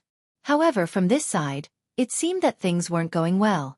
It seemed that there was some kind of dispute. After waiting for a while, the two boats separated. The small boat that went to buy the shrimp turned back. The people on the boat made a helpless gesture and spread their hands, indicating that they didn't buy it. Ah, not selling? I already said, no matter how much it costs, I bought it. I like that shrimp and want to give it to Pan Air. I'm not afraid of spending more money. People are fishing for shrimp in the middle of the day. If they don't sell it for a good price, how can they eat and wear clothes? Xiaobei thought that the people she sent over didn't pay enough, so she was a little unhappy. Hu Xiao saw that his opportunity to show off had come. He glared at them and said, "Who is so bold? How dare they not give me face on the river in Kaifeng? I ruined his business. Someone come. Stop it. If you dare to ruin his business, I will arrest you. You are bullying people in front of me. Are you looking down on us?" Xiaobei was unwilling. If she really let Hu Xiao use force, her reputation would be ruined. People would think that it was the result of her connivance. Only then did Hu Xiao react. Xiaobei was a person who specialized in investigating officials, so he quickly explained, "That's not what I meant. I just asked someone to persuade the person who was fishing for the shrimp and to speak nicely. No need. I will remember this person. Later, I will ask someone to pay attention to him. If anything happens to him, I will look for you first. Don't say one thing in front of me and another behind my back. I have seen this too many times." Humph. Xiaobei directed all her anger at not being able to buy the shrimp at Hu Xiao. Hu Xiao opened her mouth, but held back. She didn't want to explain. She thought that she would have to protect that person in the future. Otherwise, Xiaobei's people would think that she was looking for trouble. When she looked at Xiaobei again, Hu Xiao finally understood why the officials were afraid of them. Although she was small, she was very clever. She could guess anything and didn't give people a way out. The small boat that went past also slowly approached. A rope ladder went down. A person came up and said to Xiaobei, "Little girl, that old man said he's not selling. No matter how much it costs, he's not selling." "Oh, he wants to eat it himself? I thought he was a seller. Look at other fishing boats. When they catch a good fish, the people on the shore will just wave and shout for them to buy it. That boat, his family is really smart. They actually set up a stove on the boat and can start cooking immediately. When the people on the shore smell the fragrance, they can come up to the boat and eat fresh food while drinking and enjoying the scenery. It's really beautiful." When Xiaobei heard that the other party was not selling, she thought that it was for the food. What she wanted was the feeling of fishing, not a source of income. This was what they meant by saying that it was difficult to buy her with money unless she used force and took out money to hire people to rob her. But Xiaobei couldn't do such a thing. When he heard that it wasn't for sale, he turned his attention to other boats and learned to quickly forget about the shrimp. He wasn't like other children who couldn't get what they wanted if they couldn't get it. Xiao Yuan overheard and asked the person who just passed by, "Did you mention who we are?" "No. You usually don't allow me to mention it, right?" The person replied. "Then you go again. Tell that old man that Xiaobei wants to eat that prawn. Ask him if he's willing to sell it," Xiao Yuan instructed. The person really went down. The people on the boat watched to see what the outcome would be. This time, it was indeed different. The old man said a few words to the person who went over, then raised his head and looked in their direction. Then, he nodded to the person who went over and said a few more words. The person who went over showed a troubled expression and finally came back empty-handed. "Xiao Yuan, it seems that our reputation is not useful. The old man isn't selling." Xiaobei was really disappointed this time. She didn't care that she couldn't buy anything with money, but she cared a lot about the power of her reputation. In the past, no matter where she was, even in the palace, once her name was announced, she would be treated differently. When she was outside, it was even more so. If she said that she was Xiaobei, she wouldn't have to pay for anything. She would have to accept anything that she liked. Although the value of the gift was higher than what she had bought, she was in a good mood. Why didn't it work today? Xiaobei was very regretful. Xiao Yuan's expression was not good either. Hu Ming was even angrier. He hated that old man. Xiaobei had already revealed her identity, but he still didn't give her face. Why was it so difficult for such a cute girl to eat your shrimp? The person who went came back and climbed up. Without waiting for others to ask, he quickly said, "That old man said that he could give it to you for free. However, he had conditions. I didn't dare to make the decision, so I left it at that." "He said that he could give it to you? That's good. What are the conditions?" Xiaobei was happy when she heard that the other party was willing to give it to her. She could eat all of them. He said that he caught quite a few shrimps and gave one away. As for the other shrimps, he asked if I wanted to exchange. I said that I only wanted one, but he said no. He could only give one away, but the condition was that the other shrimps had to be exchanged. The person who came back had a helpless look. It was probably his first time meeting such a person. When he didn't hear the name of Xiaobei and the others, he directly refused. Now that he heard it, he had conditions. Xiaobei was also surprised. Exchange? Exchange? What does he want to exchange for? It can't be gold, right? That would be too tacky. No, he wants to exchange for a poem. A poem for each shrimps. That means that if you eat his shrimps, you have to compose a poem for him. The person explained to Xiaobei with a confused look. You can play like that? Poem? What's a poem? Little Yuan, it's up to you. I don't have to eat his shrimps. I just feel that he isn't very spirited. We can't let him look down on us, right?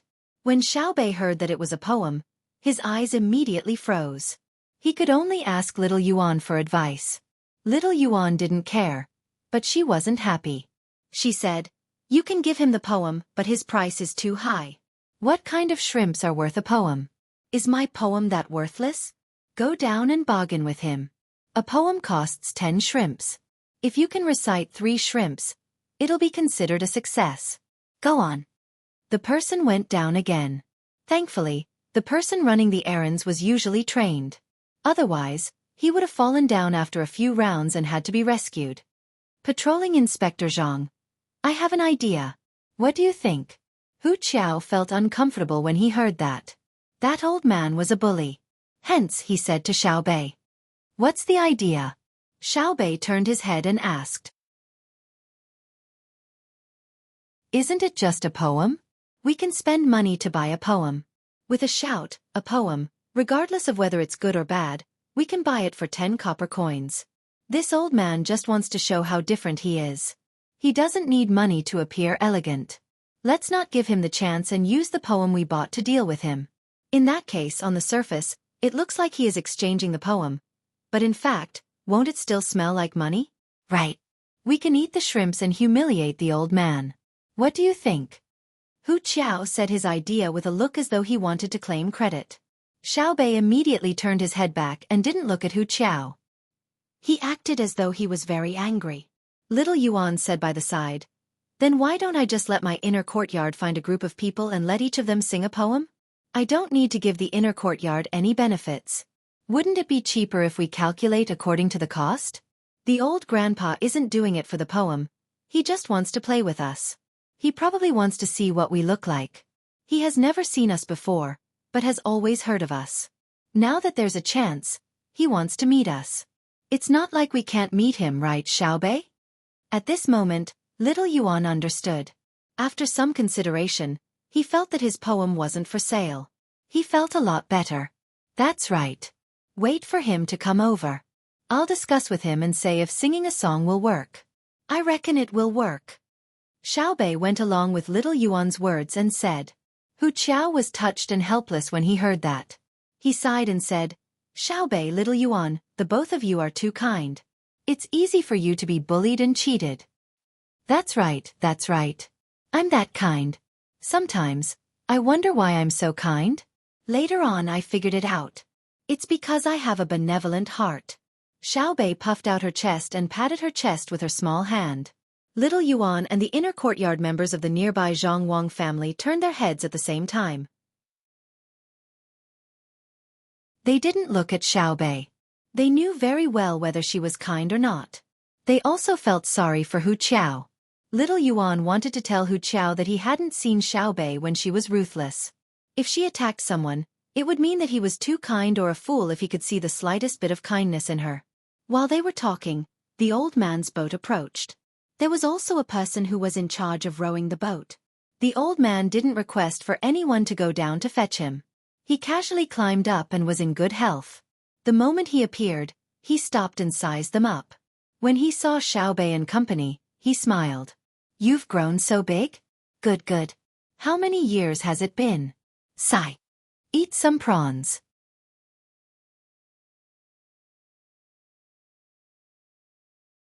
Chapter 10:25.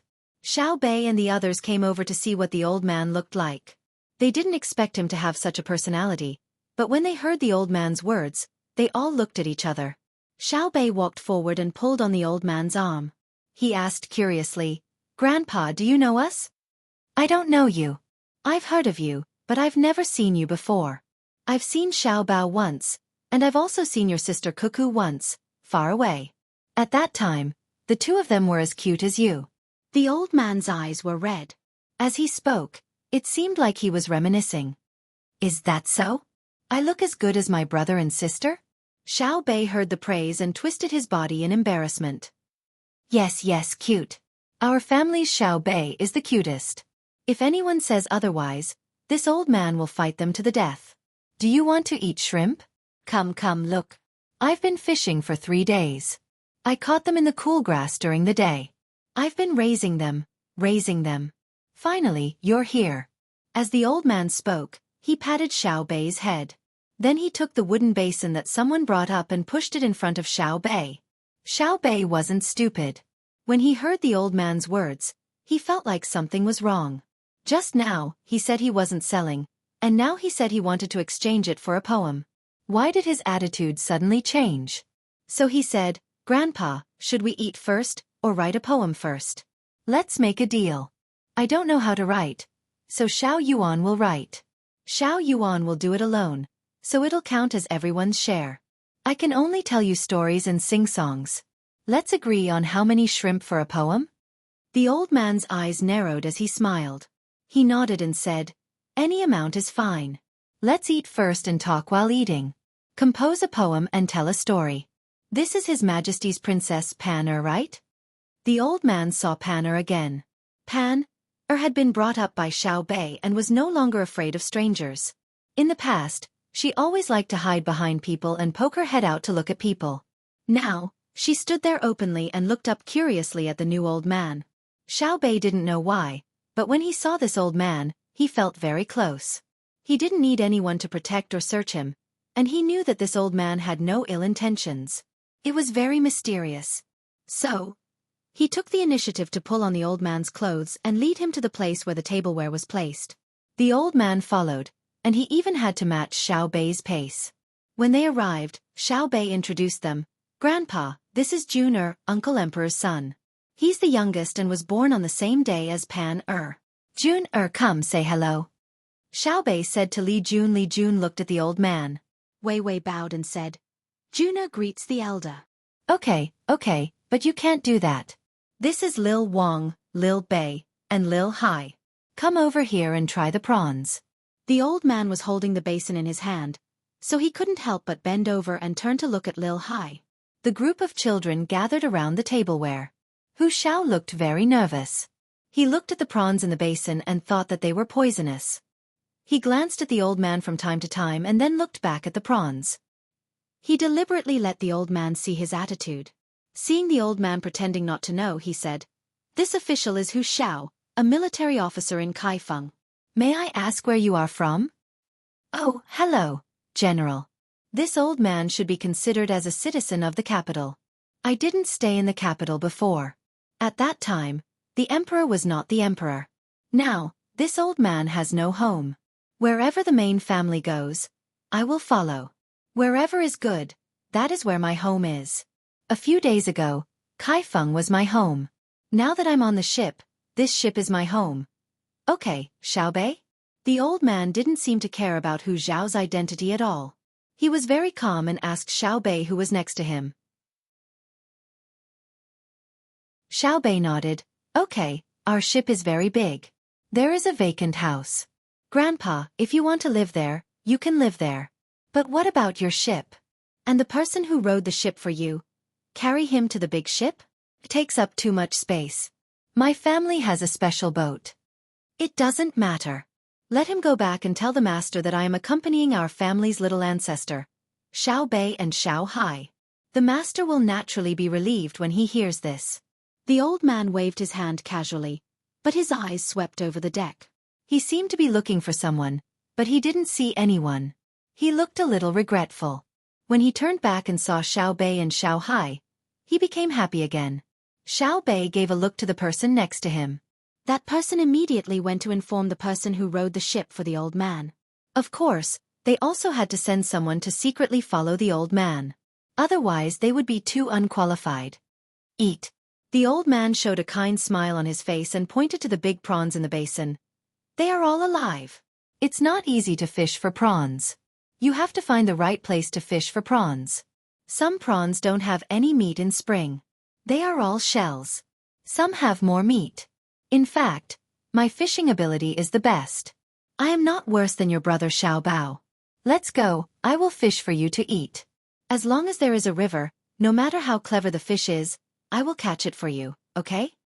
Okay, Grandpa, you are really amazing. Then do you know where we are going? Will you follow us all the way? Xiao Bei understood the meaning behind the old man's words. He wanted to follow the ship, and he wanted to fish for him all the way. That was strange. Who was the other party? He didn't feel like he was willing to follow him because of his identity. I know. You are going to Jiang District, which is Peng Xin Lake. There are many fish, prawns and crabs there. There are also other shellfish in the river, waterbirds, and so on. When you arrive, there will be some people waiting there. When the time comes, let them come up. With my old arms and legs, it will be easy for me to fall into the lake. Let them protect me. Don't worry. They will be as loyal to you as your family's protection team is. This time the old man said more. When the 9 children heard this, they understood. The old man's identity was not ordinary, and he seemed to want to protect them. They understood, but at the same time, they were puzzled. They looked at each other and shook their heads. They couldn't guess the old man's identity. Little Hai looked at the old man and hesitated for a moment. In the end, he did not directly ask about the old man's identity. Since the old man did not say anything, he would just pretend that he did not care. Instead, he was interested in the old man's words. He asked, Grandpa, can you tell me how you know we're going to Jiang District? We didn't tell anyone. This was what Little Hai was worried about. Since the others knew, what was the use of him waiting for them? They had already prepared everything that needed to be prepared, so it would be troublesome to investigate again. The old man smiled mysteriously at Little Hai and said, Don't worry. We know the way, but the others don't. If you go, the people of Jiang District won't be on guard unless someone leaks the secret. The old man looked at Hu Xiao. Hu Xiao was depressed. He was still on guard against the old man earlier, but now, he was the one who had to be on guard. He was so angry that he could not help but say, You old man, if you didn't tell me, how would I know? I only know that Lil Bei and the others are passing by. As for where they are going, I don't know. I thought they were going to Luzhou. Now that you mention it, I know that they are going to Jiang District. Someone there is going to be in trouble. How about this? I won't go down. I'll go with the ship. Give me a place to eat and sleep. The old man smiled and nodded. I think so. It's said that you, Adjunct Hu, have a good aim. Within 300 meters, you can shoot wherever you point. None of your shots missed. With you around, we'll have more protection. Lil Bei, can you give me some face? You're not considered to be absent. We'll temporarily lend you to us. Grandpa, you're really good. You know that he has a good aim. Come, let's cook the prawns. Light the fire first, boil the water, and put a little salt in the pot. It's not salty. Pan doesn't like it. Lil Bei did not care if there was one more person or one less. After all, the more people there were, the merrier. She did not know that the fleet in Jili province had departed. She was traveling at the fastest speed to the estuary of the Yangtze River along the coast. When she arrived at the Yangtze River, she would be able to reach Jiang District ahead of time. She did not know that her own fleet and trackers were moving toward Jiang District. Shu Province's soldiers were gathering at the Iron Chain Bridge. Her explanation was that it was a drill. Ships were joining them from time to time along the way. They were all people from the Zhang family and Wang family. There were also hot air balloons from nearby tourist attractions such as Hangzhou. They said that this was a drill for long-distance tourism. While the others were busy lighting the fire and boiling the water, Lil Bei was talking to the old man. "Grandpa, do you know where my things are? Tell me, do you think it's easy for me to sell a doll? They bullied me. Although they might not know that the doll is mine, it's wrong to bully a doll, right?" "Yes, it's wrong to bully Lil Bei. Even if they don't know about this, they deserve to die if they make our Lil Bei unhappy." The old man agreed with Lil Bei. "Ha! Deserve to die." Lil Bei was shocked. "It's not that bad. If they are guilty, let's talk about them being guilty. If they are not guilty, why should they take their lives? We have to be reasonable. I just want to go and take a look. I suspect that there's something wrong with the officials there. Before we have evidence, we can't convict them." Yes. Lil Bei is right. We can't arrest them first. If we do, we will convict them immediately. Our Lil Bei is the best. Be reasonable. No other doll can compare to our Lil Bei. The old man continued to agree. It seemed that whatever Lil Bei said was right. Xiao Bei, on the other hand, was at a loss for what to do with the old man. He wondered in his heart, what's wrong with this old man? It's just like my brother and sister. Whenever I say something, my brother and sister always agree. But if I say something wrong, my brother will tell me a story when he agrees. The more I listen, the more I know I was wrong. Could this old man be like my brother and tell interesting stories? While Lil Bei was thinking, the water boiled. Lil Bei stretched out his hands to catch the prawns. He was very nimble. No matter how the prawns jumped, Lil Bei could always catch them and throw them into the pot. "You still want to hide? Let's not talk about you being in the pot. I can catch you even if you are in the river. Do you believe me?" Lil Bei competed with the prawns as he mumbled. The prawns didn't say a word, but the old man said, "I believe you. Our Lil Bei can even catch fish in the Yellow River with his bare hands, much less pinch a prawn." That's true. Lil Bei wasn't modest at all. He threw another prawn into the pot. The prawn that entered first rolled a few times and turned from white and translucent to red. It was ready to be eaten. "It's ready to be eaten. I'll eat first." Lil Bei scooped up the prawn and wanted to eat it.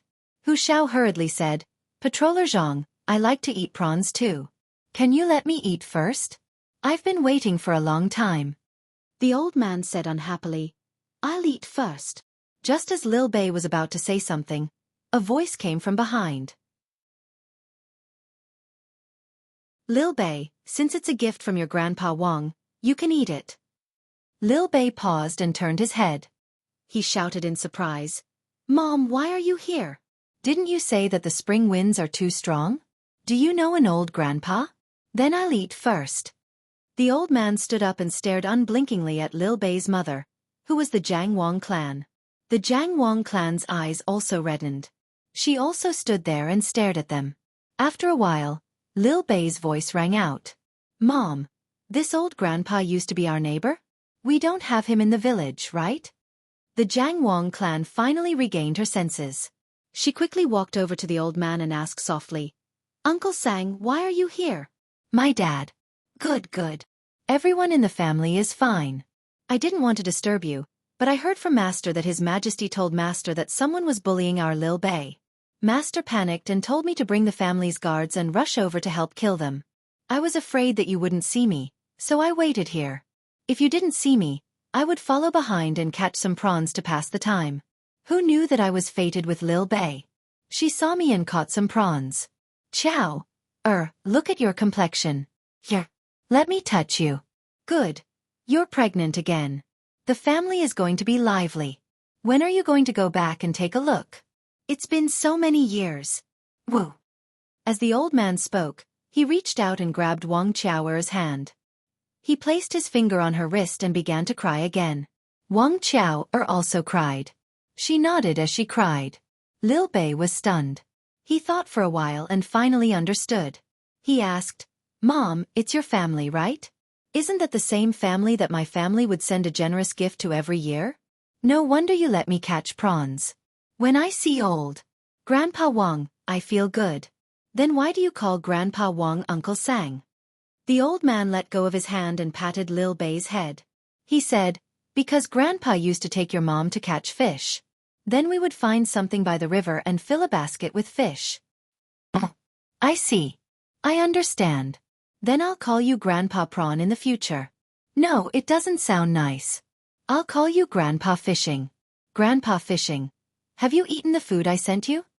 Lil Bei was very good at talking, but for some reason, he couldn't see anyone from his mother's side. "I've eaten it. The food is good, but it's not as good as seeing you. The prawns you cooked for Grandpa are the best." "Chow. You haven't told them yet?" The old man became happy again when he saw Lil Bei. He asked Wang Chow at the same time. "No. My husband is busy managing the Ministry of Works all day. Xiao Bao and Cuckoo are competing in the martial arts examination. I was afraid that he would be distracted, so I didn't let them send it back. It's the same on the boat." "Grandpa Wang, has Dad not done anything in Hangzhou?" Wang Chow explained and asked again. "No, he hasn't. Master is usually fishing. What he likes to hear the most is about Lil Bei and Xiao Bao. If he can't hear them, he will send a message to the capital and ask His Majesty. His Majesty won't pursue the past matters. It's all because of you and the friendship he left behind in the past. Do you want to go and take a look this time?" The old man talked about the situation at home and then asked with uncertainty. Wang Chow thought for a while and nodded. "Let's go. Let the children see. It's good that I'm staying behind with my sister. She's also here. Don't you think it's a coincidence?"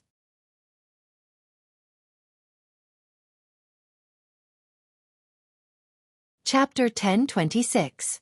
After all, Xiao Bei was still a child. When she heard that she could go to a place with many people, she was very happy. But she suddenly remembered that she had never been to her grandfather's house. What if they didn't like her? Thinking of this, Xiao Bei looked up and asked Mr. Wang, "Grandpa Fish, do you think we will be bullied in Hangzhou?" "Who dares to bully our Xiao Bei? Master can't even wait to see you at home. Your eldest uncle is also disappointing. He married 3 wives and gave birth to 5 children, but none of them are capable. It's fine if they're not boys, but they're not as smart as you, not even a little bit. They either throw tantrums or run around all day long. No matter how many times they are beaten, they still don't remember. When there are people around, they bully people when they go out to buy things. When there is no one around, they don't even greet strangers. Unlike our Xiao Bei, who can go out and be an official by herself. Back then, our family sent a few people to Sanxue County. Later, all the servants of that family were driven out of the house. The more the old man looked at Xiao Bei, the more he liked her. Although she was young, she was sensible and had a sweet mouth. When she smiled, 2 dimples appeared. Her big eyes were like her mother, Qiao and seemed to be able to speak. Xiao Bei, however, spoke up for her sisters whom she had never met before. "It's wrong to hit a child. If you can't do it well, you can teach me, right?" Yes, you can teach me.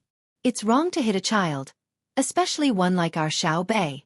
Not to mention hitting her, even a glare is a crime. Go back and tell Master that you are not allowed to hit her in the future." The old man continued to follow Xiao Bei's words. "I wasn't beaten out of the house. My brother never hit me, nor did he let others hit me. He said that only incompetent adults hit children. Is it true that no one bullied me? I'm not familiar with this place." Xiao Bei asked again. The old man was not angry. He still had a smile on his face. Xiao Bei is an official, a 3rd-ranked official. It's a big crime to hit an official. Not to mention ordinary people. Has His Majesty ever hit you? If His Majesty even touched you, your brother Xiao Bao would fight His Majesty to the death. No, he won't. Uncle Emperor is the best. When my family sent a chair to Uncle Emperor always asked my family to make it bigger so that I could squeeze in the seat beside him. My brother is also reasonable." Xiao Bei continued to maintain its kind nature. Little Yuan said from the side, "That's because we haven't been bullied. Otherwise, brother and sister would have killed them. Look at this time. We came out with more than 1,500 people. Brother is worried that we will be bullied outside. 1,500? That. When the old man heard this, he knew that something was wrong. The information he received was definitely not 1,500 people. Even if there were 15,000 people, it was still more than that. Xiao Bao had put on the posture of an army at the city gate. Something had been happening there recently. The old man didn't say it out loud. Instead, he looked at Wang Chaoer. He didn't believe that the most beloved princess in his family wouldn't know. Wei Wei of the Jiang Wang clan smiled and said, I didn't tell Xiao Bei and the others. Since I mentioned it today, there's no harm in telling them. Xiao Bei, your brother and sister have sent out the fleet of Jili State. When the time comes, they will stop in the middle of the lake. If you guys are in any danger, get into position and attack. Your aunt and I have your younger brother or sister, so we won't accompany you to avoid being frightened. You have to be careful. Actually, it's not a big deal. You've been used to running around since you were young. No matter how dangerous it is now, it's not as scary as when we were young. If we can really fight in Jiang province, you guys can also learn from it. Xiao Bei and the 9 children were stunned when they heard that. They thought that the officials of Jiang province would be like mice that saw a cat when they went over to deal with them. They did not expect that their brother and sister would transfer the fleet over. The 9 children knew very well that the Tang dynasty's fleet was actually dominated by their family. The number of ships in their family accounted for more than 80% of the Tang dynasty's fleet. The fleet of Jili State was the most powerful. It was only stronger than Luzhou because it had to suppress Xian Luo and Japan. The ships were large, there were many of them, they were fast, had a long range, and the quality of the personnel was high. The overall cooperation was good. When all 60 ships came over, they were like mountains, forming a majestic formation. Xiao Bei swallowed his saliva and looked nervous. He said, Are we going to war? I haven't learned how to command yet. You only know how to scare me with tripping ropes. Do you think our family lacks battle commanders? Aunt, when we were young, did we encounter more powerful enemies? Xiao Yuan asked a key question. Jiang Wang clan glanced at Hu Xiao hesitantly. Hu Xiao suddenly shuddered. He gritted his teeth and took the initiative to say to Xiao Yuan and the others, In the past, your family was powerful, but you could only stay in Sanshui County. At that time, the people of Sanshui County did not support you as much as they do now. Besides, Huayuan County had some foundation. There was no other place. At that time, Luzhou did not have many people. He wanted to support you, but he did not have the strength. At that time, it was not too difficult for someone to deal with your family. Fortunately, there was the Minister of Revenue and the little prince to protect your family. Your brother and sister were dancing on the tip of a knife. Every time they made a choice, they had to satisfy others.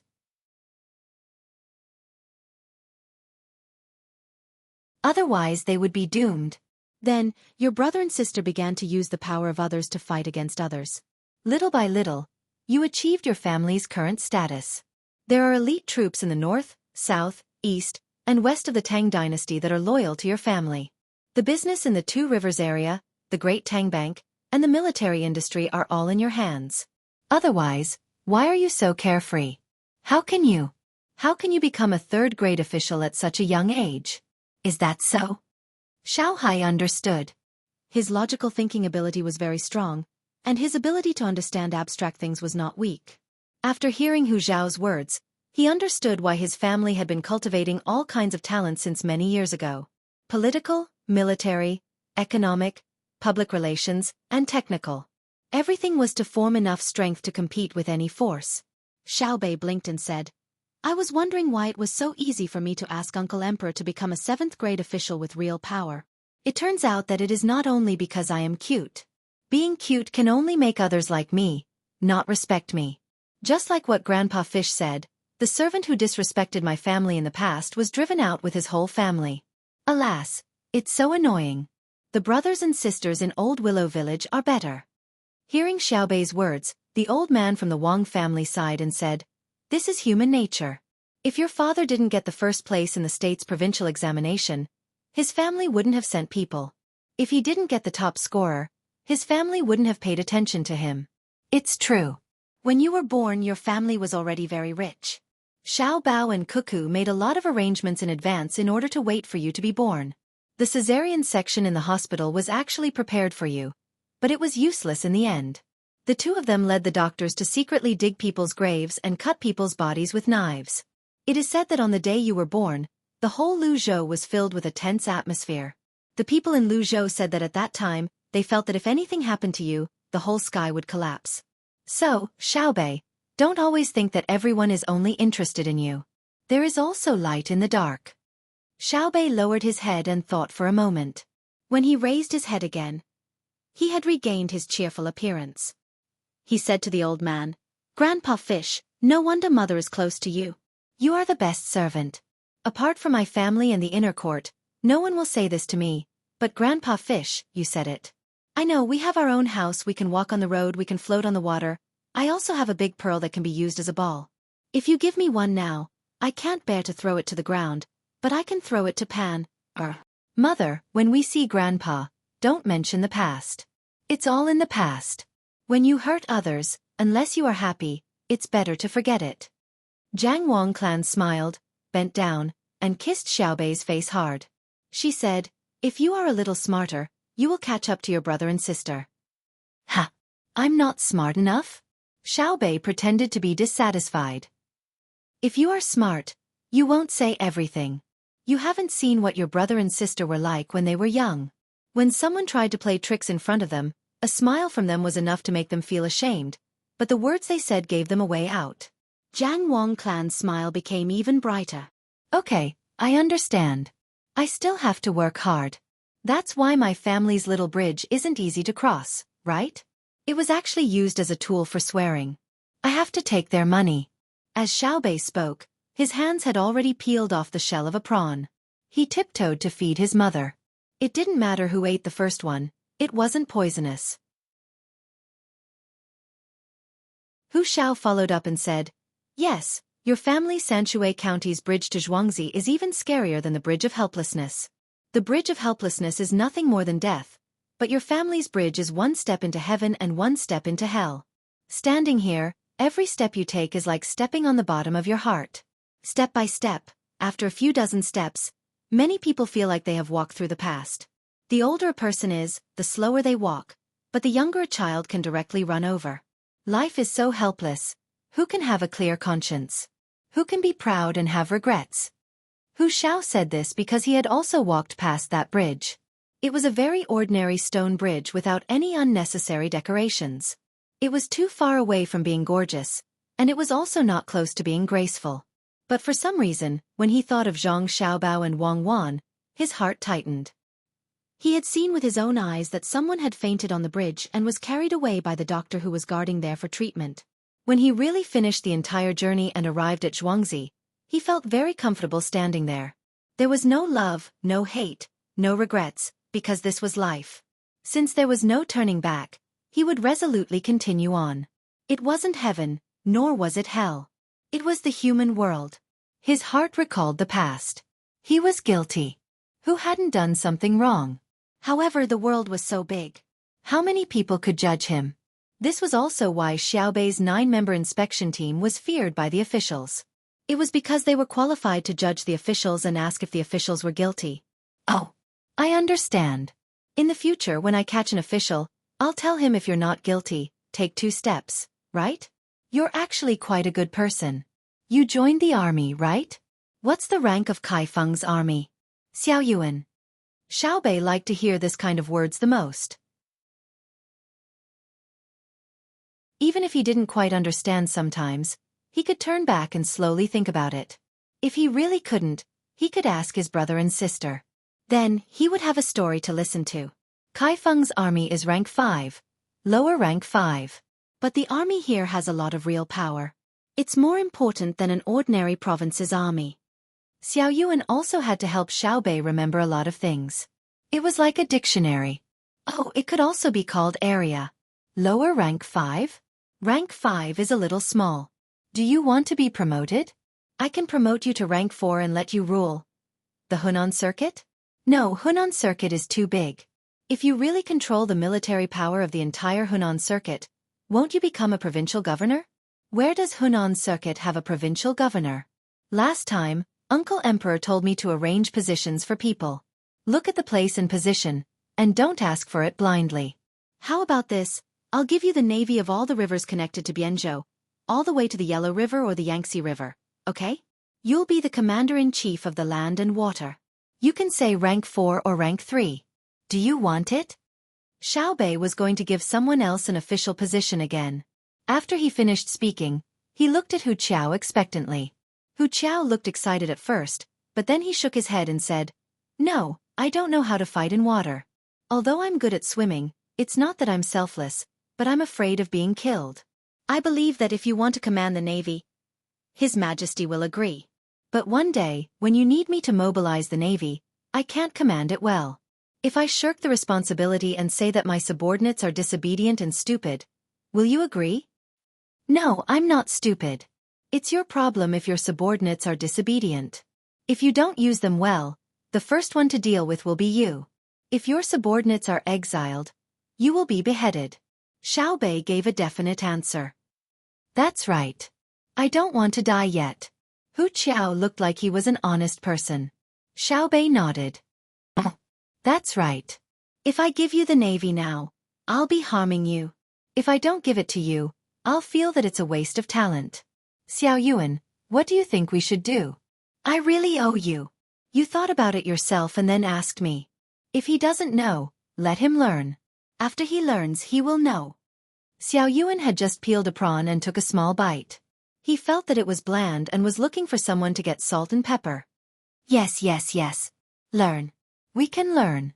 So, Sir Hu, follow the ship and learn from the commander on the ship. Don't think that we're a merchant fleet. Even if the fleet from Jili province attacks us, my current team can still fight to the death with them. Who said that merchant ships can't be armed? Who said that merchant ships have to be slow? Right. Follow and learn along the way. After you learn well, I'll recommend you to my sister's military school. It's okay if you resign from your current position, okay? Xiaobei stomped the deck and asked for Hu Qiao's opinion. Hu Qiao was trembling all over.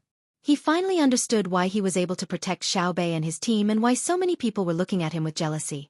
This was an opportunity to reach the heavens in one step. As long as you were capable or had strong commanding skills or were serious in your work, even if you couldn't do it, as long as you were honest, you had a high chance of seizing this opportunity. If you missed it, then don't blame the heavens and accuse others. The excited Hu Qiao looked at the Jiang Wang clan. However, the Jiang Wang clan turned her head away. It wasn't that she couldn't make the decision, but that she didn't want to. The old man from the Wang family said to Hu Qiao, "Sir Hu, the person who will give you an official position is our Xiaobei, not Qiao, I'm willing. I'll learn. I'm still young." Hu Qiao understood. If he looked at the Jiang Wang clan, wouldn't he be implying that Xiaobei couldn't make the decision? If Xiaobei got angry and lost the opportunity, the Jiang Wang clan would naturally protect her child. If Xiaobei got angry, did he expect him to give him an official position? Xiaobei acted as if he didn't know. "All right then. You'll learn as you go. Start with the basics. The commander of my family's fleet must be familiar with every job. For example, if we're heading east, the wind is westerly. The speed of the sail is very fast, and the ship is at full sail. You're the commander. Through the binoculars you can clearly see the enemy 2 li ahead. Their position is slightly north. It's a fleet like ours. You just have to shout, drop the sail, turn left, and fire from the right. You're dead meat. Because they're going against the wind, they're also turning left. They're at full sail and half mainsail. We're slightly southwest of them, so they'll come over first. So you have to know what our ship looks like, how fast it turns, and the effective range of the cannon. Do you understand?" Hu Qiao nodded in shock. Didn't Xiaobei say that he didn't know how to command?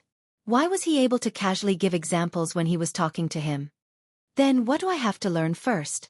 Hu Qiao asked. Washing the board, arranging the cargo boxes, tying knots, and standing against the wind. A voice came from the side. Hu Qiao turned his head and saw a man who was not even 30 years old. He was very tanned and stood upright with a serious face. He was like a nail that was nailed to the spot. The first impression he gave was only one word: steady. Then it was rigid and mean. I haven't asked. The fleet's commander-in-chief, which is also the captain of the flagship. In the future, you will learn from me and do as I say. I want you to remember the joining points of every piece of deck wood and arrange the cargo boxes of all shapes and sizes neatly. When you want it to open, it will open with a pull. When you don't want it to open, the cargo will not move with the ship.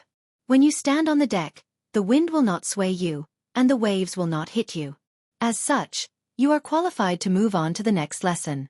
When the person spoke, he was also very serious and unreasonable. Okay, I'll do it, Hu Qiao said indignantly. He didn't believe that he couldn't do such a small thing well. Report, good news. Little master, little miss, good news. In the hibiscus garden, Zhang Xiaobao and Wang Wan were eating lunchboxes when a person suddenly ran in and shouted loudly. Zhang Xiaobao put down his chopsticks and said to the person, "It seems that you are full. You are very confident. Speak. I will eat after you finish." Report, I haven't eaten yet. I am hungry. I will eat later. I have good news. The ladies are pregnant again and are preparing to go to Hangzhou to recuperate. Hangzhou Wang family. The person didn't care about Zhang Xiaobao's attitude at all and said with a smile. With a clatter, Zhang Xiaobao's chopsticks fell on the small table and stared at the person. Wang Wan also stopped eating and opened her mouth slightly. Because the two of them heard clearly that the ladies were not the same person. Cuckoo. Isn't this too much of a coincidence? Why are you together again? Zhang Xiaobao asked Wang Wan. As the saying goes, I can't make a book out of coincidences. The question is, why did we only find out now? Wang Wan was more concerned about this. Because, when we go out, we are afraid of our mothers. We are going to have a younger brother or sister again. I guess we will have to start from the beginning again. Do you think it is a good thing or a good thing? Zhang Xiaobao thought of the scene of a large group of children running around. It is a good thing. Xiaobei's agarwood house can be used. Wang Wan gave a definite answer.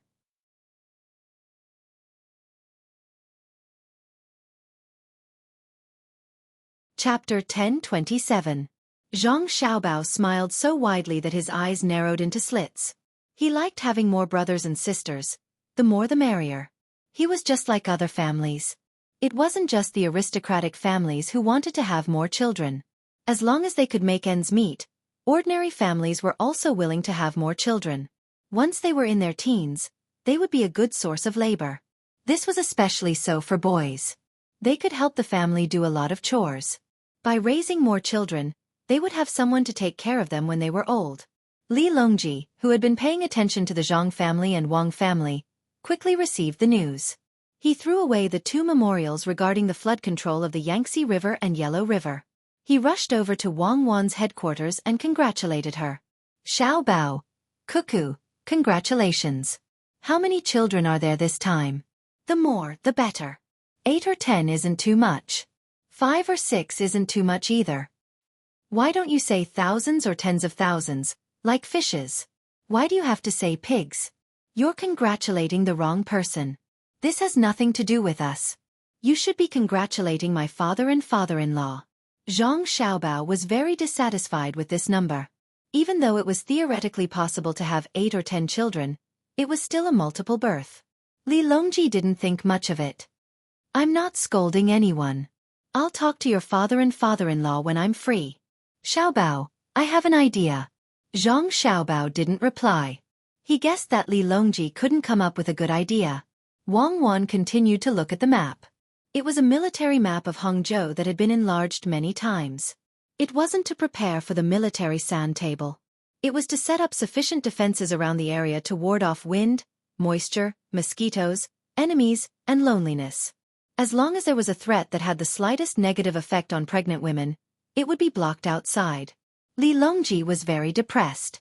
In the entire Great Tang, only Zhang Xiaobao and Wang Wan dared to ignore him. Under normal circumstances, Zhang Xiaobao should have replied with a, "What's your idea?" This is what this emperor is thinking. This emperor will ask the two madams to help spread the knowledge of conservation. This emperor will also give a push to encourage the people of the Great Tang to have more children. This emperor has asked around. There are some places that are poor, the entire region is poor. If they give birth to a boy, they will keep it, and if they give birth to a girl, they will throw her away. Sometimes, I wonder how many Xiaobei they have thrown away. Girls are also people. If the Great Tang is really full of men, then wouldn't it be over?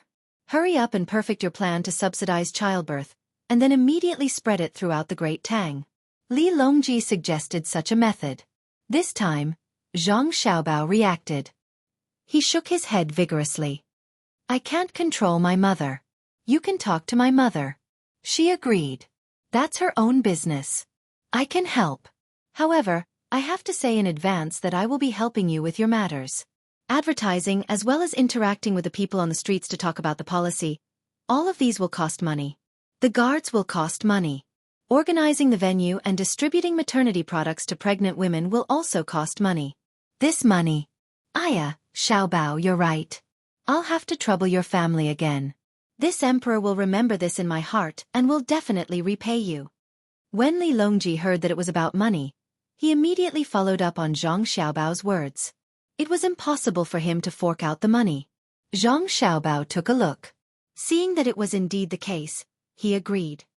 All right, my family will fork out the money. I will need to borrow the resources of the local government to help organize the event. I will also need to fork out a portion of the money to send gifts to the pregnant women in the area. As for the advertising fee, it will belong to the local government. You can advertise such a thing? Xiaobei and the others have already gone to the local government. Is there a need to tell me? Li Longji did not know who would advertise, and he also did not know what gifts would be sent. Xiaobei and the others have the power to monitor, arrest and convict people, but they do not have the power to order people around. Naturally, there will be advertisements. Dei Hospital's local medicine is free of charge, but the ribs, fish, vegetables, and diapers for the children have to be bought. The businesses involved can advertise their products' quality and price advantages. The most difficult thing is to change people's views. Otherwise, it will be very harmful to the pregnant women's health. Zhang Xiaobao suddenly remembered this matter. It was very serious. Not to mention now, even when he and Wang Wan were together, there were also some people who kept the tradition. In the end, there were complications such as diabetes, heart disease, high blood pressure, gynecological diseases, etc. Li Longji realized that he had encountered a problem in this field that he was not clear about. Like a student, he sat up straight and asked, Indeed, there should be businessmen who advertise. I saw that Xiaobei and the others used something that looked like underwear. It was made of paper. Even the children can use it. Wang Wan put down the map at this time. Xiaobei and the others only started using it after they were 2 years old. Paper diapers are not for them to use casually. Also, the purpose of giving it to Xiaobei and the others was not to let them pee casually. It is to keep them warm, and when the air is humid, bacteria will come into direct contact with their bodies. They only use it once every 2 hours. Can ordinary people afford to use it? We can't give it to them even if we give it to them. Now that there is a lot of cotton, we need to use pure cotton diapers and wash them frequently. This way, the children will not get rashes easily. The most important thing is not this. It is the diet and hygiene during pregnancy and confinement. Now that the medical school's research is out, we can't stick to the previous methods. When Wang Wan talked about this, she seemed very helpless. Li Longji really did not know much about this kind of thing. He was only in charge of making people pregnant, but he was not in charge of taking care of and delivering the child. The only thing he could do was to think of ways to get what the woman he liked to eat when she was pregnant. If she liked to watch a play, he would get someone to act. If she wanted to hear him play the drums, he would play the karma drum. As for the pregnant woman's body, he did not care. Now that he heard what Zhang Xiaobao and Wang Wan said, it seemed that there was a lot to know about pregnancy. He asked, For example? Madam, I will talk to His Majesty. You can continue looking at the map. Zhang Xiaobao continued and said to Li Longji, For example, there is a tradition in many places. It is called a custom. When a woman is pregnant, she has to raise chickens. When she needs them, she will eat eggs and chicken. This is not wrong. It ensures nutrition because cows and sheep are too expensive, not to mention deer. In the past, the cost of raising pigs was not low. They only knew how to feed pigs with grass and food, but they did not know how to rear pigs. In the end, they gave pregnant women and confinement women chicken, eggs, and millet to their heart's content. Then they fell sick. Usually, they can't eat so much. Meat is too big, so they eat it all at once. The thin ones become fat, and the fat ones become fatter. What's wrong with that? Children need to drink milk. Women need to eat more to get milk. Li Longji understood this. Yes, nutrition needs to follow, but who said that nutrition is meat? If you eat well when you are pregnant, the child will grow up, and it will not be troublesome to give birth. Now, there is the technology to perform a cesarean, but who is willing to always perform a cesarean?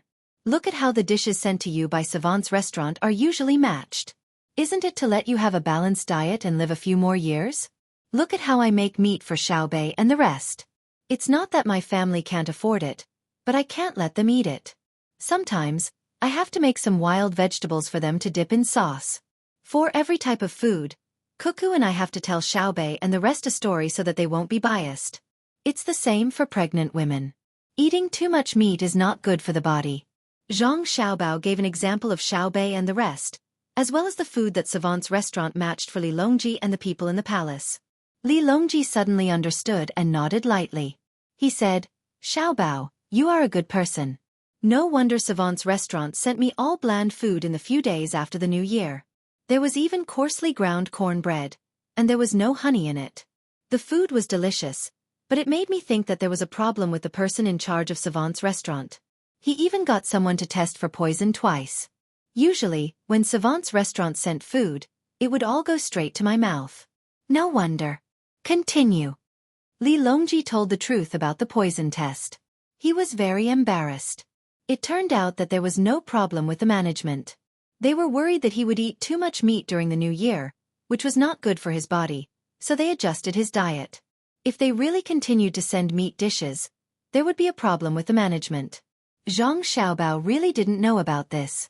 He thought that his godfather was afraid that he would misunderstand, so he didn't let anyone mention it to him. Also, during the month of confinement, the most common time is that you are not allowed to bathe for a month. You are afraid that external evil will enter your body. This is because the medical system in the past was not good, so we could only use a conservative method. However, it is to nourish the bacteria. This matter has a certain reason, but now, we don't need to use this method. Cuckoo, I will talk to Her Majesty outside. As Zhang Xiaobao spoke, he greeted Wang Wan. Wang Wan glared at Zhang Xiaobao. I'm not a child. What are you afraid of? There is nothing that can't be told to others. All right, you can't tell everyone everything. If the emperor doesn't keep secrets, he will lose his officials. If the officials don't keep secrets, don't say useless things. If the emperor doesn't keep secrets, he will lose his country. You guys can talk. Don't worry about me. Wang Wan interrupted Zhang Xiaobao's recitation of the Analects of Confucius. Xiaobao, are you saying something that goes against ethics and morality? Li Longji looked around. If there was something wrong, it was better to say it outside. No, it's mainly because we are not doctors. It's about a woman's physiological problems. Actually, it's nothing. Let's talk about business. Why can't a woman bathe during confinement? First, it's because the change in temperature can easily affect the body. For example, when you catch a cold, it's cold. Second, when you bathe, even warm water is not as good as the secretion of the woman's body. When a woman gives birth, no matter what she does, she will get injured. There are injuries in the joints and in the uterus. In the past, medical science couldn't catch up, so it was better to let the woman recover on her own. Zhang Xiaobao explained. Back in his time, any man who cared a little about women would be very clear about this. It was not something that belonged to the martial arts world. Good men had to specifically learn how to influence and take care of women during menstruation. But in this era, it's still very shocking to say it so naturally. Li Longji was shocked. It's not because Zhang Xiaobao dared to say such things. It's because, Xiaobao, you want to learn this too? I'm not deliberately learning it. I just want to understand it. I want to continue. But our current medical school's research in this area has always been more advanced than other areas. The main reason is because Xiaobei and the others needed it. I invested a lot of money and it's biased. Medical care for infants and pregnant women is free, right? So don't not bathe for a month. We have thermometers and special sterilizers. What we need to do now is to match the diet. During pregnancy, we can't raise the child too big. It's not easy to give birth. It's fine as long as it's enough. If you raise it to be fat, it might not be healthy. In this way, we can reduce the complications of pregnant women. A healthy child and a healthy mother are the most important. Also, during confinement, don't eat too much millet and eggs just for milk. There's also rice, sorghum, white flour, various vegetables and fish. Take turns to eat. Eat less but eat more. This will speed up the digestion of the stomach and intestines. If there's not enough milk, you can replenish your protein. The most common food is soy products. Of course, eggs are fine too. But you can't eat a pile of eggs every meal. Other than protein, there's also cholesterol. Drink some of Kuan Bu's soup. There's also direct sugar intake. Drink more plain water and pure fruit juice. If it's twins and you can't keep up with milk, you can add meat and fish. But you can't focus on everything, especially not eating chicken all the time. This way, there's enough iodine and calcium in the milk, as well as trace elements like iron and zinc. It's helpful for both children and adults. When Zhang Xiaobao said this, he let out a long breath. It was too tiring. Pregnancy and childbirth seemed very simple, but it involved too many things. There was no fixed method, and it could only be adjusted at any time. Wang Wan also listened. She smiled at Zhang Xiaobao and said, "You know quite a lot, Your Majesty. In fact, the birth of a baby is like fighting a war. There must be intelligence, vanguard, middle troops, and logistics. As for the education that follows, that's another story. Children are not cute toys to look at, nor are they the continuation of one's ideals. They are the most precious existence in the world. The most beautiful luminous pearl will dim in front of the dazzling new life." Li Longji listened quietly and listened very seriously. What he wanted to do most was to grab the two people behind the Zhang Xiaobao and Wang families and ask them, "How many things do you know? Why did you choose Xiaobao and Cuckoo? Other than knowledge and talent, could it be that you can also teach human nature?" Of course, he also wanted to capture Xiaobao and Cuckoo and interrogate them. "How did you learn? The knowledge you learned is too diverse and vast. Aren't you tired? You know all the subjects of the imperial examinations, and you're at the top of all of them. Literature, law, politics, calculation, national policy, calligraphy, music, painting, industry, agriculture, military, economy, education, system, human nature, food, medicine, and so on. Are these things that humans can know?" Li Longji thought this, but he didn't ask. Of course, even if he asked, Zhang Xiaobao wouldn't tell him.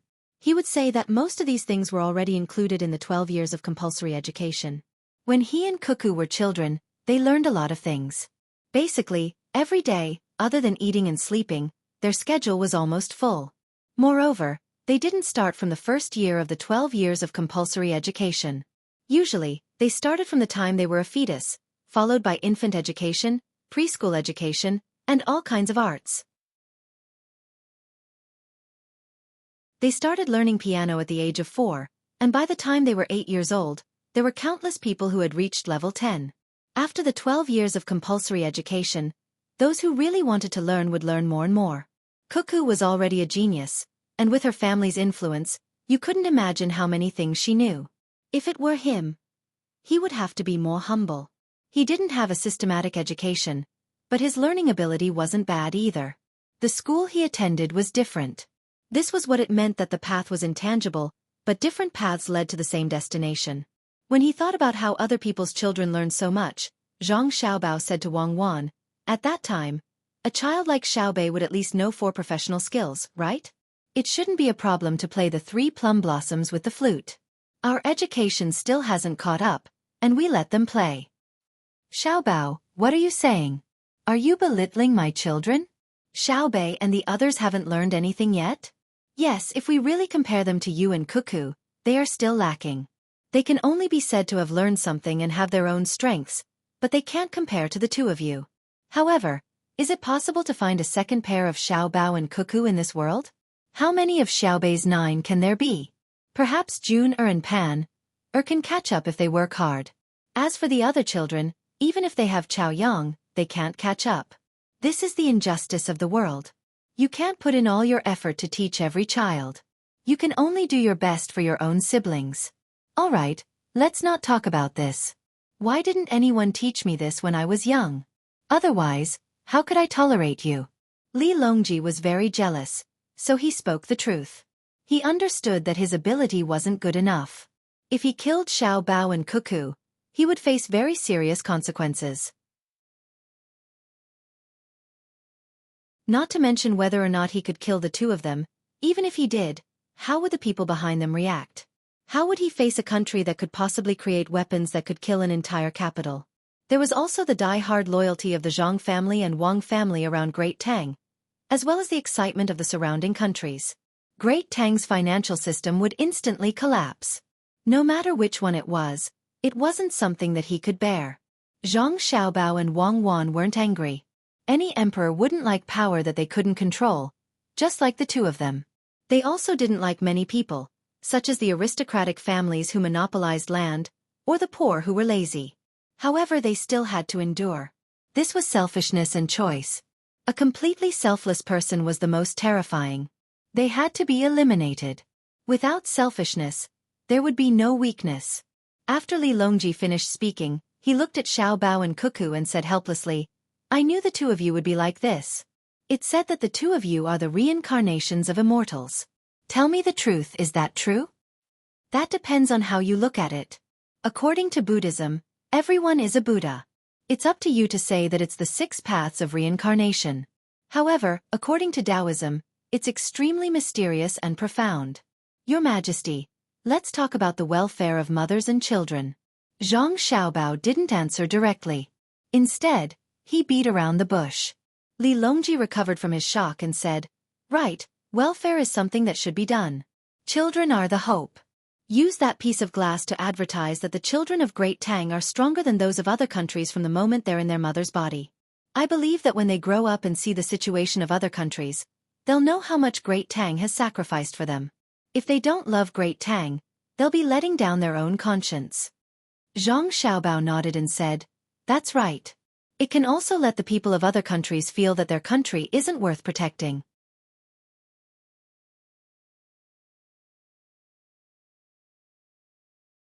Chapter 1028. One of the things that Li Longji loved the most was to see how the lives of the citizens of other countries were not as good as his own country. He would constantly compare them and feel extremely satisfied and proud. In the past he had this problem. He would go on a pilgrimage to Mount Tai and make a big fuss about it. He was afraid that no one would know about it. Whenever he went to a place, the local government would spend a lot of money. Whenever he was happy, he would exempt a few years of taxes, reducing the finances of the imperial court. Now, he also liked to travel, but he was not so extravagant. He didn't specially go to a certain place where he didn't need to be received. So he made a curious connection between tourism and the promotion of fertility. He said to Zhang Xiaobao, How's the construction of the Great Tang going? I want to patrol Great Tang. Summer will be here soon, and I'm afraid that there will be a flood at the Yangtze River. I'm going to make preparations in advance.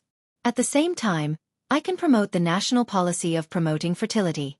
Isn't this killing 2 birds with 1 stone? Zhang Xiaobao would be a fool if he believed his words. If you want to travel, so be it. Who's stopping you? What's the point of finding excuses? Thus, Zhang Xiaobao didn't reply. Wang Wan couldn't help but laugh. She said to Li Longji, Your Majesty, the construction of the Great Tang doesn't need to be grand. It's fine as long as it's comfortable. When you're not here, you can use it to play movies and become a place for ordinary people to visit. Don't take the initiative to collect entrance fees. Put a donation box inside, and say that it's used for Great Tang's infrastructure.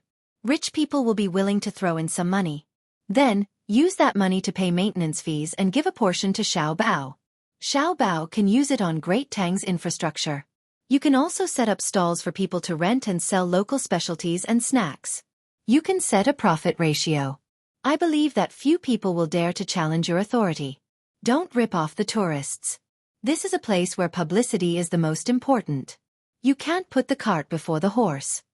After which, Wang Wan looked at the sand table and reminded Zhang Xiaobao, the wind direction has changed. Change the place to release the smoke. Oh, okay. Give the order. Extinguish the fire in the northeast and ignite the fire in the west. Zhang Xiaobao looked at the sand table. That was right. The messenger had already changed the model to test the wind direction. Li Longji and Wei Wei shook their heads. I reckon that Zhao Hanzhong will come looking for the two of you later. Look at how you've bullied him. Do you still have the honor of a soldier? You're just like a rascal. Smoke, smoke, smoke. All you know is to smoke. Your Majesty, you can't say that. If I had other means, would I have ordered people to shout, harass, and release smoke? You will know later whether it is the Navy, the Army, or the Air Force when attacking the enemy, you must hide yourself. Take the artillery for example. Now that they are firing at our army is able to hold on. If our army also has artillery battalions, would they dare to fire as they please? When his cannonballs fell on our infantry positions, our cannonballs fell on his artillery positions. What's the big deal about smoke? In the future, I will release poisonous gas. If the wind blows, a large number of people will die. Who cares if he is a rascal or not? It's fine as long as fewer people die in our army. Zhang Xiaobao said indifferently. He was the kind of person who was ruthless to himself and even more ruthless to others. He would only show his kind side to the children of his own country. This was also the point that made Wang Wan feel the most conflicted when she evaluated him. Li Longji's personality was actually quite similar to Zhang Xiaobao's.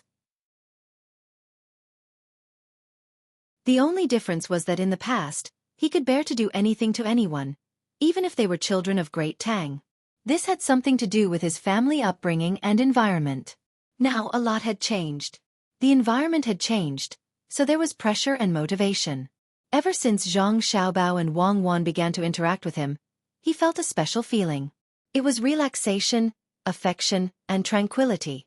When the two of them were a little older, Xiaobei and the other 9 children became lively again.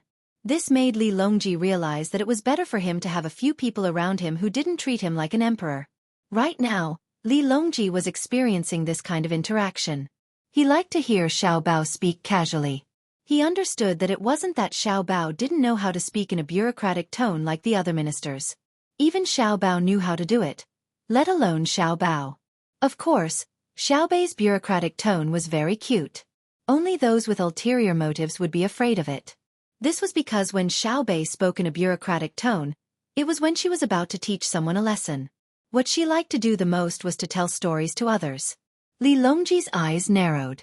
He enjoyed chatting with Xiaobao and Cuckoo, even if Xiaobao was speaking bloody words. Reporting, enemy General Zhao Hanzhong is cursing at the front of the formation. Ask our generals to go out and meet him. The messenger's words interrupted Li Longji's leisurely moment. Zhang Xiaobao looked at the messenger and curled his lips in disdain. I don't want to meet him. What? He wants to fight me one-on-one? Does he want me to use a gun? If he uses a rifle, I'll let him hide as he pleases within 500 meters. If he uses a pistol, he won't even have the chance to fire within 50 meters. I think he'll use a knife and he'll use a gun. The messenger held back his laughter as he spoke. Do you think he can win if I use a knife? Give me 2 throwing knives.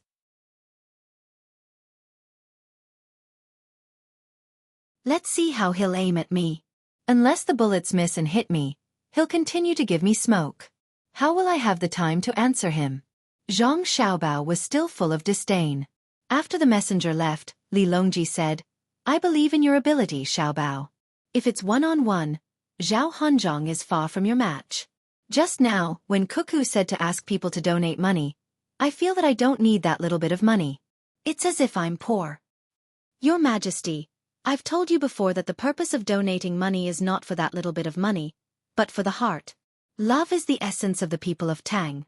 If you don't promote it, who will donate money to buy things for their children when they need to carry out operations in the future? However, we have to spend the money donated. Since we don't need donations, we can still do things. Why should we be greedy for that little bit of money? If we're greedy enough, the hearts of the people will turn cold.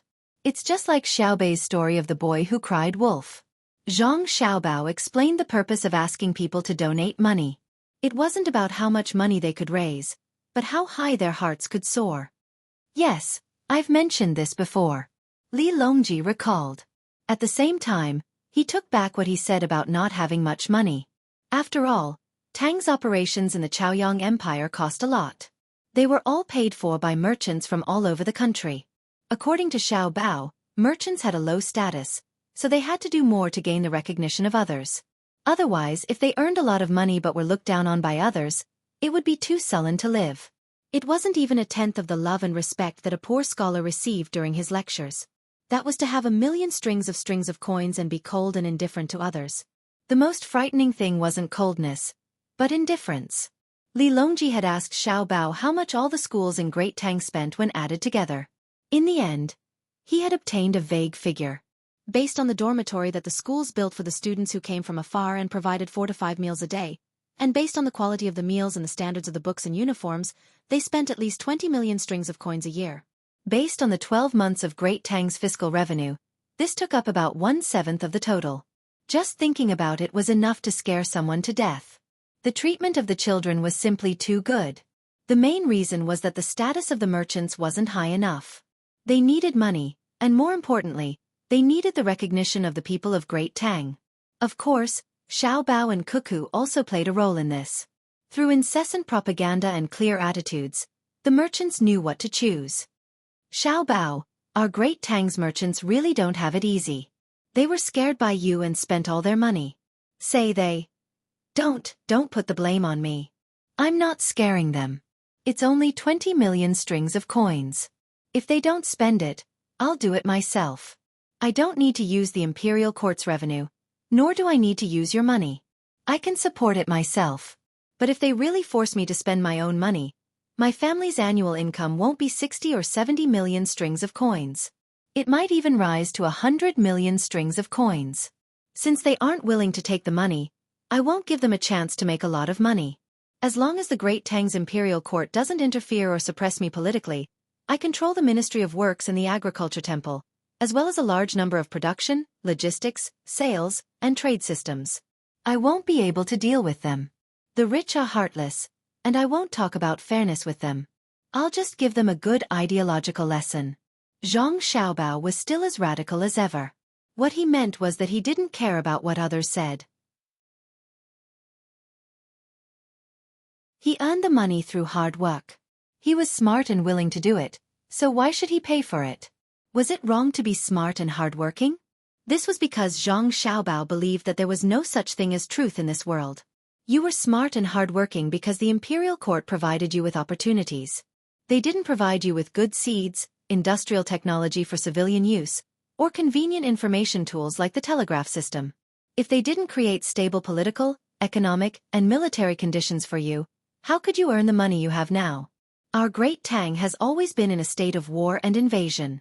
If you're smart to a certain extent, you won't be earning money, but thinking of a way to become an emperor. Fairness itself is a scale. How many weights, how strong a lever, and how long a distance do you need to use a small number of merchants to move the majority of ordinary people and maintain that balance? If things go wrong, the scale will break, and the weight will fall and smash your feet.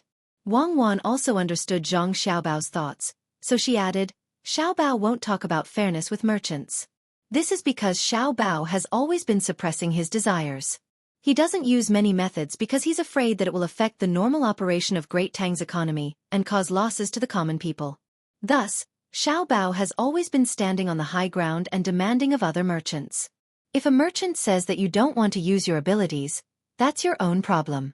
What right do you have to restrict me? Then, Xiao Bao will use some methods on them. Not only will I not restrict you, but I won't restrict myself as well. This is fair, right? I won't ask you to do anything. We'll rely on our own means, and we'll be responsible for our own lives.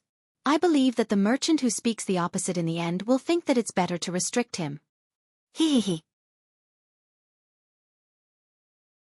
Li Longji nodded with a smile. That's right, that's right. What merchants are afraid of isn't how high Xiao Bao's moral standing is, but the ability of this industry. Sheep don't have the right to talk about fairness with wolves, because wolves will die if they don't eat sheep. Reporting, the enemy's commander, Zhao Hanzhong, is challenging us again. He wants to meet with our commanders.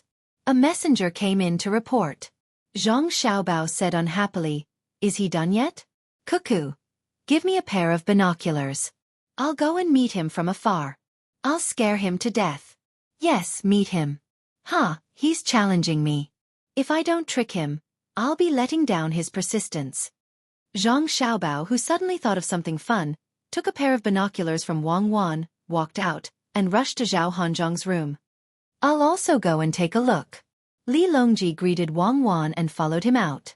Wang Wan sat there without moving. She couldn't go and meet Zhao Hanzhong, as that would expose her position as the main force. She looked at the door and muttered, "Xiaobao is coming up with bad ideas again."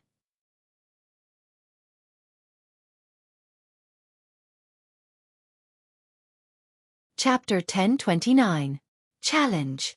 Zhao Hanzhong stood by his sand table and ordered the messenger. "General Zhao is in a good mood. It's just that it's a bit cold in the command center. Do you want someone to add a brazier?" Zhang Xiaobao's voice sounded as he appeared at the door. Zhao Hanzhong turned his head. His eyes were first filled with doubt, then shock and anger. He opened his hands to block Zhang Xiaobao's line of sight. As he blocked, he said, "Zhang Xiaobao, you can't do this. You're relying on the privilege His Majesty gave you to come here and spy on me. Can't you afford to lose?" As he spoke, Zhao Hanzhong had already reached his hand in front of Zhang Xiaobao's eyes. He looked left and right. When he felt that Zhang Xiaobao couldn't see the sand table, he was temporarily relieved. "Zhang Xiaobao, why did you come here instead of commanding your people?" "I don't like the cold. I'm not used to the hot room. Don't peep in the name of caring for me." "General Zhao, it's better to be honest. I was discussing economic and political matters with His Majesty, and you had people call me to meet you again and again. I was busy. When I thought about how it would take too much time for each of us to set up a model of each other and have the messenger pass on our words back and forth, why don't we meet? Let's each use a telescope and shout from a distance. What do you think?" Zhang Xiaobao said with a look of grievance. Zhao Hanzhong was stunned again. He suddenly jumped back and pointed at Zhang Xiaobao. "You. It's you." "Zhang Xiaobao." "Yes, it's me. I'm Zhangjia Zhuangzi of Sanshui City, the eldest son of the Zhang family, Zhang Xiaobao," Zhang Xiaobao said with a smile. "You're the one who kept smoking me? You're also the one who made the soldiers sing folk songs day and night? No wonder you could come up with such a sinister move. In other words, the main force of your army is here, right?" Zhao Hanzhong loudly questioned Zhang Xiaobao. This was because it was a folk song, and the messenger had sung it to him many times. At first, it was all right, but later on, he felt a headache coming on. It was too torturous, and he had to change it to another song. Staring at the same song, who could stand it? The smile on Zhang Xiaobao's face became even brighter. He cupped his hands and said, "Thank you, thank you, thank you for the compliment. As the saying goes, in a battle of life and death, everyone will rely on their own means. All is fair in war. In fact, I haven't done enough. I need to learn more in the future. Stay away from me. Don't get too close. Disgusting. Who wants to talk to a man like you? Someone, pass down my order and report to the Middle Army. The enemy our brigade encountered is Zhang Xiaobao's logistics team. Their main force is at Mount Huangshan." "Wait, Zhang Xiaobao, you lied to me. Your main force is definitely not at Mount Huangshan, right?" Just as Zhao Hanzhong was about to send the message back, he suddenly hesitated. When he asked Zhang Xiaobao, he stared into Zhang Xiaobao's eyes, as if he wanted to see if Zhang Xiaobao was lying. However, he didn't know that even if he put a lie detector on Zhang Xiaobao's eyes, it would be useless, let alone look into his eyes. Therefore, Zhang Xiaobao's eyes were still as clear and pure as when he was young. To describe it a little exaggeratedly, it was as deep as the bright night sky. With this kind of gaze, Zhang Xiaobao still smiled and said, "If General Zhao is powerful and you found out, half of our main force is actually hiding at Mount Huangshan under the command of Cuckoo. In a few days, they will surround your army. The other half has already ambushed beside Hangzhou. They want to catch your middle army off guard." Zhao Hanzhong's eyes narrowed. He retracted his hands and twisted them together. His two thumbs moved back and forth in circles. It was obvious how conflicted he was. After thinking for a while, He still couldn't figure it out. He could only ask, "Then let me ask you. Since you said that the main force is here, why didn't Wang Wan show up? Do you need Xueqi to show up to fight your brigade of 4,000 people? My logistics army has more than 20,000 people here. Including my personal guards, there are a total of 25,000 people. Originally, I thought that it would be difficult for you to fight properly. Who asked you to rush all the way here? Now that you're here, you still want to call the shots? It's useless even if you put up a front." Zhang Xiaobao puffed out his chest and looked up at the ceiling as he spoke to Zhao Hanzhong. Zhao Hanzhong still didn't believe him. Although he knew that what was false was true and what was true was false, he couldn't tell which of Zhang Xiaobao's words was false and which was true. "Zhang Xiaobao, it's too impolite of you to look at the sky when you speak. Let me ask you again. Which of your battalions is following behind my army? Which unit was the one that set the forest on fire? Who was the vanguard of my 1st Brigade on Fuyang Hill? Oh, you're here to ask me for information? All right, since we're colleagues, there's no harm in telling you. First, let's talk about the one that set the forest on fire. That was done by Xueqi's sniper battalion. It was a high-quality team. A 2nd period inner courtyard student and 13 4th period inner courtyard students. After they finished setting the forest on fire, they went into hiding and didn't come back. At that time, they were given a death order to achieve their goal. However, they didn't want to die, so they survived. They also split into many small teams and searched for small enemy units in various places. For example, groups of 3 to 5 people, or less than 10 people. When they encountered them, they ate them. They seized a lot of these things that can see very far. You recognize them, right? Zhang Xiaobao wasn't in a hurry at all. He spoke slowly to Zhao Hanzhong and even waved the binoculars in his hand. Zhao Hanzhong's expression was ugly. He waved his hand and said, "Just say that you destroyed my intelligence team. Why are you beating around the bush? You're holding binoculars in your hand. Your family made them first. Don't you recognize them? In other words, there was only one or a few small teams following behind my army. Where's Fuyang? You're really too much. Just joking and relaxing. That's right, there's a small team behind you. Not just a few people. The leader of the team is called Little Dong. I've already met him and told him about your members and weapons. Fuyang, you can only blame your people for being too careless. When they met the logistics team that I sent out, the result was the same as yours. They foolishly rushed forward to fight a siege and annihilate the enemy. You're a little stronger than them. Just a little. You pulled your people back in time to break through, but it's just a little." Zhang Xiaobao was telling the truth, but he knew that Zhao Hanzhong didn't dare to treat it as the truth. If it was him, he wouldn't believe it either. Sure enough, Zhao Hanzhong looked at Zhang Xiaobao seriously, as if he wanted to distinguish the truth from the other party's expression. Unfortunately, he found that he couldn't see anything. His only gain was that he saw Li Longji. Li Longji was holding a corn stick in his hand. He was rubbing the kernels and eating them. The kernels were roasted. The kernels were not that tender, so the kernels could be rubbed off. The fragrance also floated into the noses of the people around him.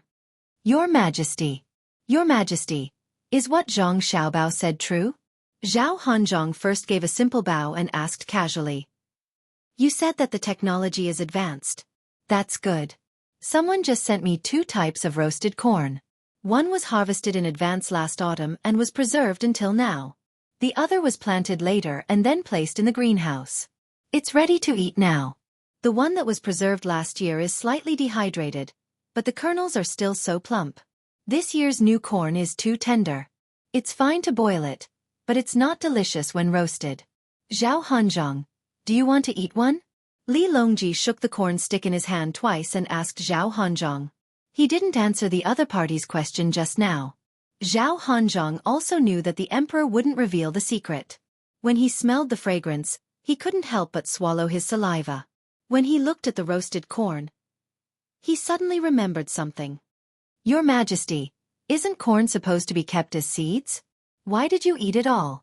Zhao Hanzhong's family had land. When Zhang Xiaobao and Wang Wan asked people to bring back seeds from a faraway place, he asked for some seeds. It wasn't easy. There were too many monks and not enough gruel. Now, his family only had a few potatoes and tomatoes. They didn't have any chili peppers and corn. When he saw the emperor eating, he thought that if he didn't eat it and kept it as seeds, would his family get a share? After planting it for a year, there would be more in the second year. Li Longji waved his hand behind him. Someone came over and brought the roasted corn. Zhao Hanzhong, eat an ear of corn. It's not bad to eat a few more. Corn seeds are indeed produced after corn ripens, but not all corn can be turned into seeds. The corn that was left last year and the corn that was eaten this year didn't grow well. If you leave it as seeds, wouldn't you be harming the people? It's like a general. The one who commands the army must be a general, but not any general can command the army. Li Longji's last words were heavy, which made Zhao Hanzhong tremble. He knew that His Majesty was saying that his command was not good, and that he was alone in the enemy's encirclement. He could not be a seed. When he took the roasted corn, he suddenly felt that the corn wasn't that delicious.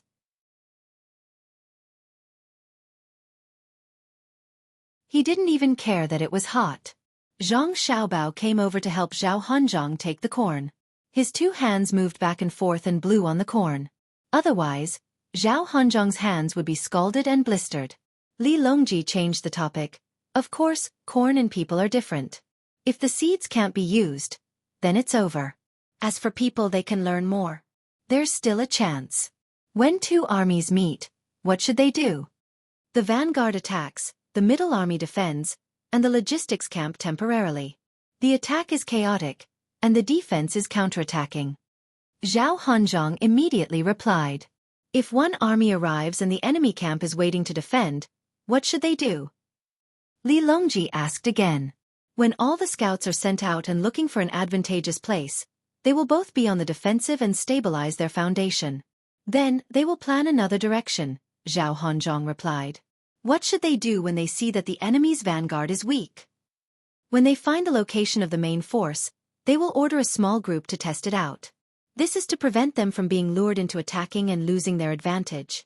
Then what did you do when you attacked Highland 113? Li Longji's voice became louder. Zhao Hanzhong's head was almost touching his chest. I thought they had few people and bad weapons, so I wanted to take them down first and finish them off in one go. Who knew that they would be so tenacious and fight to the death without retreating? And they even dug trenches and set up ambushes. Zhao Hanzhong's voice became lower and lower. He knew who his opponent was, but he couldn't help but underestimate them. This was because he had good weapons. Eat it. Let Xiaobao blow on the corn to cool it down for you. It should taste better for you. After Li Longji finished speaking, he held his unfinished corn and found a place to sit down. He waited for Zhang Xiaobao and Zhao Hanzhong to speak. Only then did Zhao Hanzhong remember that he still wanted to eat the corn. He took the corn from Zhang Xiaobao's hands. Thank you, Jidushi Zhang. Don't mention it. The war isn't over yet. Let's continue. Zhang Xiaobao also asked for a roasted corn. He first ate the 2 rows of corn in the middle quickly with his mouth. Then he could use his hands to rub them. He rubbed very carefully and evenly. He tried his best to rub out as much of the corn kernels as possible. His hands were covered in black dust. Zhao Hanzhong reacted. They were still fighting. He swallowed the corn kernels in his mouth and said to Zhang Xiaobao, "You should hurry up and attack. Otherwise, when the main force of my army arrives, I will attack from both inside and outside. Your 20,000 men won't be able to defend." Are you trying to scare me? Your main vanguard of 10,000 men is currently camping outside. How could they know that our army has more than 20,000 men? Perhaps they think that our main force is here, with 100,000 men. Even if they had 100 times the courage, they wouldn't dare to attack. I'm going back first. I'll immediately attack you. Just wait. After Zhang Xiaobao finished speaking, he took the corn kernels and left. You're leaving just like that? Aren't the two of you going to chat a little longer? Li Longji also got up and chased after Zhang Xiaobao. However, he did not return to Wang Wan's command center. Instead, he returned to the center of the sand table, because Zhang Xiaobao also did not return. The moment Zhang Xiaobao returned to his command center, he looked at the sand table and smiled. He was relieved. He knew that Zhang Shogui would not be coming to reinforce them.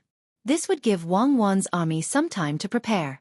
Moreover, he could continue to fight a defensive battle and not focus on attacking Zhao Hanzhong's army. Of course, this was not absolute. There was a probability, and the probability was just slightly higher. However, Zhao Hanzhong's thoughts were heavy. After thinking for a while, he sent a message to Zhang Xiaobao. He did not make any subjective judgments.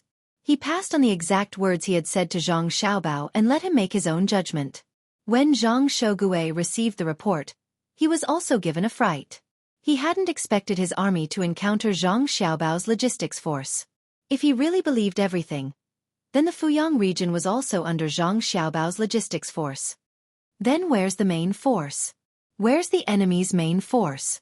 If they weren't in the Huangshan region and only had Zhang Xiaobao's 20,000 men, our army would naturally be able to wipe them all out. But if that wasn't the case, why would Zhang Xiaobao say that? Is he baiting me into attacking so that I can be eaten by the main force? Or is he trying to scare me so that he can use this opportunity to wipe out that brigade? Zhang Shogui began to analyze the information he had received. The more he thought about it, the more chaotic his mind became. He wanted to fight a battle of opportunity, but he was worried that Zhang Xiaobao would plot against him. He wanted to defend, but he was also worried that he would delay the crucial moment of rescue. After less than an hour of consideration, half a day had passed on the battlefield on the sand table. It was time for the night to fall. Seeing a messenger come over and take out a dusk time marker, Zhang Shogui's eyes lit up. He gave the order, report to the front. When night falls, break out of the encirclement and find a suitable direction to escape the enemy's encirclement. The moment Zhao Hanzhong received the order, he immediately understood what Zhang Shogui meant. It was no longer realistic for his brigade to attack the enemy's high ground, but defending it wasn't a problem. However, Zhang Shogui couldn't determine the enemy's situation, so he wanted to use his own troops to test the waters. If they succeeded, it would mean that the enemy only had 20,000 logistic soldiers. If they couldn't break out, his own troops would be crippled.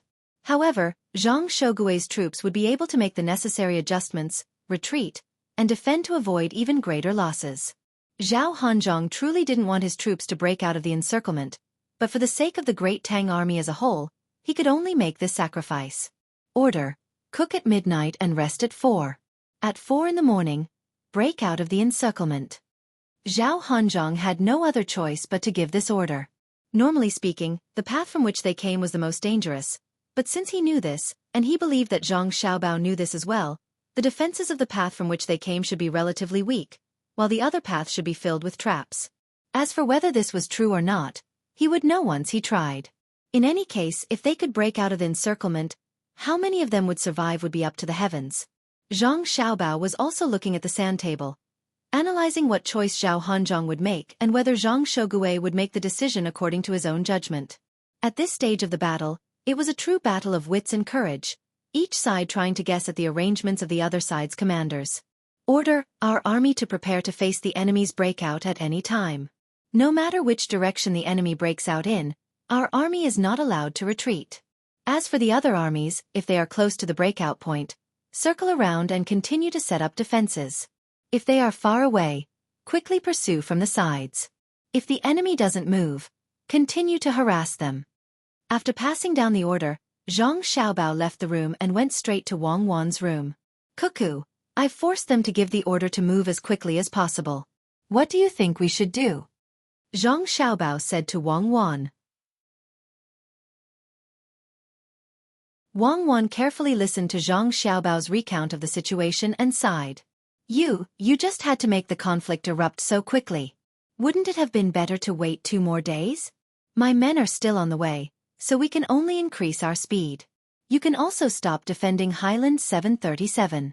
Right now, have the men of Highland 737 leave the battlefield as quickly as possible. Then, go to the flank of Zhang Shogui's camp and assume a forceful offensive posture. Remember, it has to be the flank, not the back. Intentionally leave a path for him to escape. After Wang Wan and Zhang Xiaobao finished making arrangements, she ordered her men to increase their speed and surround the enemy. Zhang Xiaobao also had his own reasons. I want to delay for as long as possible, But I still don't know where the enemy's central army is. What if they rush over? If we delay for too long, I'm afraid that Zhang Xueqi will react. Wang Wan nodded. She was also worried that the enemy's central army would arrive too quickly. The main problem was that the enemy's central army had hot air balloons. It was clearly impossible to destroy them like last time. The only solution was to send out a flock of eagles to attack the enemy's aerial forces. However, the eagles could not be sent out as they pleased. The enemy's hot air balloons were considered supplies. Even if they were destroyed, they could still be sent back. They had to be used at the most crucial moment. Crucial moment? A battle of life and death? Eagle flock, hot air balloons, Xiaobao. What do you think is the difference between an eagle flock and a hot air balloon? Wang Wan seemed to be talking to herself, but also seemed to be asking Zhang Xiaobao. Zhang Xiaobao looked at Wang Wan and said, "You're talking about the difference? That's a lot. Hot air balloons can throw things down from above, and they can also be used for reconnaissance. Moreover, they're equipped with guns that can also be used for aerial attacks. If our eagle flocks rush over, they'll be shot down by their cross protection. Of course, they'll also destroy a portion of their own balloons. If we really have to talk about the greatest difference, it would be that eagles fly faster, while hot air balloons float slower. Moreover, they're greatly affected by the direction of the wind." Wang Wan finally understood. She clapped her hands and happily said, "That's right. Eagles fly fast, so they're not affected by the direction of the wind. To attack Zhang Xueqi, mobilize the eagle flock. Xiaobao, don't let all of your men rush out. Leave a brigade behind for Zhang Xueqi. I'll also leave a brigade behind to play with Zhang Xueqi." "Where should I leave my brigade?" Zhang Xiaobao was unable to keep up with Wang Wan's train of thought. Highland 737. Wang Wan smiled and pointed at the sand table. The sand table had a time of 4 hours, but in reality, it was very fast, only an hour. Once the hour was up, Zhao Hanzhong's 4,000 men began to abandon their heavy belongings and break out of the encirclement. Artillery shells rained down, smashing a path out of Zhang Xiaobao's encirclement. "Reporting, one of our regiments has been annihilated. The enemy's artillery fire is too fierce," the messenger reported to Zhang Xiaobao. Zhang Xiaobao nodded, indicating that he had heard. "Chase, regardless of the cost. Chase. If the enemy leaves people behind to cover the rear, then face the pursuing troops and slow down the pace of the attack. The pursuing troops on both sides split up and surround the enemy's rearguard." At this moment, Zhao Hanzhong was on full alert. Having already fought a siege once, he knew how difficult it was to deal with the enemy. He concentrated his firepower, and in the end, the artillery battalion's cannons were no longer needed. Once they ran out of ammunition, the soldiers could serve as rear guard to stop the enemy. "Charge! Charge! Charge for me!" Zhao Hanzhong's eyes were red. As he listened to the various reports from the messenger and the speed at which his troops were advancing, his heart felt like it was on fire. Of the 4,000 men, 1,500 had been split up to form a defensive line at the rear. The troops at the front responsible for breaking out of the encirclement had killed nearly 2 enemy regiments, but they had also lost around 500 men. The results of the battle were good, but they had used up all their ammunition and a large number of grenades, and they had yet to reach Highland 225. Zhao Hanzhong was very clear that there was still about a regiment of enemy troops on Highland 225, then the Depression, and then back to Highland 213. It could be said that they had launched a surprise attack and were on the verge of death. However, in order to complete the mission of the main force, they had to fight even if they had to die. Zhao Hanzhong was feeling a lot of pressure, but Zhang Xiaobao was not relaxed either.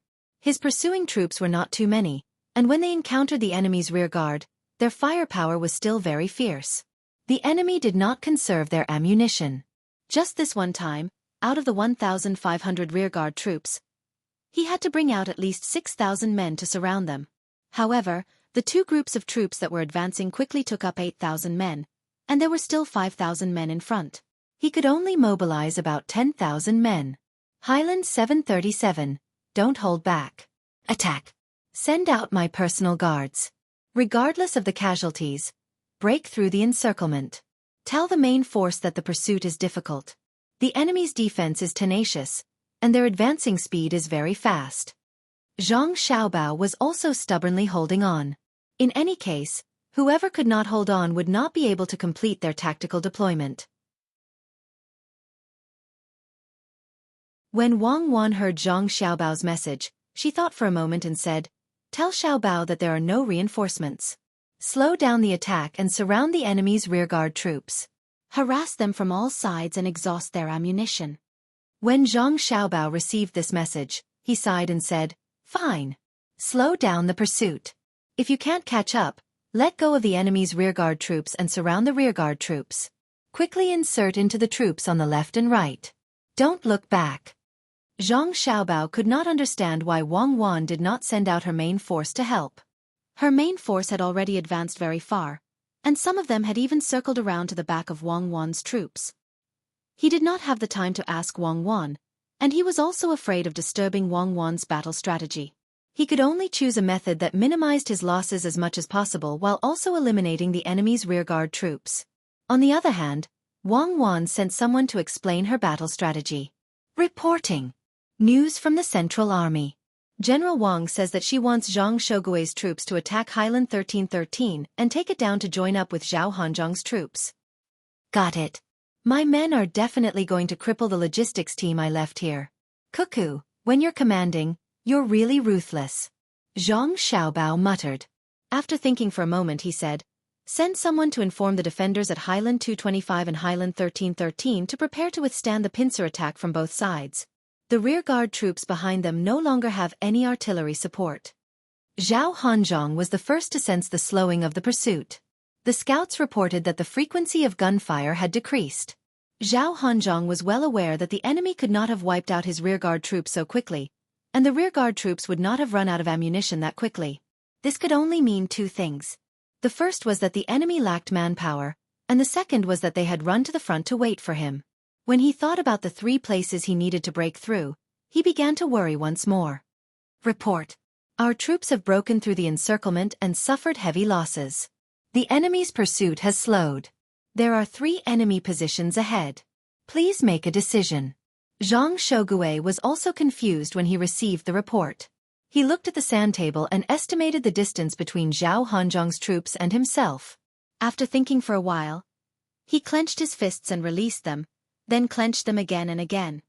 Report back. Order Zhao Hanzhong's troops to continue breaking through the encirclement. By daybreak, they must pass through Highland 225. My troops will be responsible for taking down Highland 1313 and attacking the last remaining rearguard from the low-lying area. Zhang Shogui was afraid of falling for a trap, so he did not want to save them at the start. However, when he looked at the sand table, he realized that at such a close distance, if he were to just watch as Zhao Hanzhong's troops fell beside Highland 1313 and the enemy still did not have any plans, his mistake would be too great. At the same time, the morale of his troops would be judged to be extremely low. In that case, he could only cooperate and save as many as he could. According to the time on the sand table, when daybreak arrived, Zhao Hanzhong's troops finally arrived at Highland 225. A messenger came in to report that there were enemy tents on the road beside the highland, and in front of them were trenches and roadblocks. Charge. Zhao Hanzhong had no other choice. Report. Our troops have fallen into a deep pit. Report. Our troops have been attacked by the enemy's arrows. Report. Our troops have engaged the enemy in close combat. Report. As the reports came in one after another, Zhao Hanzhong squatted beside the sand table, tears flowing down his cheeks. Zhang Xiaobao also stood in front of the sand table, lightly clapping his hands. His face was solemn as he slowly muttered, "Beautiful, beautifully fought." A force of 1,500 rearguards was surrounded, but they still managed to exhaust 3,000 of my men. They actually knew how to counterattack, and they were even able to link up several lines of defense. Record down the rearguard commander for me. Once this battle is over, I'll personally go and see him. My personal guard was bitten off by his final counterattack. Beautiful, truly beautiful. Tell Cuckoo that I've discovered a talent. When Wang Wan heard Zhang Xiaobao's report, she chuckled and said, "Tell Xiaobao that we'll talk about it later. Right now, his troops are to go to Highland 737 and rest there. The 8,000 troops that are going to pass between the two sides are to assemble and prepare to attack the flanks of Zhang Shogui's camp at any time. Zhang Shogui did not remain idle. Since he had decided to save them, he naturally had to think of a way to open up a path. Under his orders, the cannons plowed through Highland 113 again and again. It felt like all the defensive structures on the highland had been destroyed, but when the troops charged, they were still fiercely counterattacked. The rings of fire made of firewood that were not destroyed by the explosions were set alight by the enemy. From the top of the hill was still under the enemy's control even when the sky was already bright. A messenger inserted a tattered flag into the sand table at Highland 113, replacing the original flag. Reporting. According to the feedback from our attackers, the enemy doesn't have much resistance left.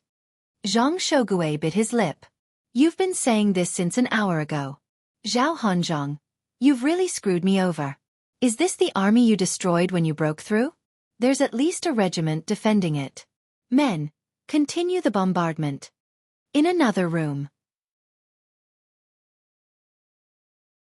Battalion Commander Wang, you've fallen in battle, the messenger said. One of the three commanders stood up and said to the other two, Sun Quan, Fan Zhu, I'm leaving. I'll be waiting for you at the center of the sand table. I hope that you'll arrive a little later. Sun Quan and Fan Zhu nodded. After Wang Nin left, the two exchanged bitter smiles and shook their heads at the same time. How many can still fight? Sun Quan asked. Less than 100. This is the last defense. Once the enemy shells fall, you and I will probably have to leave. Fan Zhu appeared very calm. He was exhausted today and had to constantly communicate with the messenger. Although there was no sound of cannon fire, the silent battlefield still exhausted him. As expected, it didn't take long for the messenger to report that another wave of enemy shells had fallen. Sun Quan had been struck by shrapnel and had died. Only Fan Zhu was left.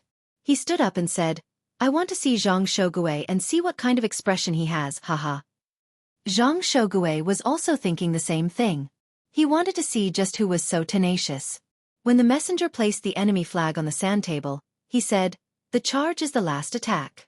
If they're dead, I want to see them. If they're alive, I want to see their corpses. I want to see them. Less than a quarter of an hour later, a messenger came in and picked up a tattered flag. He inserted it into the sand table and reported, Our charge has been defeated. Highland 113 is still in the hands of the enemy. Motherfucker. Playing with me? Where did they come from? Zhang Shogui looked at the messenger in disbelief. The messenger shook his head. In Fan Zhu's room, there were two people who were happily chatting. Haha, how was it? Didn't I say there was no one on Highland 113? Do you admit defeat? Commander Lu Dong, what do you think? I admit defeat. I really admit defeat. I'll treat you to 3 meals.